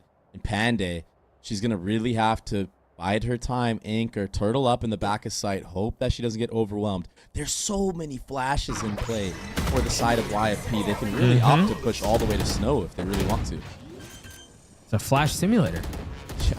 And they haven't. Oh! No way. How does Panda get away with that? Delaying things for just a moment. There is no other help though. We got the ult used by Carry. Even with the capsule, Scary Shark gets the kill. But they got the spike down. Elaborates on a really nice timing. That's a crispy shot onto Supercat. 1 kill found. YFP looking really nice this round. Yeah, they look like they're set up to convert this round into a win, especially with that security of Elaborate on the late flank in kitchen. Whoa, what's happening right now? Hang on. What's happening right now? This should not be getting this close. Oh. Sometimes the spray just hits, man. That was way too close. 4v2 to 2v2 with one of your players doing a late flank. It really came down to the wire, it felt like. And Panday, I think it was smart kind of going for that, but you saw the consequences of your Killjoy dropping early in a moment like that. All of a sudden, Elaborate is able to just lurk all the way through mid, secure a kill in the back, and then, close out the round with that late spam right there. But, I mean, given the situation, Oomies, they almost made it work, but now their economy is absolutely in shambles right now. They're wishing that they won that last round. With the outlaw in hand, Marceline 1 away from having the ult. And a slow creep out towards A. You saw a little bit of mid presence from Supercat. But nothing really else. This stack towards A is insane. It's especially insane because the Killjoy alarm bot is just, it's just open on B, but there's nobody from YFP to see that. So they're not aware that there's a stack right here. Ooh, almost getting spammed. Carry. That is the shield pop, though. They're giving up a lot of this space. You're starting to see a couple of members of Oomies rotate back towards mid. Corrupt is going to find a little bit of space. No real idea that Supercat's on the prowl. Oh, yep, that'll work. Now they realize mid is not safe. The ping's coming through on the minimap, and that's going to force him to head back towards A. And again, it's back into the majority of the Oomies defense. We say that, but they're actually overthinking it. 30 seconds Again? With that one orb going up, Oomies are all rotating towards that B site, thinking that there's a lurk all the way through. But YFP have a free A site now, and they're set up so aggressively. This one might be the one that got away from them. 13 seconds left. They were able to delay and deny the plant for just a moment, but now finally planted. Panday down. Elaborate up close with the flash in their face. Still repositioned. Somehow gets a second. They've opened up the site now. 2v2 as the spike ticks away. Scary Shark, yes, weak HP. Enemy remaining. But settles. Terror down. It's all into carry now. A Guardian in hand. Light armor. One spotted. Again, remember the health on Scary Shark. Melly is not much better off. But the one benefit they have is time. And so Carry is going to have to do this so cleanly. And Carry does. Absolutely ridiculous. The 1v2, I mentioned it early on. The ISO stats of Carry are out of this world. Some of the highest I've ever seen out of any player. And this is why. Not only can she win clutches, she can get entries. And that was a must-needed round for the side of Oomies to get back into things. All things considered, I mean, it's not bad. Had they lost this round, things start getting a little dicey. But now they can build up their own economy. And honestly, they put a big wrench in the economy of YFP. Look at that. I mean, you have a player with Viper Ultimate sitting on a sheriff, has to buy Bulldog light armor. It's less than ideal. Again, utility up. A little bit more respect shown towards the rest of the map here from Oomies.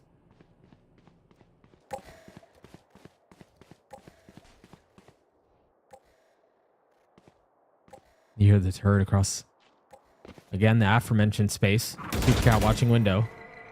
Turret cleared. There's no punish. You saw an attempt from Supercat, but it was just a second late.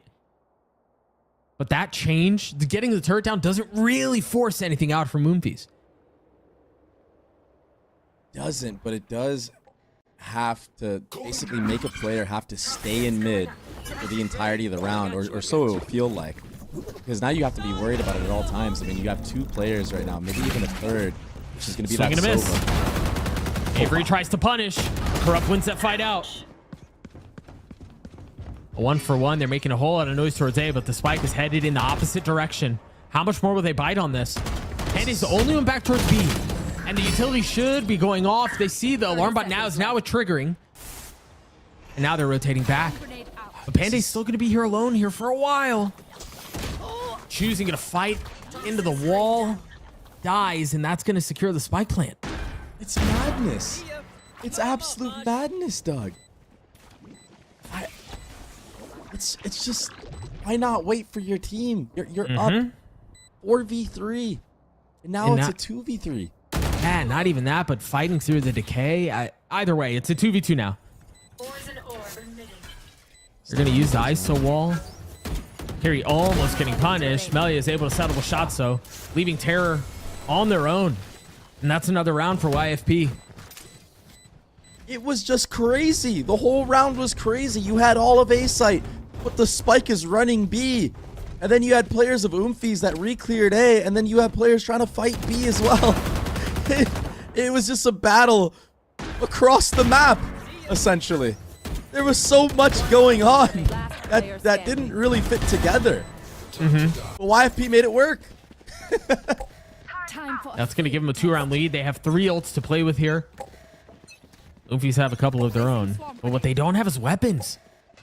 And you see them investing that nano to clear the turret that's been across mid for the majority of this half, but it's not here this time. I was about to say the weaponry is not here this time either, but Supercat still makes it work with that pick on to elaborate. That's one down. Now you have 4 players geared up here. This time the setup of that Killjoy. See Panday playing a little bit more aggressively towards that B, making sure that all that info is gathered so this A stack can actually just stay and hold. And without anybody else going mid here for YFP to relieve some pressure on the A side, it's going to be a 4v4. I feel like this has been a lot of what we've seen is them pushing into the majority of the numbers of the defense. But again, the weaponry not great, but that's another kill found. Tuck now. That's another one coming through. Oh my goodness. Marceline's now down. They still have 2 rifles, yes, and they are still rifles, but they're losing numbers in ways you wouldn't expect them to be.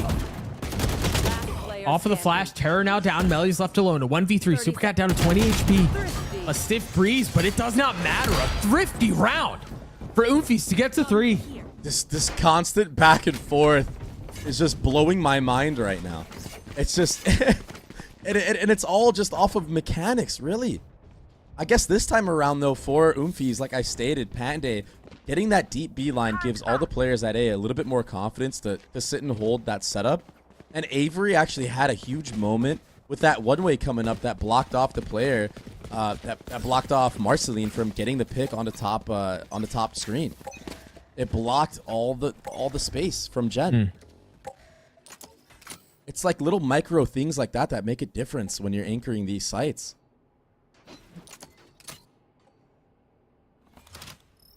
Back to hitting towards A. 1 rifle in the hands of Melia. Which is interesting. Given how close Corrupt and Scary Shark are to having their ults, but that's the approach that they want to go with. And after getting a little bit of resistance towards A, they decide to throw the thing in reverse, get a kill out, but they might try to flip the map here. Start to see some of that utility come through as they rotate back towards the middle of the map. Avery is going to get a timing. Oh, Avery almost had a timing, but Scary Shark was a step ahead of it. It's an important player down right now. That's been an integral piece of anchoring the A site. Now, keep in mind, it is Clove, so maybe those smokes can still reach towards A.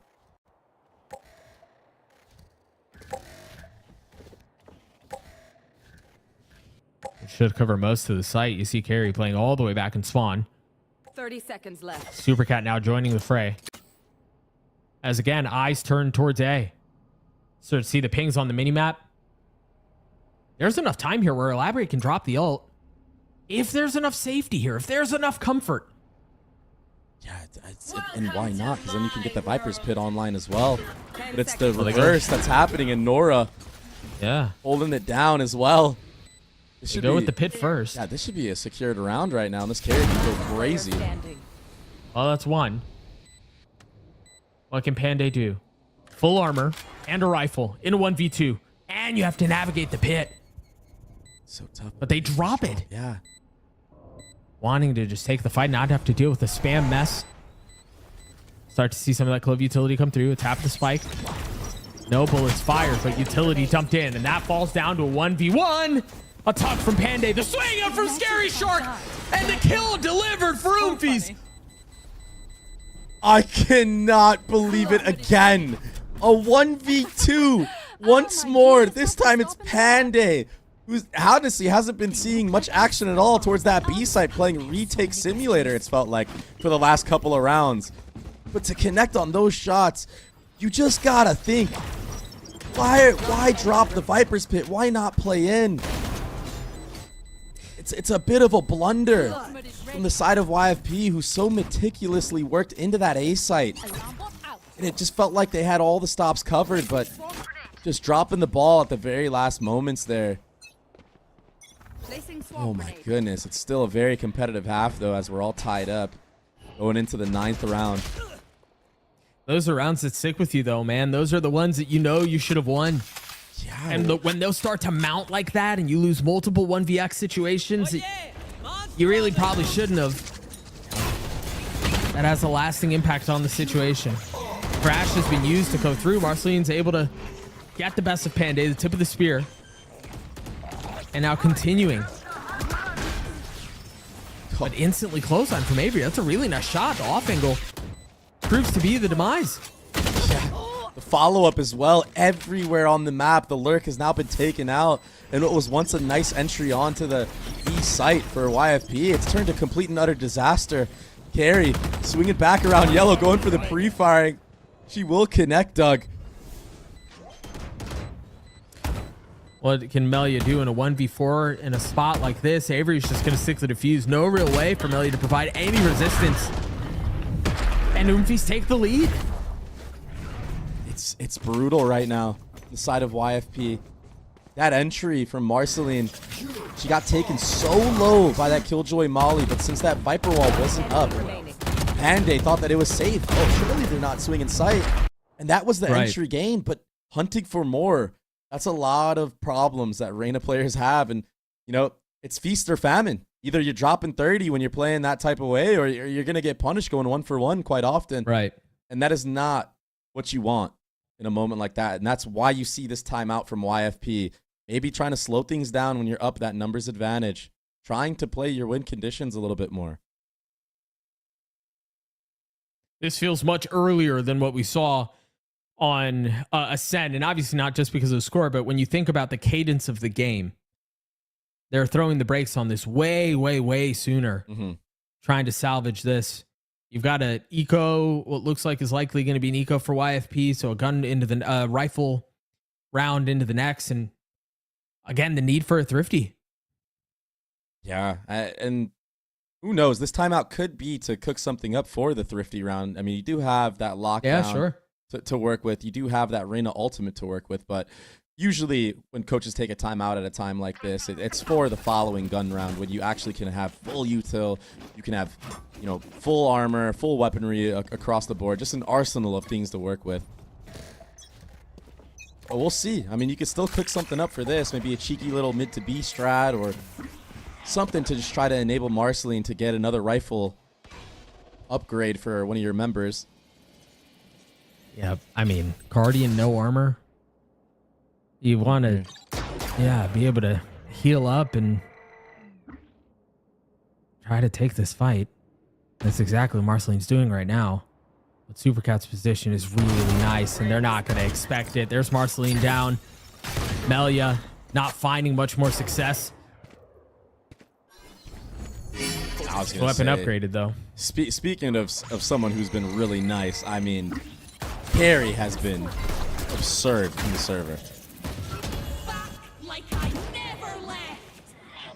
Avery's popping the ult. Oomies still.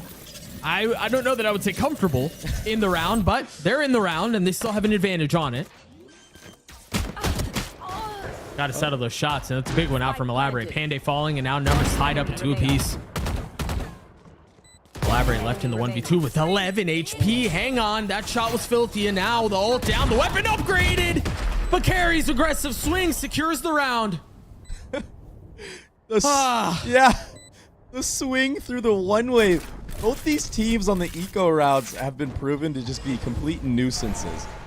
I mean, that came down to a 1v1 with what looked like it was just going to be just wraps. Every single time Oomies have been on their eco as well. It's a similar story. It's just been a brawl. This map has been an absolute brawl of, you know, who really shines with their mechanics. Who can pull together and string together the most amount of multi-kills. 15-7, Doug. Another isomet. Another ISO ultimate online. Wait a second. I just cooked. Isomet? Yeah, I might pick that up. That's much easier to say. Good night. Okay. Turns out Marceline can still shoot. Yeah. Oh my goodness. Once this spike gets tapped, it's going to be the ISO ultimate online, though. Here comes the 1v1 on somebody. It doesn't matter who. Oh, maybe revenge here. Maybe, but it's... Oh, not again. Oh, No not way. again. Ah. No What a way. brutal way to lose that again. There's no way, Doug. The spike has been planted and the ult's now out, but it seems like the utility might... Nope. Not going to clear it out, so the lockdown has to be respected. The space has to be given up. And that spike has been ticking for a little while. Off of the tap, utility comes through, the spam connects. It did not even get half. And they've invested the pit on this as well. This is very aggressive. Scary Shark's gotten 4. Avery's going to try to get the swing, but can't settle the shots. A 4K for Scary Shark. And that's a round for YFP. It was so close. Avery just couldn't control the spray right there at the end. Scary Shark The 1v1s in the ISO Ultimate have proven to be, I don't know, a heaven sent. Yeah, go on. A heaven sent. I mean, if Scary Shark gets taken out right there by Carry, that 4K doesn't come through. Yeah. That round is the way of Oomies. You're sitting at what, 7-4 in that moment. But the heroics from Nora in this game have been insane. She's been firing at all cylinders.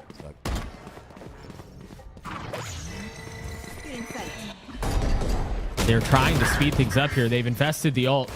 Supercat's dead. And it seems like a 6-6 half might be on the cards. Unless Oomies can do something to try to change these tides. And that might do it. That's certainly going to do it.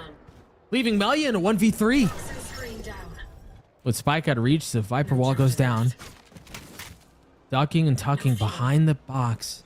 And so the drone does not get any info. The wall goes up. The wall, second wall goes through. Carry's waiting on the other side. Drops it willingly. Almost snaps onto the last.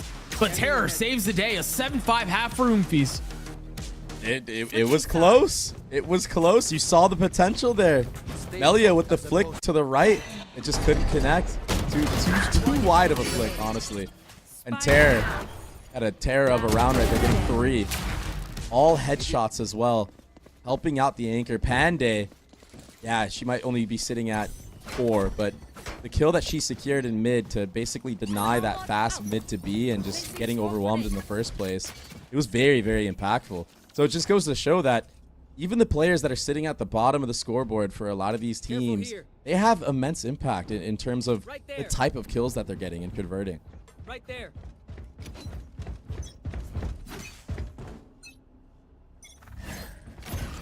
What can Oomies do on this attack side here? Can they put this series away? Can they stay alive in this tournament? We talked about it at the beginning, Dre. YFP were heavily favored. It's crazy. We talked about the likelihood of a 2-0 the way of YFP. But lo and behold, this is where we sit. The way that the map picks and bans went, it kind of felt like YFP was the one that was taking more of a risk, and it's something that you're not really supposed to do usually when you're the stronger team on paper. Yeah, you play it maybe not safe, but you play it confidently to your strengths. Exactly. Oh, wow. So, again, another narrow timing. Yeah, that would have been bad. All B space gathered right now for these. They're giving it back up. Yeah. And it's honestly such a smart way to approach this map, but it's a little bit too late into the round to be doing something like this, I believe. You kind of have to commit A, so if Carry doesn't get anything going here at this B site and just drops early, it's going to be a heavy rotate. But are they going to be? I think 30 seconds. they might. Part of the issue is how long this is taking, too. Carry's not taking any space, so there's no real threat. They are going to try to mid to B. There's going to be a little bit of help, yes, but elaborate with a lot to do. Tucked in the smoke, the goop over the top. Terra and Panday are able to get a couple. There's the counter punch.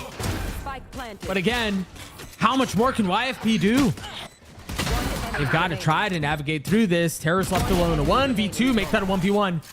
Marceline, a sheriff. Terror 74 HP. There's the tap. We're calling the bluff. Marceline on the swing and on the kill. YFP get to 6. Wow. This is so crazy. Comes down to a 1v1. And honestly, the shots that Scary Shark is hitting right now, with the pre-firing on top of it, yeah, let's watch it over. That was crazy. So much value. I mean, getting 2 and then getting the dink on the actual site player, and then this wide swing off of a timing from Marceline as well to win the 1v1. I mean, let's be honest. It's a disadvantage to go up against a Reyna, let alone a Reyna with full armor and a sheriff. Yeah, the job's difficult enough as it is.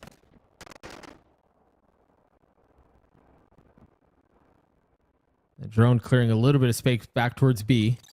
Spotting the alarm bot, but that's it.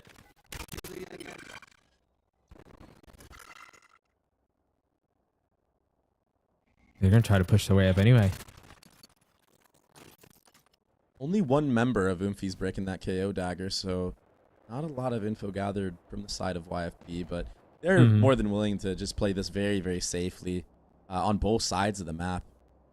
It's just pretty much taking the long range angles. With that Viper wall going down, though, that causes the protocols of YFP to start investing some of that utility to delay.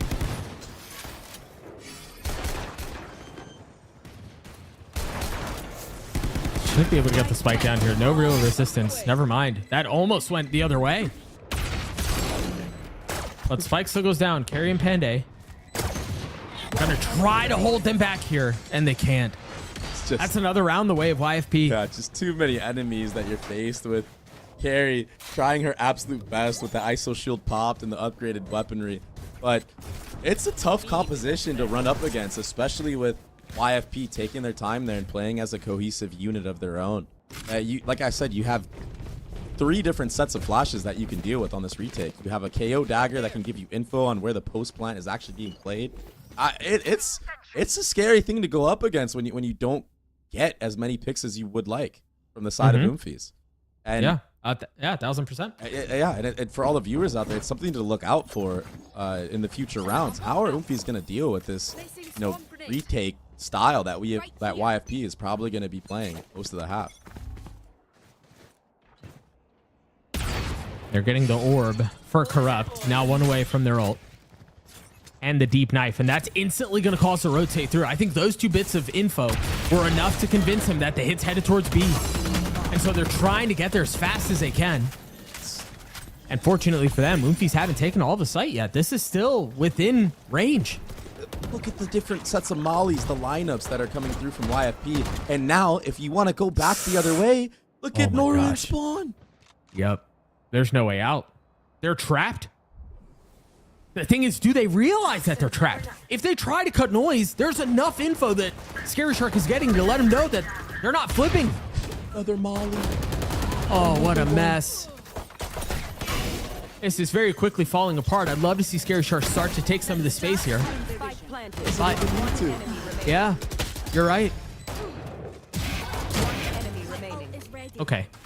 Well, we've got a mess now. She knows. Oh, she knows! Whoa! What was that clutch from Avery? The Red Bull clutch for Oomies. It was insane, Doug. All 3 members on site. It was something I was praising YFP about. Their retake. The way that they approached it as a team. But it was something that you shouted. That flank from Scary Shark was way too late. It made it obvious at the very last moments. Oh my goodness. They're still in this fight, and I thought we were watching Oomies kind of fold and maybe kind of fall apart and send us to bind, but I'm not allowed to fire up under anyone. It's just a stolen round. I can't say it any other way. Corrupt, careful. There's a lot of presence this way. And Corrupt can't find safe passage out. That's the fire that you were talking about, Doug. That's you just see it. The confidence in the swing, the hype. Yeah, Harry not connecting on the ult there. And that might be for the best, given that she's 0 for 2 on those fights. What was it aimed towards Scary Shark? That's the question. It wasn't. That might be the kryptonite, yeah. Right? I don't think YFP. It's just a save. They kind of have to save here, yeah. I mean, the picks that were gotten from Oomies going into the site were off of basically no utility gathered. I mean, look at how many sets of utility are still here. You still have 2 vulnerables, 3 vulnerables. I mean, apart from Carrie just using one of hers. You have the one from Avery. You have 2 shock darts from Terror still up for the post plant. You got a Viper Molly, a Viper Wall. It's just. Yeah, there's no way in. That's the worst. That's the worst way to lose a round if you're, one of the players that has to go for the retake. Oh, they got into sight without using anything. Great. Awesome. Love that. Yeah. Great. I think there's a real threat here for YFP, and I think for as much as the maps have been close, and even this has been kind of a little bit tit for tat, YFP have a couple of things they need to solve here, Dre. I think a complete confidence thing as well. Like YFP before losing to Shopify were on a 12-game win streak. And oftentimes it's tough for teams to bounce back. you know, once they've received their first loss in a while. Yeah. And especially with the way that you know, went into the first map, being up so much and losing again, all of a sudden you start feeling this immense amount of pressure and the stakes start getting to you. And Oomies on the other side, they're chilling. They know that they got away with a stolen map. I think there's something about being able to play loose as well. And, you know, we talk about this a lot, but there is a benefit to being the underdog. Yeah. And it seems like right now, Oomies are very comfortable. What's even more impressive is, you know, we were asking, specifically you were asking, you know, like, who's the coach of Oomies? And then we find out, you know, they don't have a coach. It's impressive, this team's teamwork and their chemistry without having, you know, somebody behind the scenes like that kind of orchestrating all the strategy along with it. A knife goes out. Gonna buy a little bit of time, but Oomies have gotten all the space they could possibly want and then some. Carry's so far up. Still has a vulnerable too. Over there. Avery off the ult. Is gonna want to take this fight. He has to. That's exactly what they do. No kill found, but info gathered if nothing else. And now the thrash. Carry's dead. There's nowhere to go. One by one, the bricks of the attack slowly start to fall apart. Panda and Terror, the two that remain, but Terror has ult. And waits! Off the first tap, doesn't pop the ult, and there it is, now committed. And it's all buying time. Still not halved. But I don't know that there are shocks. I think the defuse is going to be able to come through, yeah, with ample time. YFP punch back. Just an extremely awkward plant spot, to be honest. It's in the middle of sight, not even on a corner or anything. It's I don't know. Maybe it's a set thing that Oomies has. Maybe they like to plant there. I don't know. I think it's tough, but the retake from YFP looking way better this time. Obviously, not being 1v4'd will be good for your mental. That'll help out quite a bit. Yep. And hopefully it brings back some confidence for, you know, them to understand that, okay, our retakes do work. We just got to make sure that we're doing this cleanly.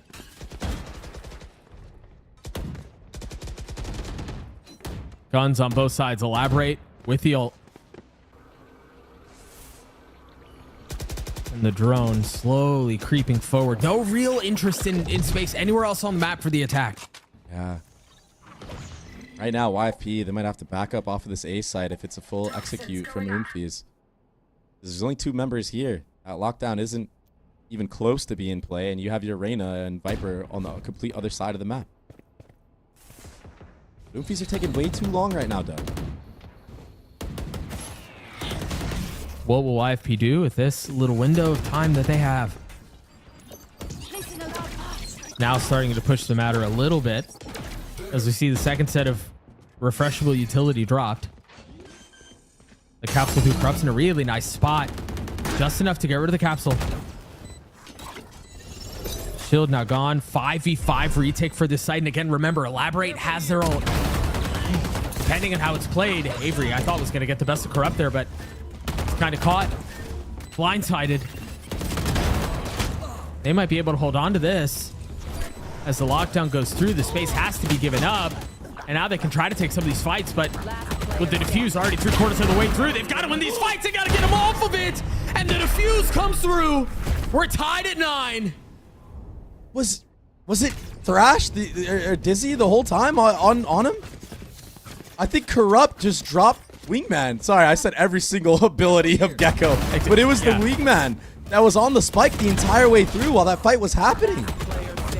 Maybe there was a lineup or something of the sorts from the side of Oomies, but just didn't connect and didn't take out the Wingman. I guess, yeah. That's such a tough round to lose if you're Oomies. Bro, what is happening? Op in the hands of Elaborate. Oh, gosh. Yeah, I don't know after a loss like that, like, how do you approach this next round? I guess you go up mid to B.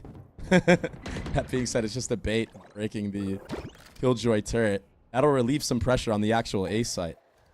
But the post plants at A haven't really been working too well for Oomies. That's a big pick. Yeah, the defensive op finally coming out into play.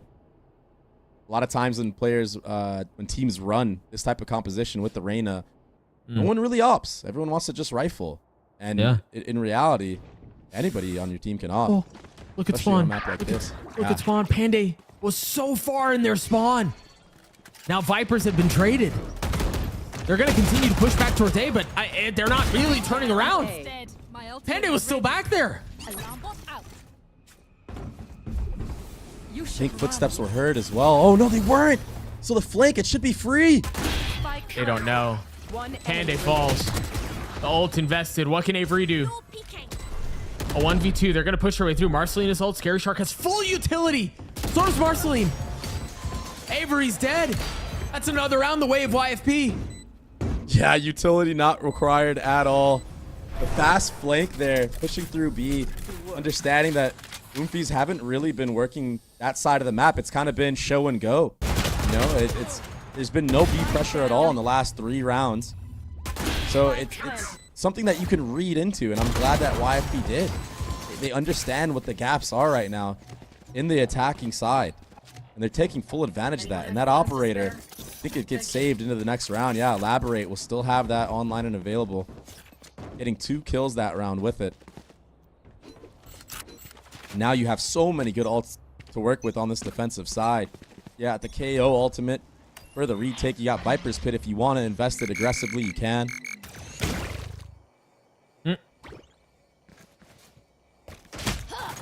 Oh, that almost goes the way of Elaborate, but a really nice shot from Panday there. That was insane. To do that to an opera that is jump peeking you. Yeah. Your reaction time has got to be so quick. Or your crosshair placement was just on point. Speaking of crosshair placement, Marceline there almost landing a death blow. Thread the needle there. There's an interesting spot here for Oomies. Panday's on the other side of the map. Gonna get tagged by the knife. But you see it's a KJ. So do they read off of that and assume that it's a lurker and then try to get back? You've got a lot of space taken from Corrupt across the middle of the map. But they've lost all contained. So the hit is going to end towards B, and they should be able to find the space here. But if they don't accelerate, they're not going to get the window. Yeah, they still have all this utility here. Yeah, especially with the lineup mollies and whatnot, and the triple swing back from Snow and also back sight. Marceline's going absolutely nuclear. Yep. There was so much utility there, and they were able to buy enough time off of it to get there and stop the round. Jeez. The retake protocols now from YFP are prevailing right now. They're coming out on top. Now we're seeing it. We thought that the 1v4 would be, you know, something that would basically demoralize YFP into oblivion. They brought it back. They're looking like they're in full control right now. Even the fast reactionary play that they're doing, as soon as that knife landed onto Panday, Corrupt, knife out, runs through bottom tube, understanding that turret's down. And maybe there's a window of opportunity to pick off Panday on the rotate. A lot of confidence swinging back into the way of YFP to finally finding the groove. The groove that they hadn't had for a little while there. Off of the molly. Elaborate getting 2. Melia getting another. B is just entirely shut down. A flawless round to get to map point on Icebox. What a response. Yeah. Great sight setup. Elaborate had some of the freest kills, honestly, for an anchor to get. And that's all because of the distraction that Melia put from Yellow. The jump spot right at the very end there, popping the molly so everyone just gets fried. The one way is up. It's just too easy right now. And then Melia popping her little head up as well, hitting the picks off of Elaborate. It was a nice little 1-2 punch that they just did together there. And now Oomies, they're feeling the pressure. I mean, we have to... actually, I shouldn't say this because if Ascend has taught us anything, it's that the map isn't over until it's over. But you kind of got to wonder what's on the cards for Bind here. God, I don't know. Hopefully YFP aren't looking too far ahead. They need to just close this one out. They don't want to make the same mistake twice. clean. It might be tough for that to happen. Yeah. There's just so much noise found here. Avery and Supercat left into 2v4, and now they're going to have to deal with Rash as well to keep this map alive. And yes, that's going to help. A 2v3 now. Corrupt with 14 HP. I wonder if... I guess you can't really drop the bid here. You want to keep the sightlines that you can, given that you're outnumbered. That's a weak one. Able to land the shot. Steady on the second. Not able to connect. Avery left alone. Not able to connect either. 13-9 for YFP. We're going to bind. They stay in this thing just like that. I mean, I for sure thought that after that 1v4, this was going to be a 2-0, and people would be like, oh, they choked, etc., etc. But we will be going to map 3, which is honestly just a relief for YFP, all things considered. It could have been very, very bad for the big 3. We'll see what they can do to bounce back. As we saw in map 1 and we saw in map 2, it's literally anyone's game. One map to decide who stays alive and who goes home for the end of the year. You're not going to want to miss it. We'll see you guys soon.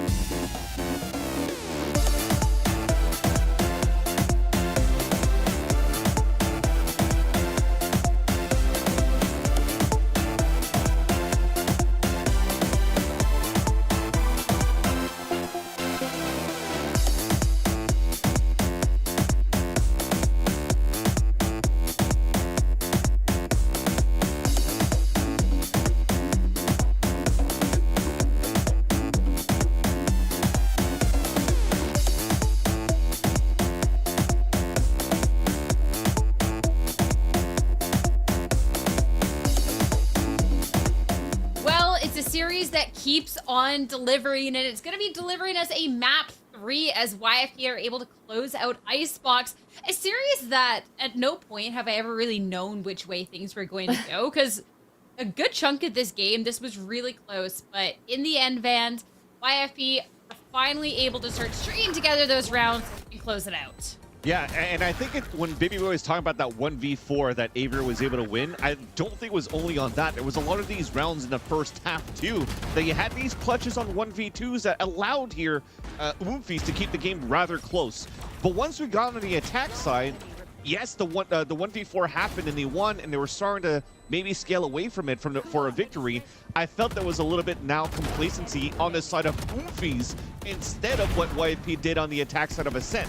What I mean by that is in these post-plant scenarios, you had Avery just trying to push through their own smoke, trying to fight back towards the screens, giving their lives away at that position, and not really allowing Oomies to really play a good post-plant towards the end with these plants towards the A site. And there's also that round where they went for that plant, oddly enough, towards the back of or the middle of 410 and the site, and you can't really play around the Hunter's Fury or any sprays behind that. You had to play for util on a 2 versus 4 when the opponents still have a wingman. There's a little bit of miscommunication there to where, unfortunately, you let that slip and you're not able to close this in a series of 2. So now YFP have a great chance to close it back and keep the rankings the way it should be according to Athena and Baby Bay. Yeah, I mean, I'm vouching for YFP just for the rankings. Literally, that's it. No bias here. But I really agree with you. I feel like for the first part, we were really watching both these teams ironically play really similar, where both times both sides, it was like a lot of retaking on A, a lot of these post plants for both teams, a lot of retakes towards A. And the biggest thing we touched up on for both these teams before the game even started is how brawly this map is going to be. And towards that B site, it felt like neither team was able to actually properly scale up and get the space that they needed. This could be because of the comp, they don't have that solid sage wall to kind of delay and hold it off, but because both comps on their defense side had so much delay, Viper mollies, Gecko mollies, you have flashes, ISO shield to just burst through. There's so much delay that they could not be able to get onto the site super quick, and everyone was just kind of fighting, doing a free-for-all. So that is kind of what we expected coming into this. I do think it's still looking a little bit scary for YFP. I feel like this isn't the YFP that we're used to watching, or at least it's not the YFP that we've seen play against Shopify or FlyQuest. And I feel like a lot of that might be down to also the fact that they don't have that many VODs on Oomies to look at to kind of understand how they play, and they're trying to adapt on the fly, and it's just not working out the best for them. And I also think it was very normal that this is going to cater into a fight that was going to be very brawly when you're looking at the composition nature of both of those teams, where you don't have an agent that's going to split the site or create some space with the dashes, right? So it was a lot of like delays with util on one end on the defense, wait for the wall to come down, and then hopefully the trades are going to be perfect. So really, you had to bring those fundamentals through. It looked like it was going to be in favor of YFP for most of these fights until these clutches happened. So again, it may look scary for YFP, as Athena was mentioned before, but at least when you saw how they were trading off each other in these brawls, there's an opportunity there to still carry that over to blind. I mean, when you're talking about that things looking okay for YFP, and then all of a sudden these clutches coming out from Oomies, there's the one round you saw a little bit of in the highlight package, but we want to go back over to Athena and talk about round 15, especially to kicking off with YFP and the setup that they were getting for themselves. I mean, this round was just in the bag for YFP. Yes, they were on a weird buy. Some players had Spectres, some had pistols, some had rifles. But look, Scary Shark is all the way in spawn. They know that this team now, Oomies, is stuck towards that B side. They know this is 100% going to be a full B execute. No one is able to lurk. No one is able to fake. And now all these players get onto the site. Util is thrown. But again, all these fights going the way of YFP, and the whole time we're thinking, okay, this is YFP's round, this is going to go their way. We delayed for a lot of time, the plant goes down, doesn't matter because we're killing everyone, and then Avery just comes in with this crazy 3K and then clutching it out with a 4K, literally 1v4ing to turn that round around. And so that's what I mean when I'm talking about YFP being a little bit sloppy, because that is a 4v1 situation that should not have happened. No one was able to trade. No one was able to kind of figure out the right positioning, the timing, and just play it cool. Everyone just kind of did this panic wide swing, and it just didn't work out for them. But they brought it back in the end, and I feel like right now they might have the momentum to kind of go forward into that third map and bring kind of what they actually have. In those last few rounds, they showed that, but it's still just a little bit scary, and Oomies is definitely keeping them on their toes.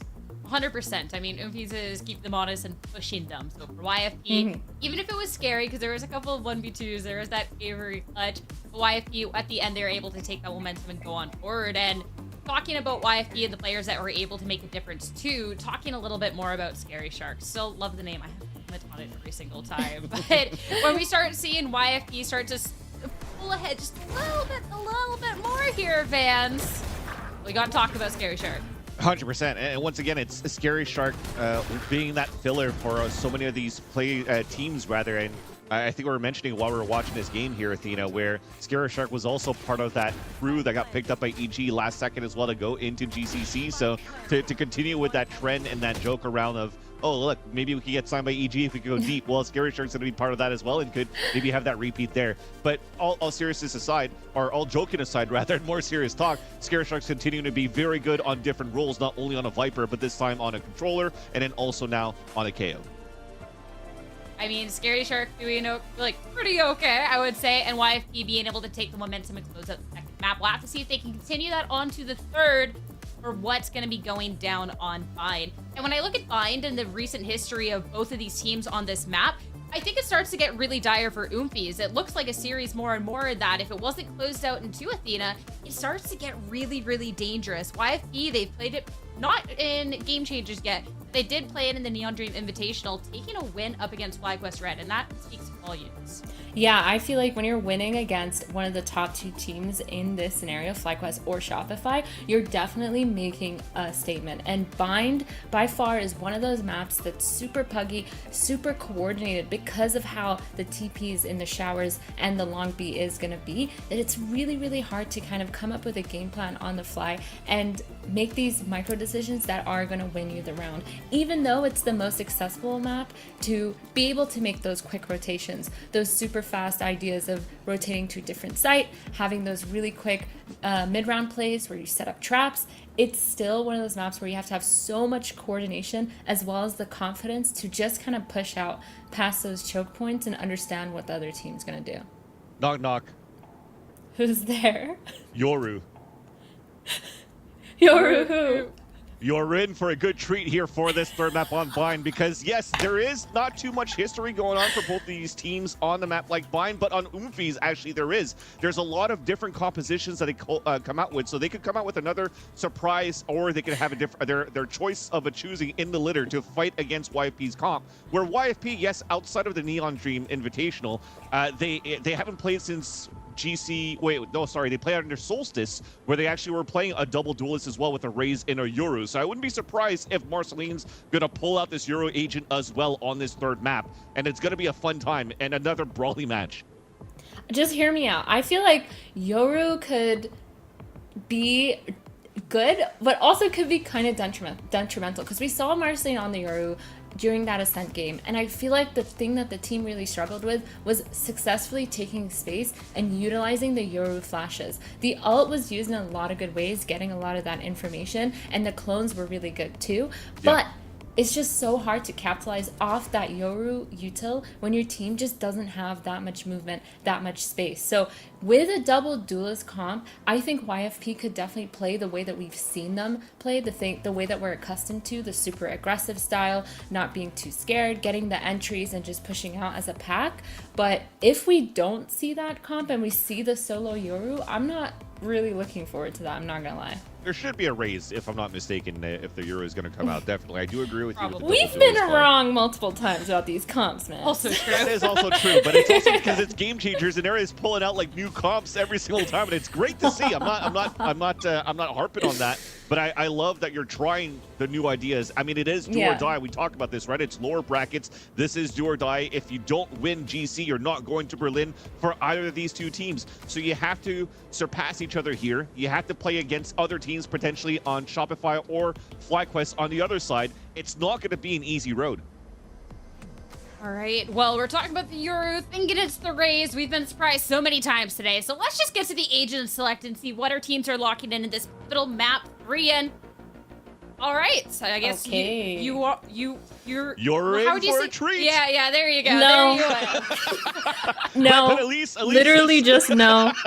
At least this time around, it's not Marceline that's playing their Euro. It's actually Corrupt. So this is something new as well for Corrupt, who's been playing more initiator roles, deadlocks as well. And now the latest addition to YFP is coming out for a duelist role. And I'm not against that, because Corrupt was kind of owning in terms of the fragging department under that deadlock on the first map of Ascent in this own series.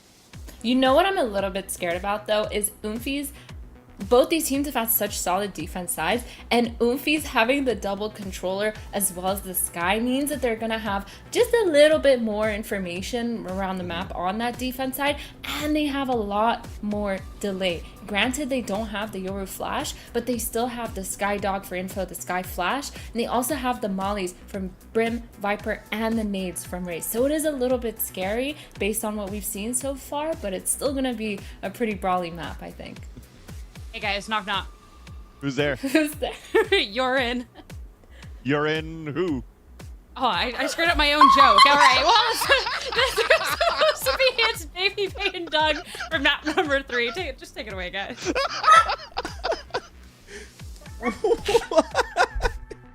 Nah, she did that on purpose, bro. There's no way. She did that on purpose, no? Surely. I don't know. I really hope so. Surely, bro. Surely that was on purpose. Anyways. Okay, right. Let's talk about Bind. The Yoru against the Rays. It's elimination on the line. All right, back to serious. Let's set the seriousness aside here for a moment. Because we're having a good time. Look, Dre, I need to get your thoughts on these. I need to get your thoughts on these comps. I'm really sorry. I'm sorry.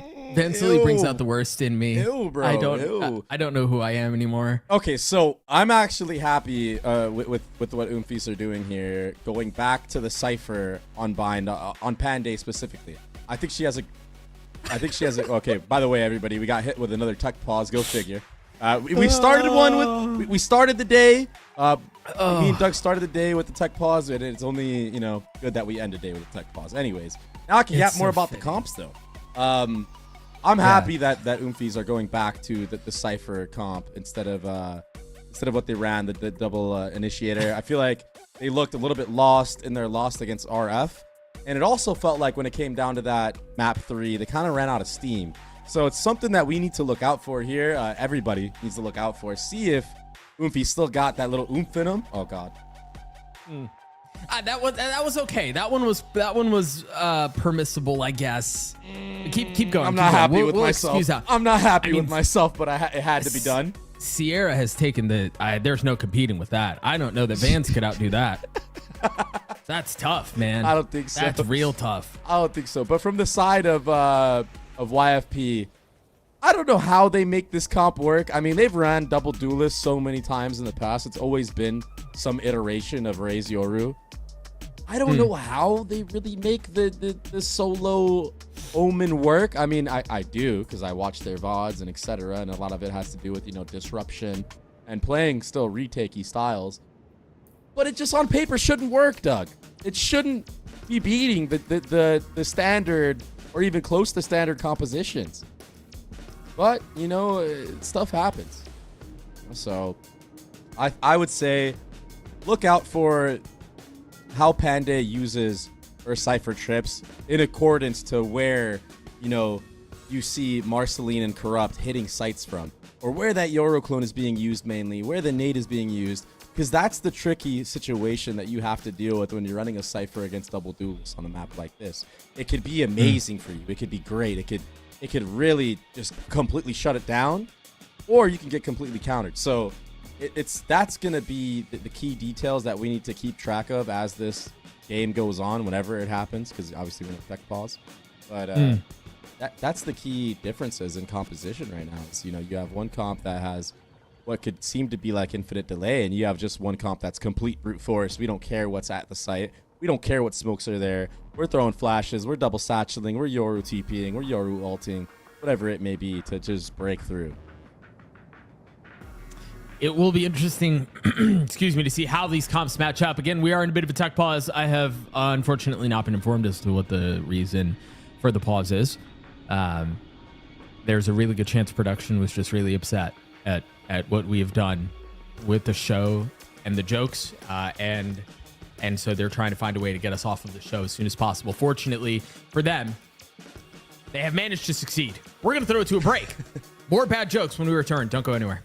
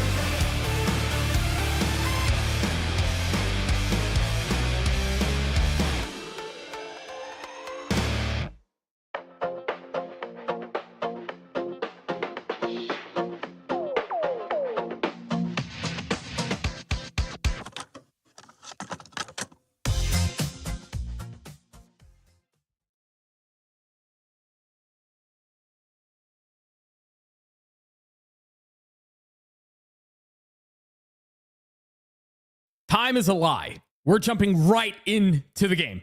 Don't worry about the timers. Don't worry about anything else that's going on. Worry about the fact that we're 10 seconds away from kicking off map 3 between YFP and Oomies. We're going to talk about the Yoru Raze comp and how they're going to be able to execute that on attack. You imagine there's going to be a ton of firepower with it. And Dre, I think we're going to see that right off the bat. Yeah, it's going to be a full exec. The Gecko Molly lineup to secure all of that showers already. And I don't know about you, but this song is going in. You hear a song? Oh, I had a stream open in the background. I was wondering what was going on. It's a fight in the back site, though. Marceline versus Carrie popping off. Elaborate. Zoned out of U-Haul for now, but they managed to get the spike down. I don't really have a ton of util to play around it. It's just going to be the pistols now. As Carrie's the first to fall. Still a couple of members on the defense. They've got to be able to flush them out of a short. They can't just leave them there. And so far, so good. One found. A little bit of help on the other side. Finally connecting the defuse. Uh-oh, we can't see it. Ah, they stuck the defuse. Oh my goodness. This is how we're starting off map 3 after the long tech pause. Where did you come from? It's going to be a ninja defuse from Panday. I mean, forget the trips. Forget everything else. All you need is a brim smoke and Panday to just stick the bomb. That was all she wrote. Avery did a great job there as well, taking out Scary Shark, who went honestly huge in the last map. So Oomies off to a great start, considering the fact that it kind of felt like YFP were in full control of that site. Deep flash confirming a little bit of presence. A smoke to suggest the hit towards A. Will they bite? No rotations yet. Jump Spot does see multiple members. Maybe now Aline and there to see Super Cat. Ought to trot towards that B site of the map, but it's going to be a freeze once that Viper Wall goes up the side of YFP. Trying to see if any mistake is going to be made. The side of Oomies, maybe a rifle that they can secure. Oh my goodness. A little bit of buckshot through the cage. That doesn't feel good. That weapon. So scary. It's quite silly, isn't it? Yeah. You know what else is silly, Doug? The classic. Bends? Yes. Oh. Yes. The classic right click is what I was going to say. Look at that. Wait, they're making a run at this. Oh. Not able to deny the spike plant. Still 2 classics left. 1 weapon upgraded, and it is a Bucky. And there's a classic right click. No way. Panday in a 1v2. They're so weak, though. Oh, you don't check them. Oh. What a mess of a round. Oh, no. If you're Oomies. No. The classics, they're just so annoying to deal with. Elaborate, I believe, got the 1v1 onto Avery, who was holding from pocket. That was very, very rough. It's so tough. I mean, that just feels terrible. You had everything going your way. You even had the entry. But the classic right click is just so RNG. Sometimes it just, I mean, out shotgun's a shotgun. There you go. Yeah, sometimes it hits and other times it doesn't. Yeah. Other times it literally doesn't shoot straight at all. Yep. And oftentimes when it doesn't shoot straight at all, you hit the headshot. How does that work? I wish I knew. All right, well, that Bucky is going to now be in the hands of Marceline. Be the forefront to taking all of this octagon space. And what YFP needs to do already is use this double controller to take a little bit more aggressive space in either hookah or B long. Giving all of that real estate for free just makes that site execute just way too kind of oppressive to deal with. I mean, they're just creeping their way all the way up here, Doug. This is... Surely they can isolate that, okay, someone's probably in hookah. That's why the smoke comes out there. It's a crispy shot onto Panday. These shares have been problematic all day. And so is Outlaw, to be fair. Yeah. I mean, the spike is planted B. You have Corrupt lurking in showers, who already has a Yoru ultimate online and available. This is going to be a tough mountain to climb. You are... Yeah, I don't think you're gonna. I don't know that you're even gonna be able to take a first step up that mountain given the situation that they're in. Yeah, I mean, even forget this round. Just think about the next round. What's online and available? Yeah, Thrash it's online, only getting worse. Yeah, Yoru Ultimate. The economy right now for YFP. I mean, you have players that are almost gonna be maxed. I mean, Marceline sitting at 6.3, Melia at 7.1K. This is such a strong start.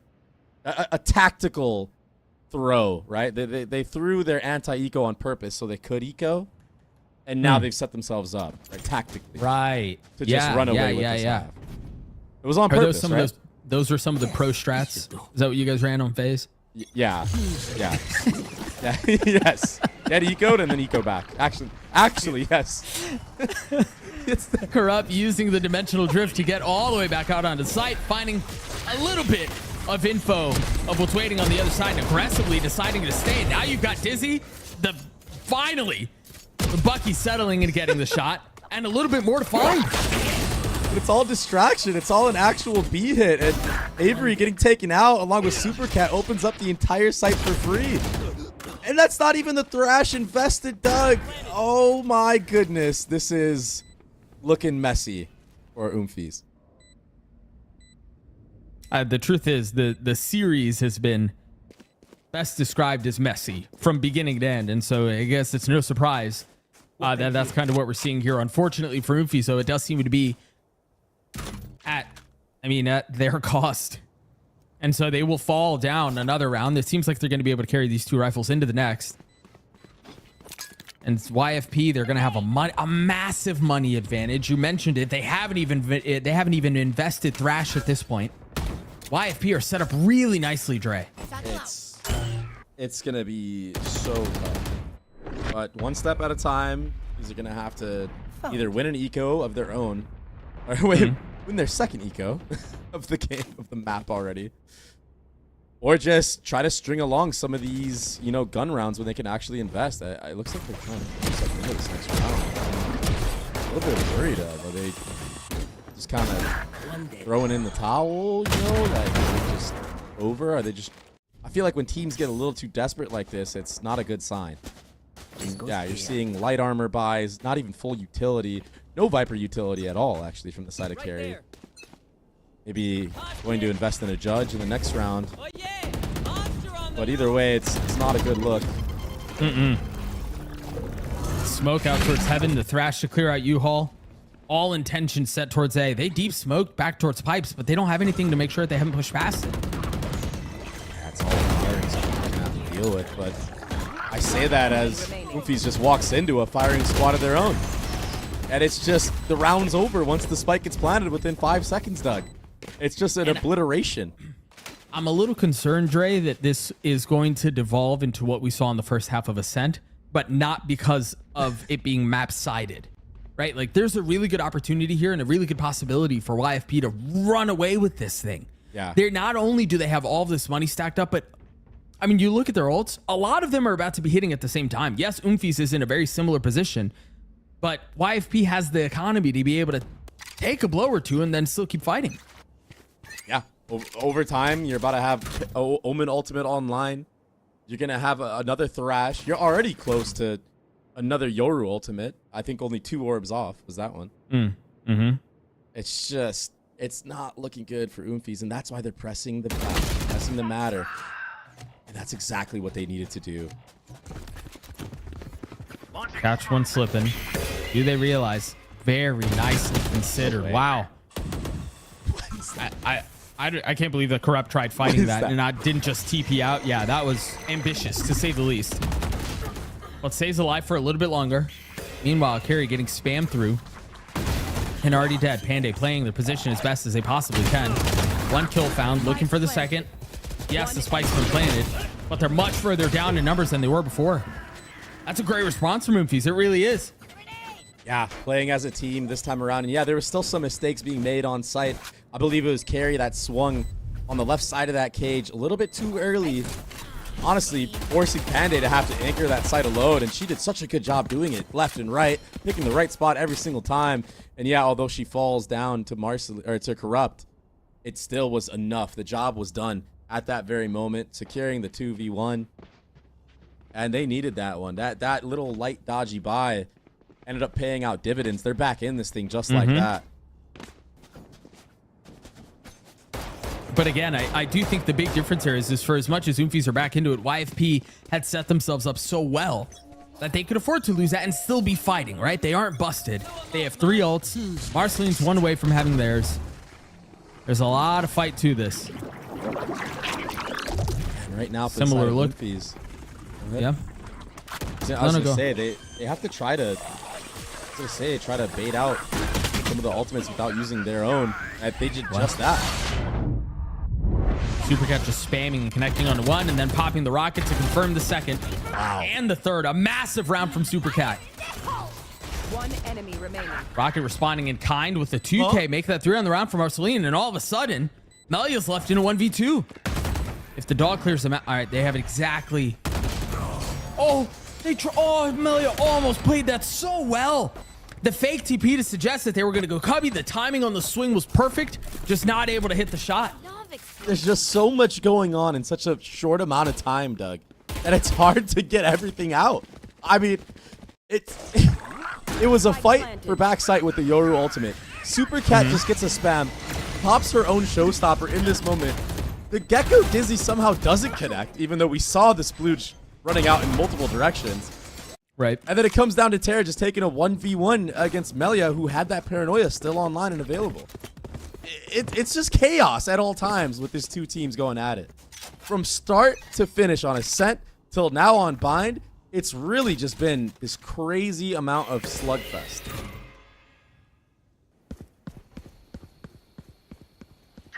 They continue to stick around in this thing. 1 round between the 2. That is a very, very weird ult. It like barely gets a little bit of Octagon. It doesn't get anything inside of actual hookah, but it allows you to play a little bit more back, towards the default of sight. I feel like this is something that can get abused though, especially with this Thrash coming through. I think that's where a lot of that strength comes in. Is it's hard to kind of jump out of hookah. Marceline with a nice mobility there to try to get out, but Carry catches them slipping. They had no idea that Carry had slipped the net. 3 kills found. Hit still in play. Marceline's left in a 1v3. Oh. Make that 2. Oh, they almost lined up for her there. Yeah, it was almost a lineup. And Carry, good proactivity, keeping out of that Viper smoke that she dropped of her own, but it's a risky play. Imagine, the Octagon players are just waiting. Right place, right time for Carry in that moment. I'm really worried for Oomies with the fact that they keep letting Wingman plant the spike for free without breaking. That's a big win condition for YFP. Yeah. They don't really have the opportunities to slow rounds down and kind of play slow. They have to be explosive and hope that spike gets planted with that first layer. And that's why they've been having a lot of strengths on their post plants and etc. Oomies, if they can make that adaptation, it might make it really hard for YFP to get something going. And that's such a good omen smoke to dodge the Sky Flash. This is something that used to be done a lot more back in the day. It's cool to see it still being implemented in today's game of Valorant. And that's an interesting way to go about it. If you're running a Viper, you can drop the orb and then well, I guess you can't really pick it back up anymore. Never mind, that's changed. No, but to your point, yeah. I mean, that's why they're running the Omen. They have cool little set plays like that can make the difference of you getting all the way up B long and not. Panda's trying their best, playing back sight. But again, the site is riddled with members from the attack. Spike planted. Timing as well. It's perfect. Yep. Oh no! Supercat just I don't. On time. Whoa! Yeah, they did. You're absolutely right. Meanwhile, Carry getting 2 on site. Avery turning around and realizing that there was danger behind him. Really nice comms. That could have been disaster. Absolutely. It's Marceline and yet another 1v2 showstopper online. Saw what she did last time around with this one, but that nade, it's going to do a lot of damage. Discipline, though. Popping the ult. Avery's calling the bluff. Gets it to half. That's not going to connect. The kill doesn't either. That's a big ult down there. And another heroic play from Carey. That fadeaway shot, that second kill, was actually insane. Gotta see the replay on that, hopefully, or maybe they'll play it in the post, but that was ridiculous. Look at this. First, the second fadeaway on Amelia. I mean, you can't do anything about that. No, not at all. And then honestly, the patience in this 1v2 to tap the spike with the smoke on it, allowing Supercat to walk all the way up, securing that kill. I mean, even if Marceline converts that showstopper kill onto Supercat, still advantage the way of Avery. Yeah, 1000%. That's still a really tough 1v1 that you have to convert on when somebody's that close to you and they know where you are. So it will be a timeout for YFP around the same time as the last map, you know, around that 8-round mark, 9 this time around. And you know what? Now I'm thinking about it. Did Oomies ever call a timeout on that icebox? I'm not sure if they did. They haven't called a timeout all series. That's the tough part about running a roster without a coach. Sometimes you get so invested into the actual game itself that you forget, we have, you know, something that we can take to chill out and, you know, think about what we really want to do, what our approach should be, or an adaptation we should make. We'll see what the adaptations are on the side of YFP here, too, as they're the ones who called the timeout. Yeah, just go back A. I mean... just go back A. Well, and you had they had so many clear protocols at the very beginning of how they want to roll out through taking showers and stuff like that, I mean, I wouldn't be surprised. Yoru clone taking showers with the molly. So valuable, honestly. But this time around, Supercat's ahead of it. Both members were anchoring that, and it's because of these trips on short that was able to happen. And a falling the site. For the most part, they don't have any shower control, though, and that's why you see Elaborate starting to flank around. They have to play their cards so quietly, though. You don't want to give your position away. You almost have to wait for the wall to go down for you to make your move, and that's exactly what Elaborate has done. Will there be enough discipline to clear the right side, though? 1 kill found. Supercat now realizing where the rest of the firepower is coming from. That's Elaborate. Melia trying to turn around and deal with every single corner around, and cannot erase. We raise 1v1 further round. Nade's going to push Marceline off for a little bit. No utility left for the attacking side raise. Supercat still with so much to do. Has to tap, has to go, has to take the fight. And it's just a bait at the beginning, but really nicely handled by Marceline. Gorgeous play. Yeah, this time around, securing the 1v1, the jump spot off of the box, just absolutely finessing in the head-to-head raise duel. But it was this reflank from Elaborate that was honestly the game changer there. Yeah, she gets traded out, but you can clearly see that players were not aware of that. And why should you be? You know, the spike's already been planted. The clock has already been ticking down on that spike timer. Let's get it. Tough.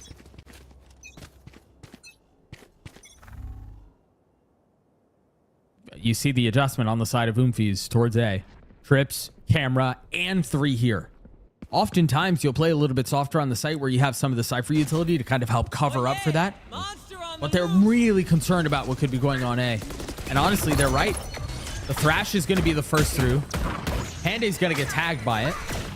Staying alive at least for a little bit. The flash on the other side of smoke. Very nicely done. But now you might get cooked. Forced to swing and fight back sight. And Corrupt's traded out. The spike gets out too. Oh, there was still a lurk from Scary Shark with Terror. Ahead of the game. Takes her out. It was a free B site though. Nobody was here to make it in time. Melia is going to have to finesse around her own smokes right now. Oh, I think a shoulder was seen maybe by Terror. Elaborate's really far off here. That's a really tough fight to win, man. As soon as they get smoked off hookah, you're just kind of left alone. That's 2v4. It makes it near impossible, especially with the spacing of these in this exact moment. But the spam does connect. Wait a second. Elaborate doesn't have money here, yeah. Oh. I don't. So you enter the last round of the half with a broken buy. 5 rounds though on the attacking side. It's pretty decent, all things considered. I mean, you're only working with limited utility on this attack. I guess it could be a bigger thorn you know, going on that defensive side going into next half because, you know, you don't have as much rechargeables to keep delaying. But all things considered, you know, the way that Melia has been playing with this paranoia has been the most impressive thing that I've seen on this attacking side. She's really holding it for contact in multiple different areas. And it's gotten value, hitting 2-3 players at a time. Yeah, she's been very selective with it, and it's been, you're right, it's been perfect almost every time. You imagine Marceline's going to want to satchel out from this. With the Yoru getting a little bit of info, a crunch towards U-Haul. That's exactly what they're trying to do. Any info found off the Roomba, they're traded though. And a Bucky has slipped the net. Such a good spot to be with the Bucky here. The timing couldn't be more perfect. I say that. What? As Super Cat just absolutely obliterates Marceline and Carry obliterates Elaborate. That should not have worked. Oh my goodness. The Dizzy out, the Seekers are going to be pushing through along with the Thrash, but all attention towards B. With the spike planted, are they going to try to swing and fight back sight? Take a close side. Scary Shark's position here. Ooh, that's dangerous. Second one coming through. Now they're going to be trying to funnel in from Hookah and from Spawn. 2 found already. Make that 3. How have they kept him back? It falls into a 1v1 and Avery saves the day again. The spray control from Avery in that exact moment, that last kill. That was insane. It's so hard to do that when the weapons reset like that. She just got done tapping another player in mid-sight or something. That means the recoil is going to go miles ahead. Yeah. To be able to settle that, that takes an immense amount of mechanical skill. One enemy remaining. Look at the... Oh my gosh, it's beautiful. You have to pull down so hard in order to achieve those shots. 11-8 for Avery after that massive round to get Oomies back into the lead. And again, the emotional roller coaster of this series continues. It felt like YFP were just going to run away with it. And then every single time that happens, there's always a comeback. And it's been for both teams this entire series. It's been this never-ending back and forth. But it's got to end here. Someone's got to come out on top. Someone is going to be eliminated.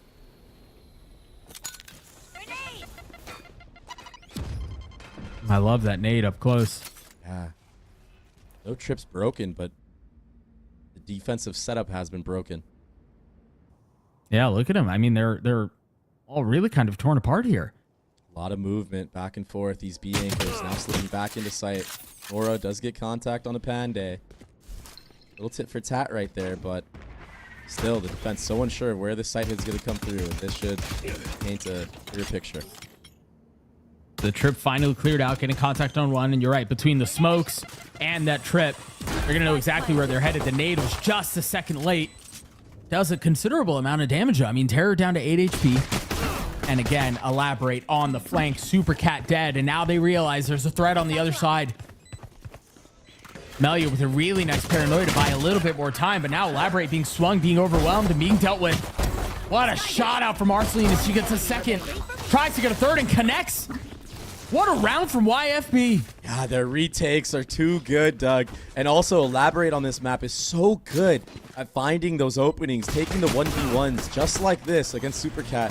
Yeah, she gets caught out, but it was Marceline with that satchel that actually hit 2 members, eliminating the double swing from U-Haul. That was very, very sick.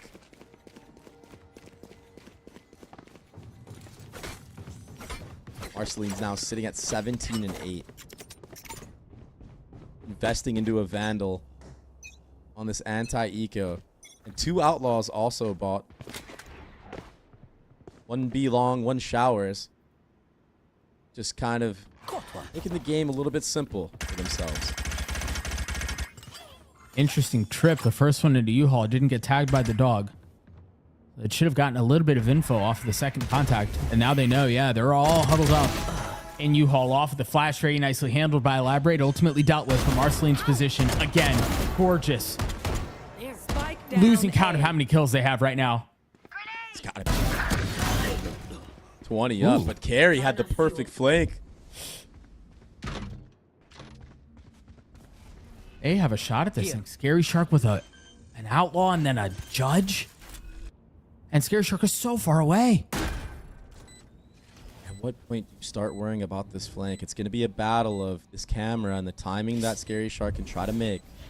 Yeah, but there's nothing to suggest that the flank is coming, so I don't know that there's anything to make him look back.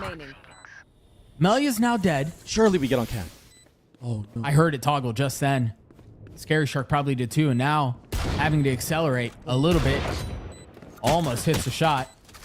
Now getting spammed through, switching over to the Ghost. No challenge from Heaven.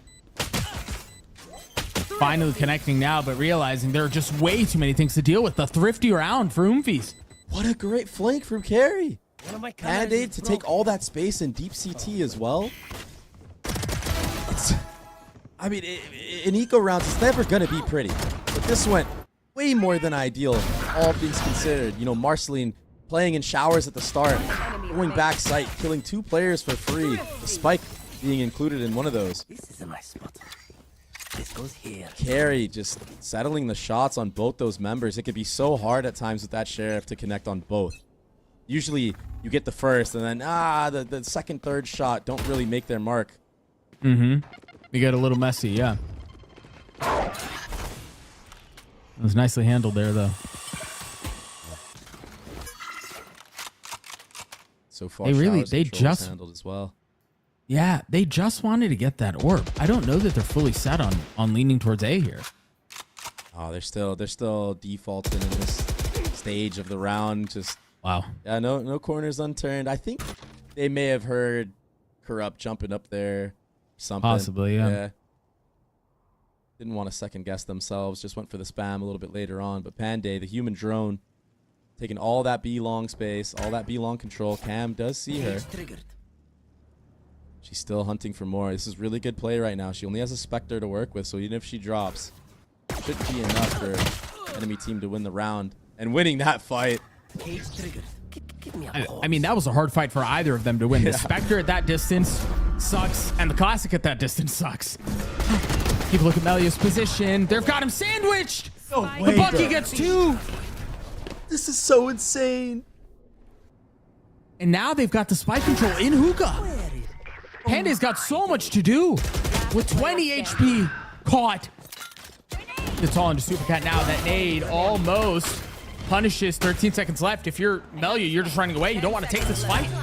You want to stay alive as long as you can. The satchel out, not looking the right way. Melia gets 4, and it's a thrifty round for YFP. Great job from Melia to just hold hookah that entire time with the Bucky, but another thrifty. Oh my god. It's just heartbreaking, though. I love that from Elaborate, though, understanding that they had hookah control, and you just kind of have to put your body on the line there. It's just so heartbreaking if you're a fan of Oomies. They've played this map great so far, but some of these rounds where they basically just throw clear advantages. Yeah, it's definitely going to be something that will be in the back of their brains if they don't close this one out. Another entry though. Side of Oomies. The op towards B long with all of the defensive utility, but plenty of noise being made towards A. Big nade used there to acquire all that showers control. Corrupt. Might try to get a disruption here. 1 TP out potentially. Really nice flash. Holy smokes. Very pretty. Now Terror left alone. That's really nice handle to get at least 1, but the 2 remaining guns will stay up. And most importantly, I don't think they ever saw Elaborate's ult. Or op, excuse me. So they don't know that's on the field. Yeah.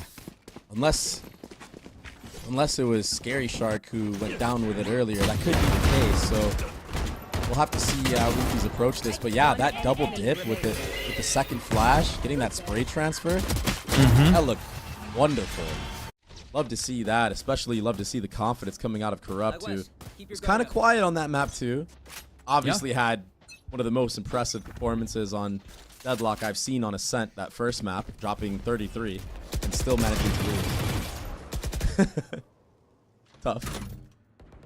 Real tough. You may have been right about the op thing, by the way. Scary Shark off of the Cypher cam. That is a nice, really nice setup. Yeah.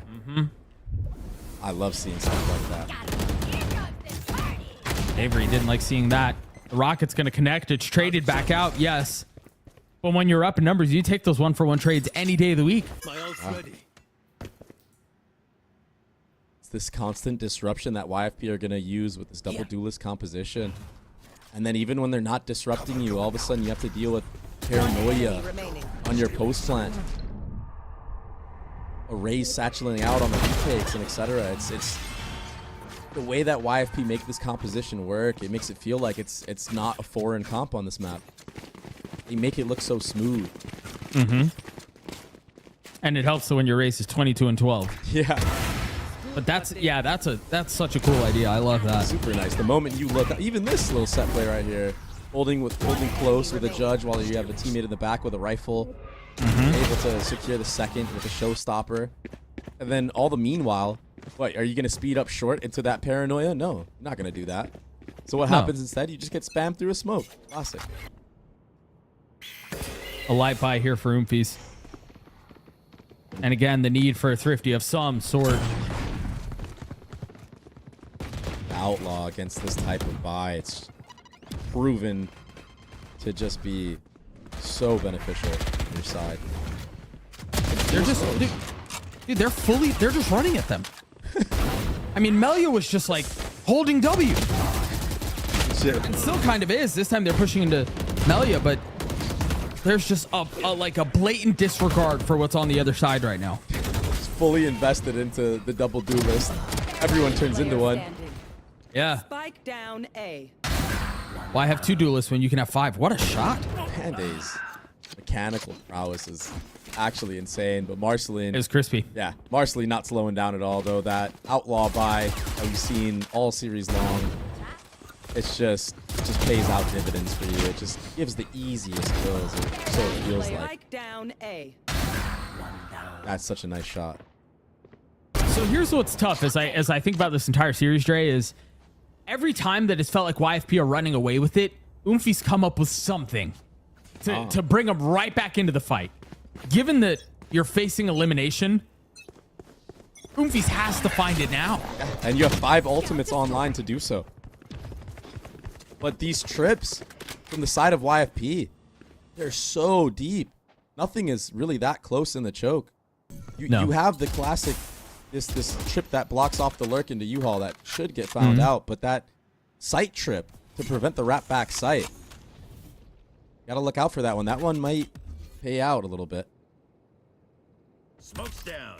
The weird freeze thing in a here, situation like this. And the weird thing here is that hookah line is taken by Nora.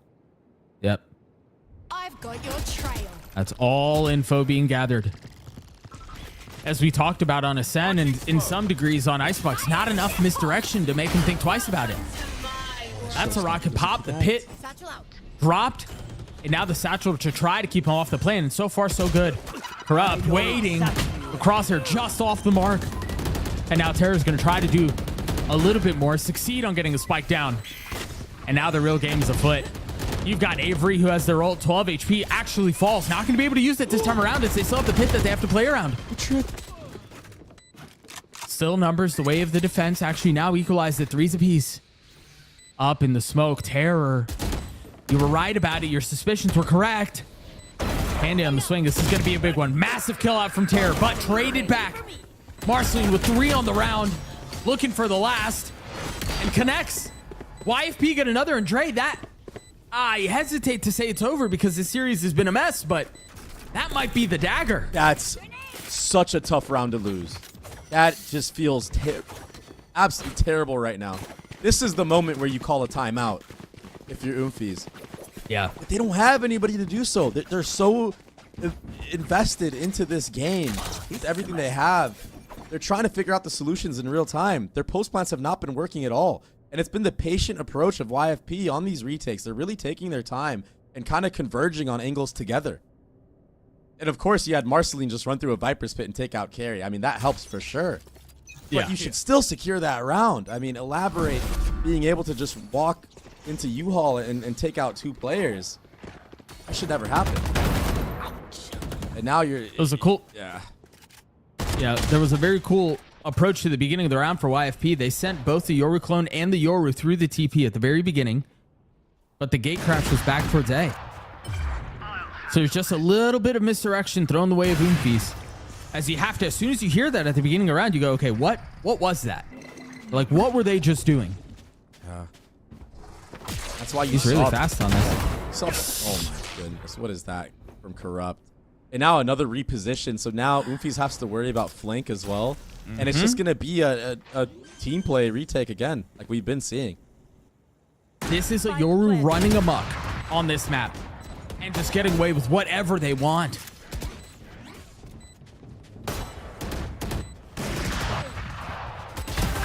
I don't know that they can find a way back into this, Trey. Oh, Carry's doing their best, so 3 kills on the round, leaving into 2v2, still a shot at this. But you've talked about the retakes and how good they've been. Make that carry with 4. The need for the ace, and they will deliver. The iBuyPower ace as Oomies stay alive. Yeah. Carry making up for last round. She dropped in that Viper's Pit to Marceline. This time, I believe it was the first blood on the Marceline, and then securing the last 4 as well. A great answer back from Oomies. They're not quite out of this one just yet. But the buy is still a little bit scrappy. This last wide swing at the end here on Elaborate was much needed. If you hold an angle like that with 1 HP, it's likely you're just going to fall. Will reveal their secrets. Can you keep it up? There is no up and play this time around, but Marceline, again, with the Judge and Showstopper available. Go get him. More aggressive trip this time around in short A. Skydog might be able to see this one. Scout destroyed. Doesn't. Plays a little limbo. Yeah. I wonder if the audio cue was heard, perhaps. Time to jump. I mean, look at that. A fake TP, a clone headed towards showers, an actual TP backside. While Corrupt's playing up close, doesn't get a single kill. Oh, that rocket could have been so good! But Terror with 2 massive kills. No one's holding the smoke, dog. Oh, it doesn't matter. Shots couldn't connect for Melia, but jeez. Oomies, it felt like a round or two too late, but they're fighting back, Dre. Yeah. What was that shot from Terror as well? Onto Marceline, who popped the Showstopper with the satchel in the air. I'm hoping we get that on the replay, yeah. That was insane. Forget the entry on the pocket. But taking out that window of opportunity that Marceline had to even the score. Make it a 3v3 at the very least. The way that was just executed was honestly ridiculous. What a nice shot. And what so a perfect moment to hit a shot like that. Sorry for cutting you off. I mean, it was what was needed. It was exactly what was needed at the time. And that's the thing about like big moment players is they deliver. And that's exactly what Terror did. Here's that second shot. I mean, head was just barely popping out of the smoke. Or out of the orb. Look at this. Pop. Sit down. This goes here. And that might, I mean, I hesitate to say this because who knows, but that might just be the spark. I mean, off of that, you get, what, another Sky ultimate online? You have a Brimstone ultimate online as well that you can play off of based around that info. And if I'm Oomies right now, I'm avoiding some of these close range angles. You've had a lot of success walking all the way up B long, all half long. Really, the only time you weren't able to take it was that up play with the cam. But the economy doesn't make it so YFP can invest into that operator, so... Right. I would have probably made my approach been like that, but they're going to be going towards A. All 5 players geared up here for the execute. Really nice very early on. That flash was so nice. They clear out the trip, the nade, off the other way. Corrupts Judge, gets the best of the duelist. Great trade. They still have a couple of members on site here. This is not safe. You still have Brim ultimate you can use as well for the post if you get all the way out. Trips on either side, but they're not deep enough to give you the peace of mind that someone is actually not going to flank. Carry's on a late flank. Carry's going to be on a late flank through showers. If the timing is right, that could be everything. Carry has to accelerate. Elaborate's already gotten 2. There's Carry striking on a Scary Shark. Avery getting 2. There's Carry on the last with Melia on the other side. The spam through the smoke connects. Carry gets 3 and we're tied again. Not only are we tied, but Scary Shark invested the Thrash into that retake, and they didn't convert off of that. That is such a big ultimate to be invested into what was basically a light buy into the round. It really felt like that was a make it or break it moment in this map. Map 3. Nevertheless, it's 11-11. We're tied up. And again, whoever loses this is eliminated. They're done. Year over.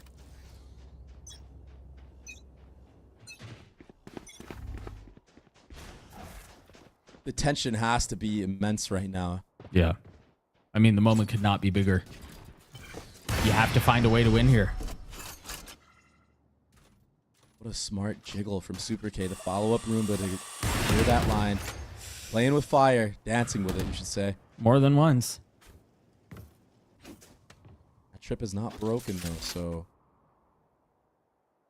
Oomies go back towards this A site. Take too long doing so. YFP, knowing that trip is still up, to be confident in playing a heavy stack towards this A. Yeah, you see the lean already coming through on the minimap. Elaborate is going to be here for the actual hit. They're so spread. Marceline, all alone in showers right now. Destroyed. Let's see if Oomies are aware. Let's see if they have any protocols to deal with this. You've got to know that that's a threat. And I mean, it might not matter. They might have to worry. They might not have to worry about clearing out showers because members are dying on the way. But they managed to get the spike down. They managed to drop the pit too. Melia on the tap. That's got to be enough of a threat to push it. Carries down. So is the pit. Avery's on their own. A 1v3. Marceline's gotten the defuse to half, and that's not going to matter. YFP is going to get to series point. Oh my gosh, Doug. Everything was looking so promising for Oomies, but it was Marceline who had all that deep showers info.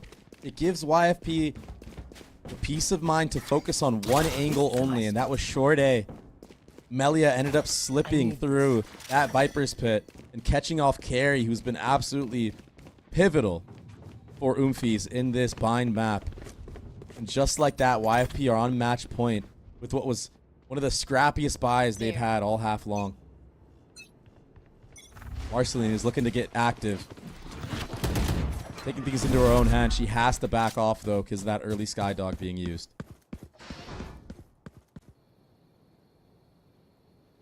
Doug, this is something that Oomies hasn't seen yet. This operator inside of Hookah. It's not going to matter because it will be a full front force at A.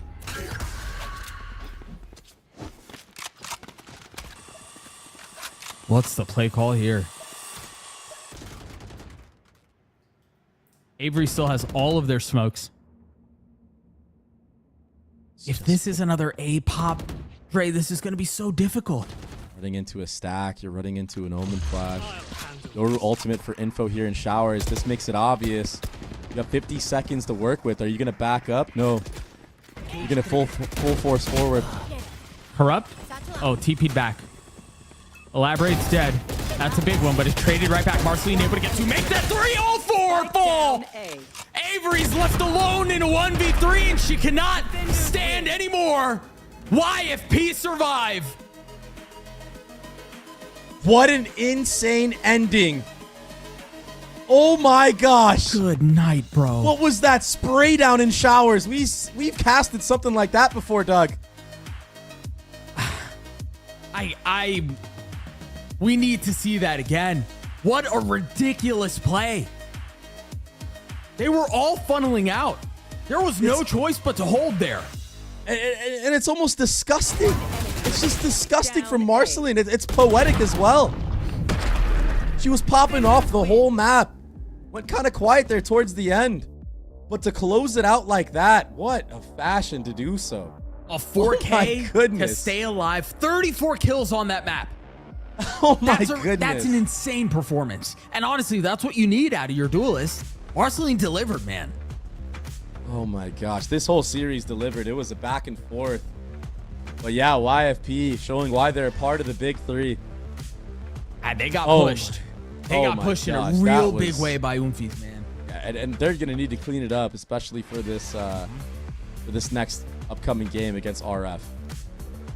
YFP, they advance. Yes, it feels like they've survived more than anything else, but they're still fighting in this tournament. They still have a shot at the big dance in Berlin. We're going to throw it to a break. When we return, the desk will break everything down that we just saw, hopefully without as many dad jokes. We'll see you guys on the other side.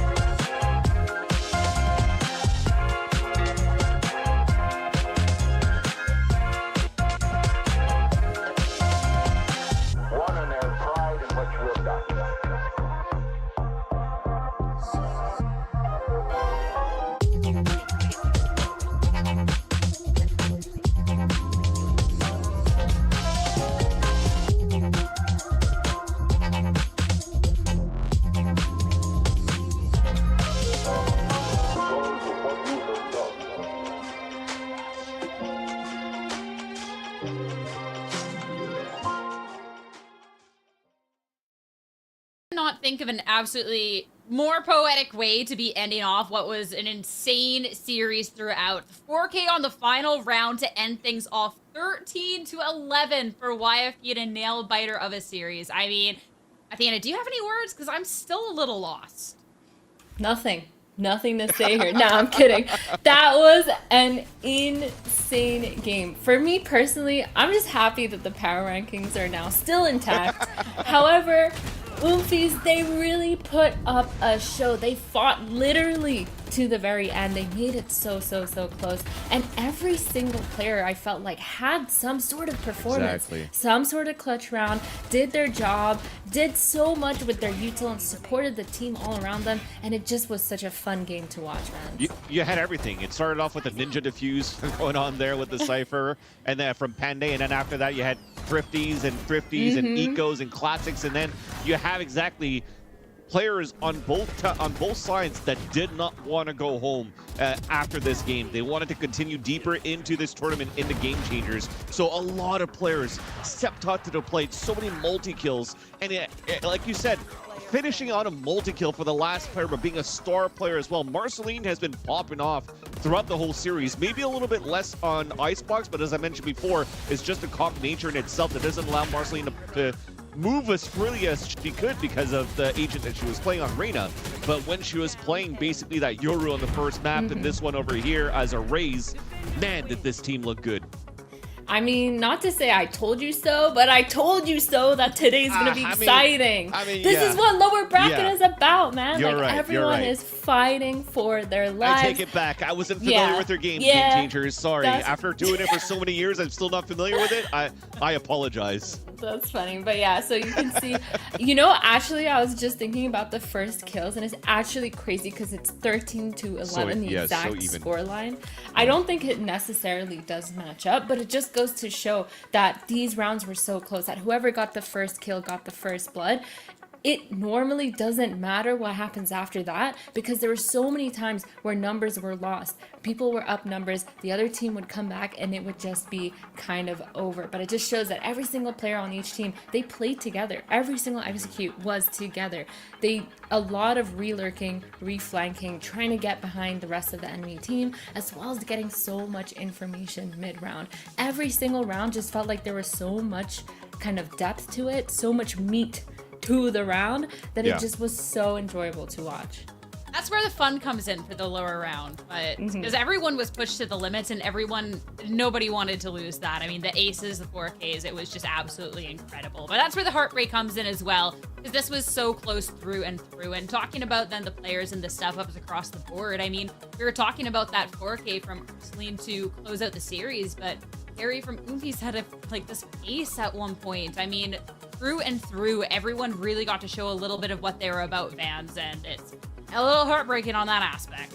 Yeah, and especially when you're looking at the playstyle for both of these teams, there wasn't too many of those moments where you're trying to leverage extremity control and then go for fast TPs off these rotates. You're doing a lot of contact plays on one end for Oomies, or just waiting to see if you're going to get spotted, and boom, it's the go button. And so it came down to a lot of that utility more into stalls for the plant, and then playing some very, very, very hectic post-plant scenarios for retakes and for post-plant takes, and that's where those players had to shine. I mean, you mentioned a few players over there, but I think Avery deserves a shout out as well on how they were able to pop off on the attack side, and on the defensive side first, cool down a bit on the attack side at the beginning, but then at the very end, a couple of multi-kills to try to keep the dream alive there for Oomies, but unfortunately, just wasn't enough because there's always still that extra player, because Oomies unfortunately didn't trade enough going into these sites.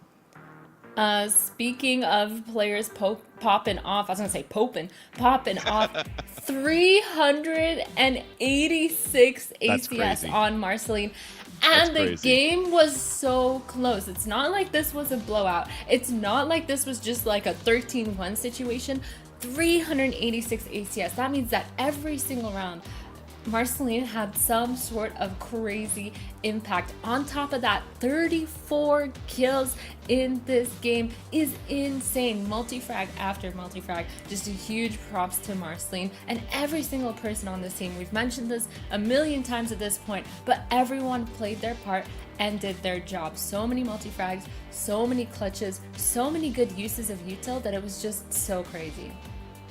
It was just through and through. Being able to see this step up from Marceline was incredible. So I'm so happy to have Marceline on the line for a Verizon post-match interview to talk a little bit more after this absolutely crazy series. Like, my first question, has your heart rate gone down? Is it still crazy? The 4K on the final round to close out the series, like, how are you feeling after that? Sorry, first of all, a little confusion. I'm not Marceline. Oh wait, I didn't even look at the name. Yeah, they didn't tell me. Yo, I was just, oh my goodness. I was just like, Ingrid, all right, sorry, elaborate. Hello, first off, what's up? I need to learn how to read. How are you feeling after the series? My question still stands, because that was just crazy. My heart is pounding, and like, speaking of that last round, I was watching that whole round play out. Oh my god, Wavy is the GOAT. It was, oh my goodness. I mean, through and throughout the series, we really did get to see a step up from everybody on the team. This series was so incredibly close for something that we thought originally going into it might have been a little bit more favored for YFP. And I mean, Oomies really pushed you all to the limit. So I want to know, going into the series, what were your guys' expectations as well going into this? If you thought it was going to be as close, or? I mean, our expectation wasn't like the stomp or anything. We knew that we could easily probably take the series.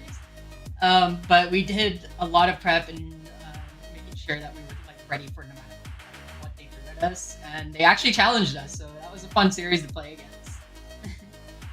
I mean, I wanted to talk about the prep going into this and talk about that very first map, because when y'all played up against Shopify Rebellion, it was awesome to see that you took a map off, and then all of a sudden this ascent, it kind of went a little haywire after that, right? And we got to see a really big switch up today that almost like really played off. Like, it was really, really close. So I want to know if that was something that was in the works, or if the prep was, hey, we need to 360 a new comp up instantly, because what we have ain't working.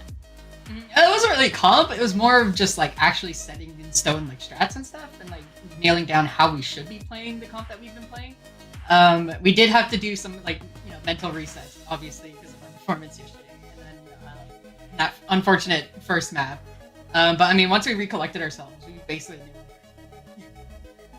That's great to hear, especially being able to bounce back in a really, really tense series, because lower bracket, this is a oof.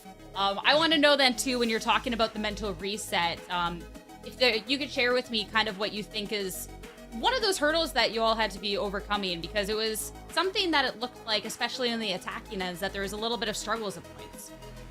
Yeah, I mean, it's just coming down to like our comms, I think, mostly, and like cleaning those up. And I mean, we definitely have, I guess we really can start steamrolling once our vibes are actually going. And so like, once we start losing a few rounds, it's kind of hard. But as soon as like we start feeling it again, and we can just start right again, you know, like as if we never left. Marceline gets a 4K, and then all of a sudden the vibe again in the whole team. Yeah, just a casual 4K. Yeah. I want to know then too, being able to pick up such a close series and go on forward, you now have a date with Refrag up for lower round 3. How you're feeling going into this matchup and trying to take the rest of this bracket by storm as well? Again, another series we don't expect to just stomp, so we will be preparing for that. But I mean, we are definitely ready. Like we can definitely take that and be a top 3 team. Like I think analysts have pointed out, is like we're in that top 3 kind of spot. I mean, we're all talking about the top 3, and definitely showed it today. But what about that top 2 number 1 spot? Because when we're looking at the championship qualifications for Berlin, how to win the whole thing. No, for sure. I mean, our focus is winning the entire thing, for sure. We definitely believe we can. I mean, we took a map off of Shopify, so, like, we can do it. I'm glad to see that belief is there, and that, hey, when the vibes are good, this team can do anything. So, best of luck going on for tomorrow. Elaborate, thank you so much for chatting with me. Have a good rest of your night. You all deserve the rest. As for us, no rest for our analysts. We're going right back over to the desk. It was such a crazy series, but it's good to hear too, like, okay, we know that there's a couple of things, but once we get the vibes going, Athena, things are good, and they're able to close out. It was close, but they're able to close out strong. I mean, it really sounds like they have that really good kind of friendship mentality where the comms are up, vibes are up, you kind of perform. And that's definitely the best case scenario you want, especially if you're in such an intense game like that. Just being able to keep up your comms, regardless if they get a little bit hectic, but keeping up the vibes especially is like one of the most important things. That mental game, the mental fortitude to have going into this is definitely the reason why they managed to push forward. And that's kind of what you have to expect when you're in the lower bracket too. So really good props to them. Yeah, and just to chime on to what Elaborate was saying before too, is they have that confidence as a team right now, knowing that they have what it takes because they're able to take a map away from Shopify Rebellion. When you're looking at how you're playing that bracket, you're always coming into the underdog matchup as the underdog against the Shopify, against the FlyQuest.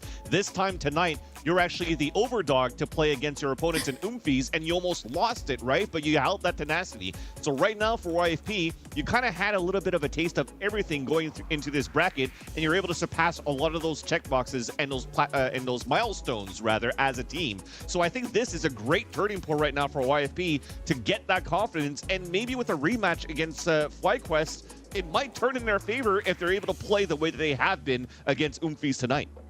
And I think it's just crazy that both these teams on our power rankings, these are the 3rd and 4th teams. So ideally, these teams are extremely close at play level, mechanic level, skill level. Every single part of both these teams are going to be super, super important. If you thought today was going to be a blast, then boy, we have a treat for you when YFP play RF. I think that game is going to be an insane banger. Yo, don't you're in for a treat me, okay? Don't bring that back. But yeah, it's going to be a really, really wild game. And then Fly versus Shopify 2. I feel like for me, I'm always going to be a little bit more biased towards Shopify. They are our NA champions from last year. So I have that sort of prediction going. But again, FlyQuest, they've been putting up a really good show all year. They've won some of the qualifiers. They've been this kind of team that's been building upon their foundations and just learning from their mistakes. So this is really anyone's games. This top 4 is probably going to be the deadliest top 4 we've had in GC for a while. And this FlyQuest team is the one that has challenged Shopify Rebellion the most, and in some points should have been taking these series. So I think it'll be a real testament to what they've learned, their growth, and Shopify Rebellion. I mean, holding that title as the Titan. So it'll be exciting tomorrow. We'll find out who's going to be one of the teams in the grand finals, who's going to have an opportunity to play again in the lowers. But that is unfortunately it from us today. Thank you all so much for tuning in, dealing with all of the jokes, and enjoying some awesome Valorant. Make sure to be coming back in tomorrow. Oh, and also thanks for production for dealing with us. But yeah, make sure to be coming back tomorrow. It'll be some great Valorant action. We'll see you tomorrow for Verizon Game Changers.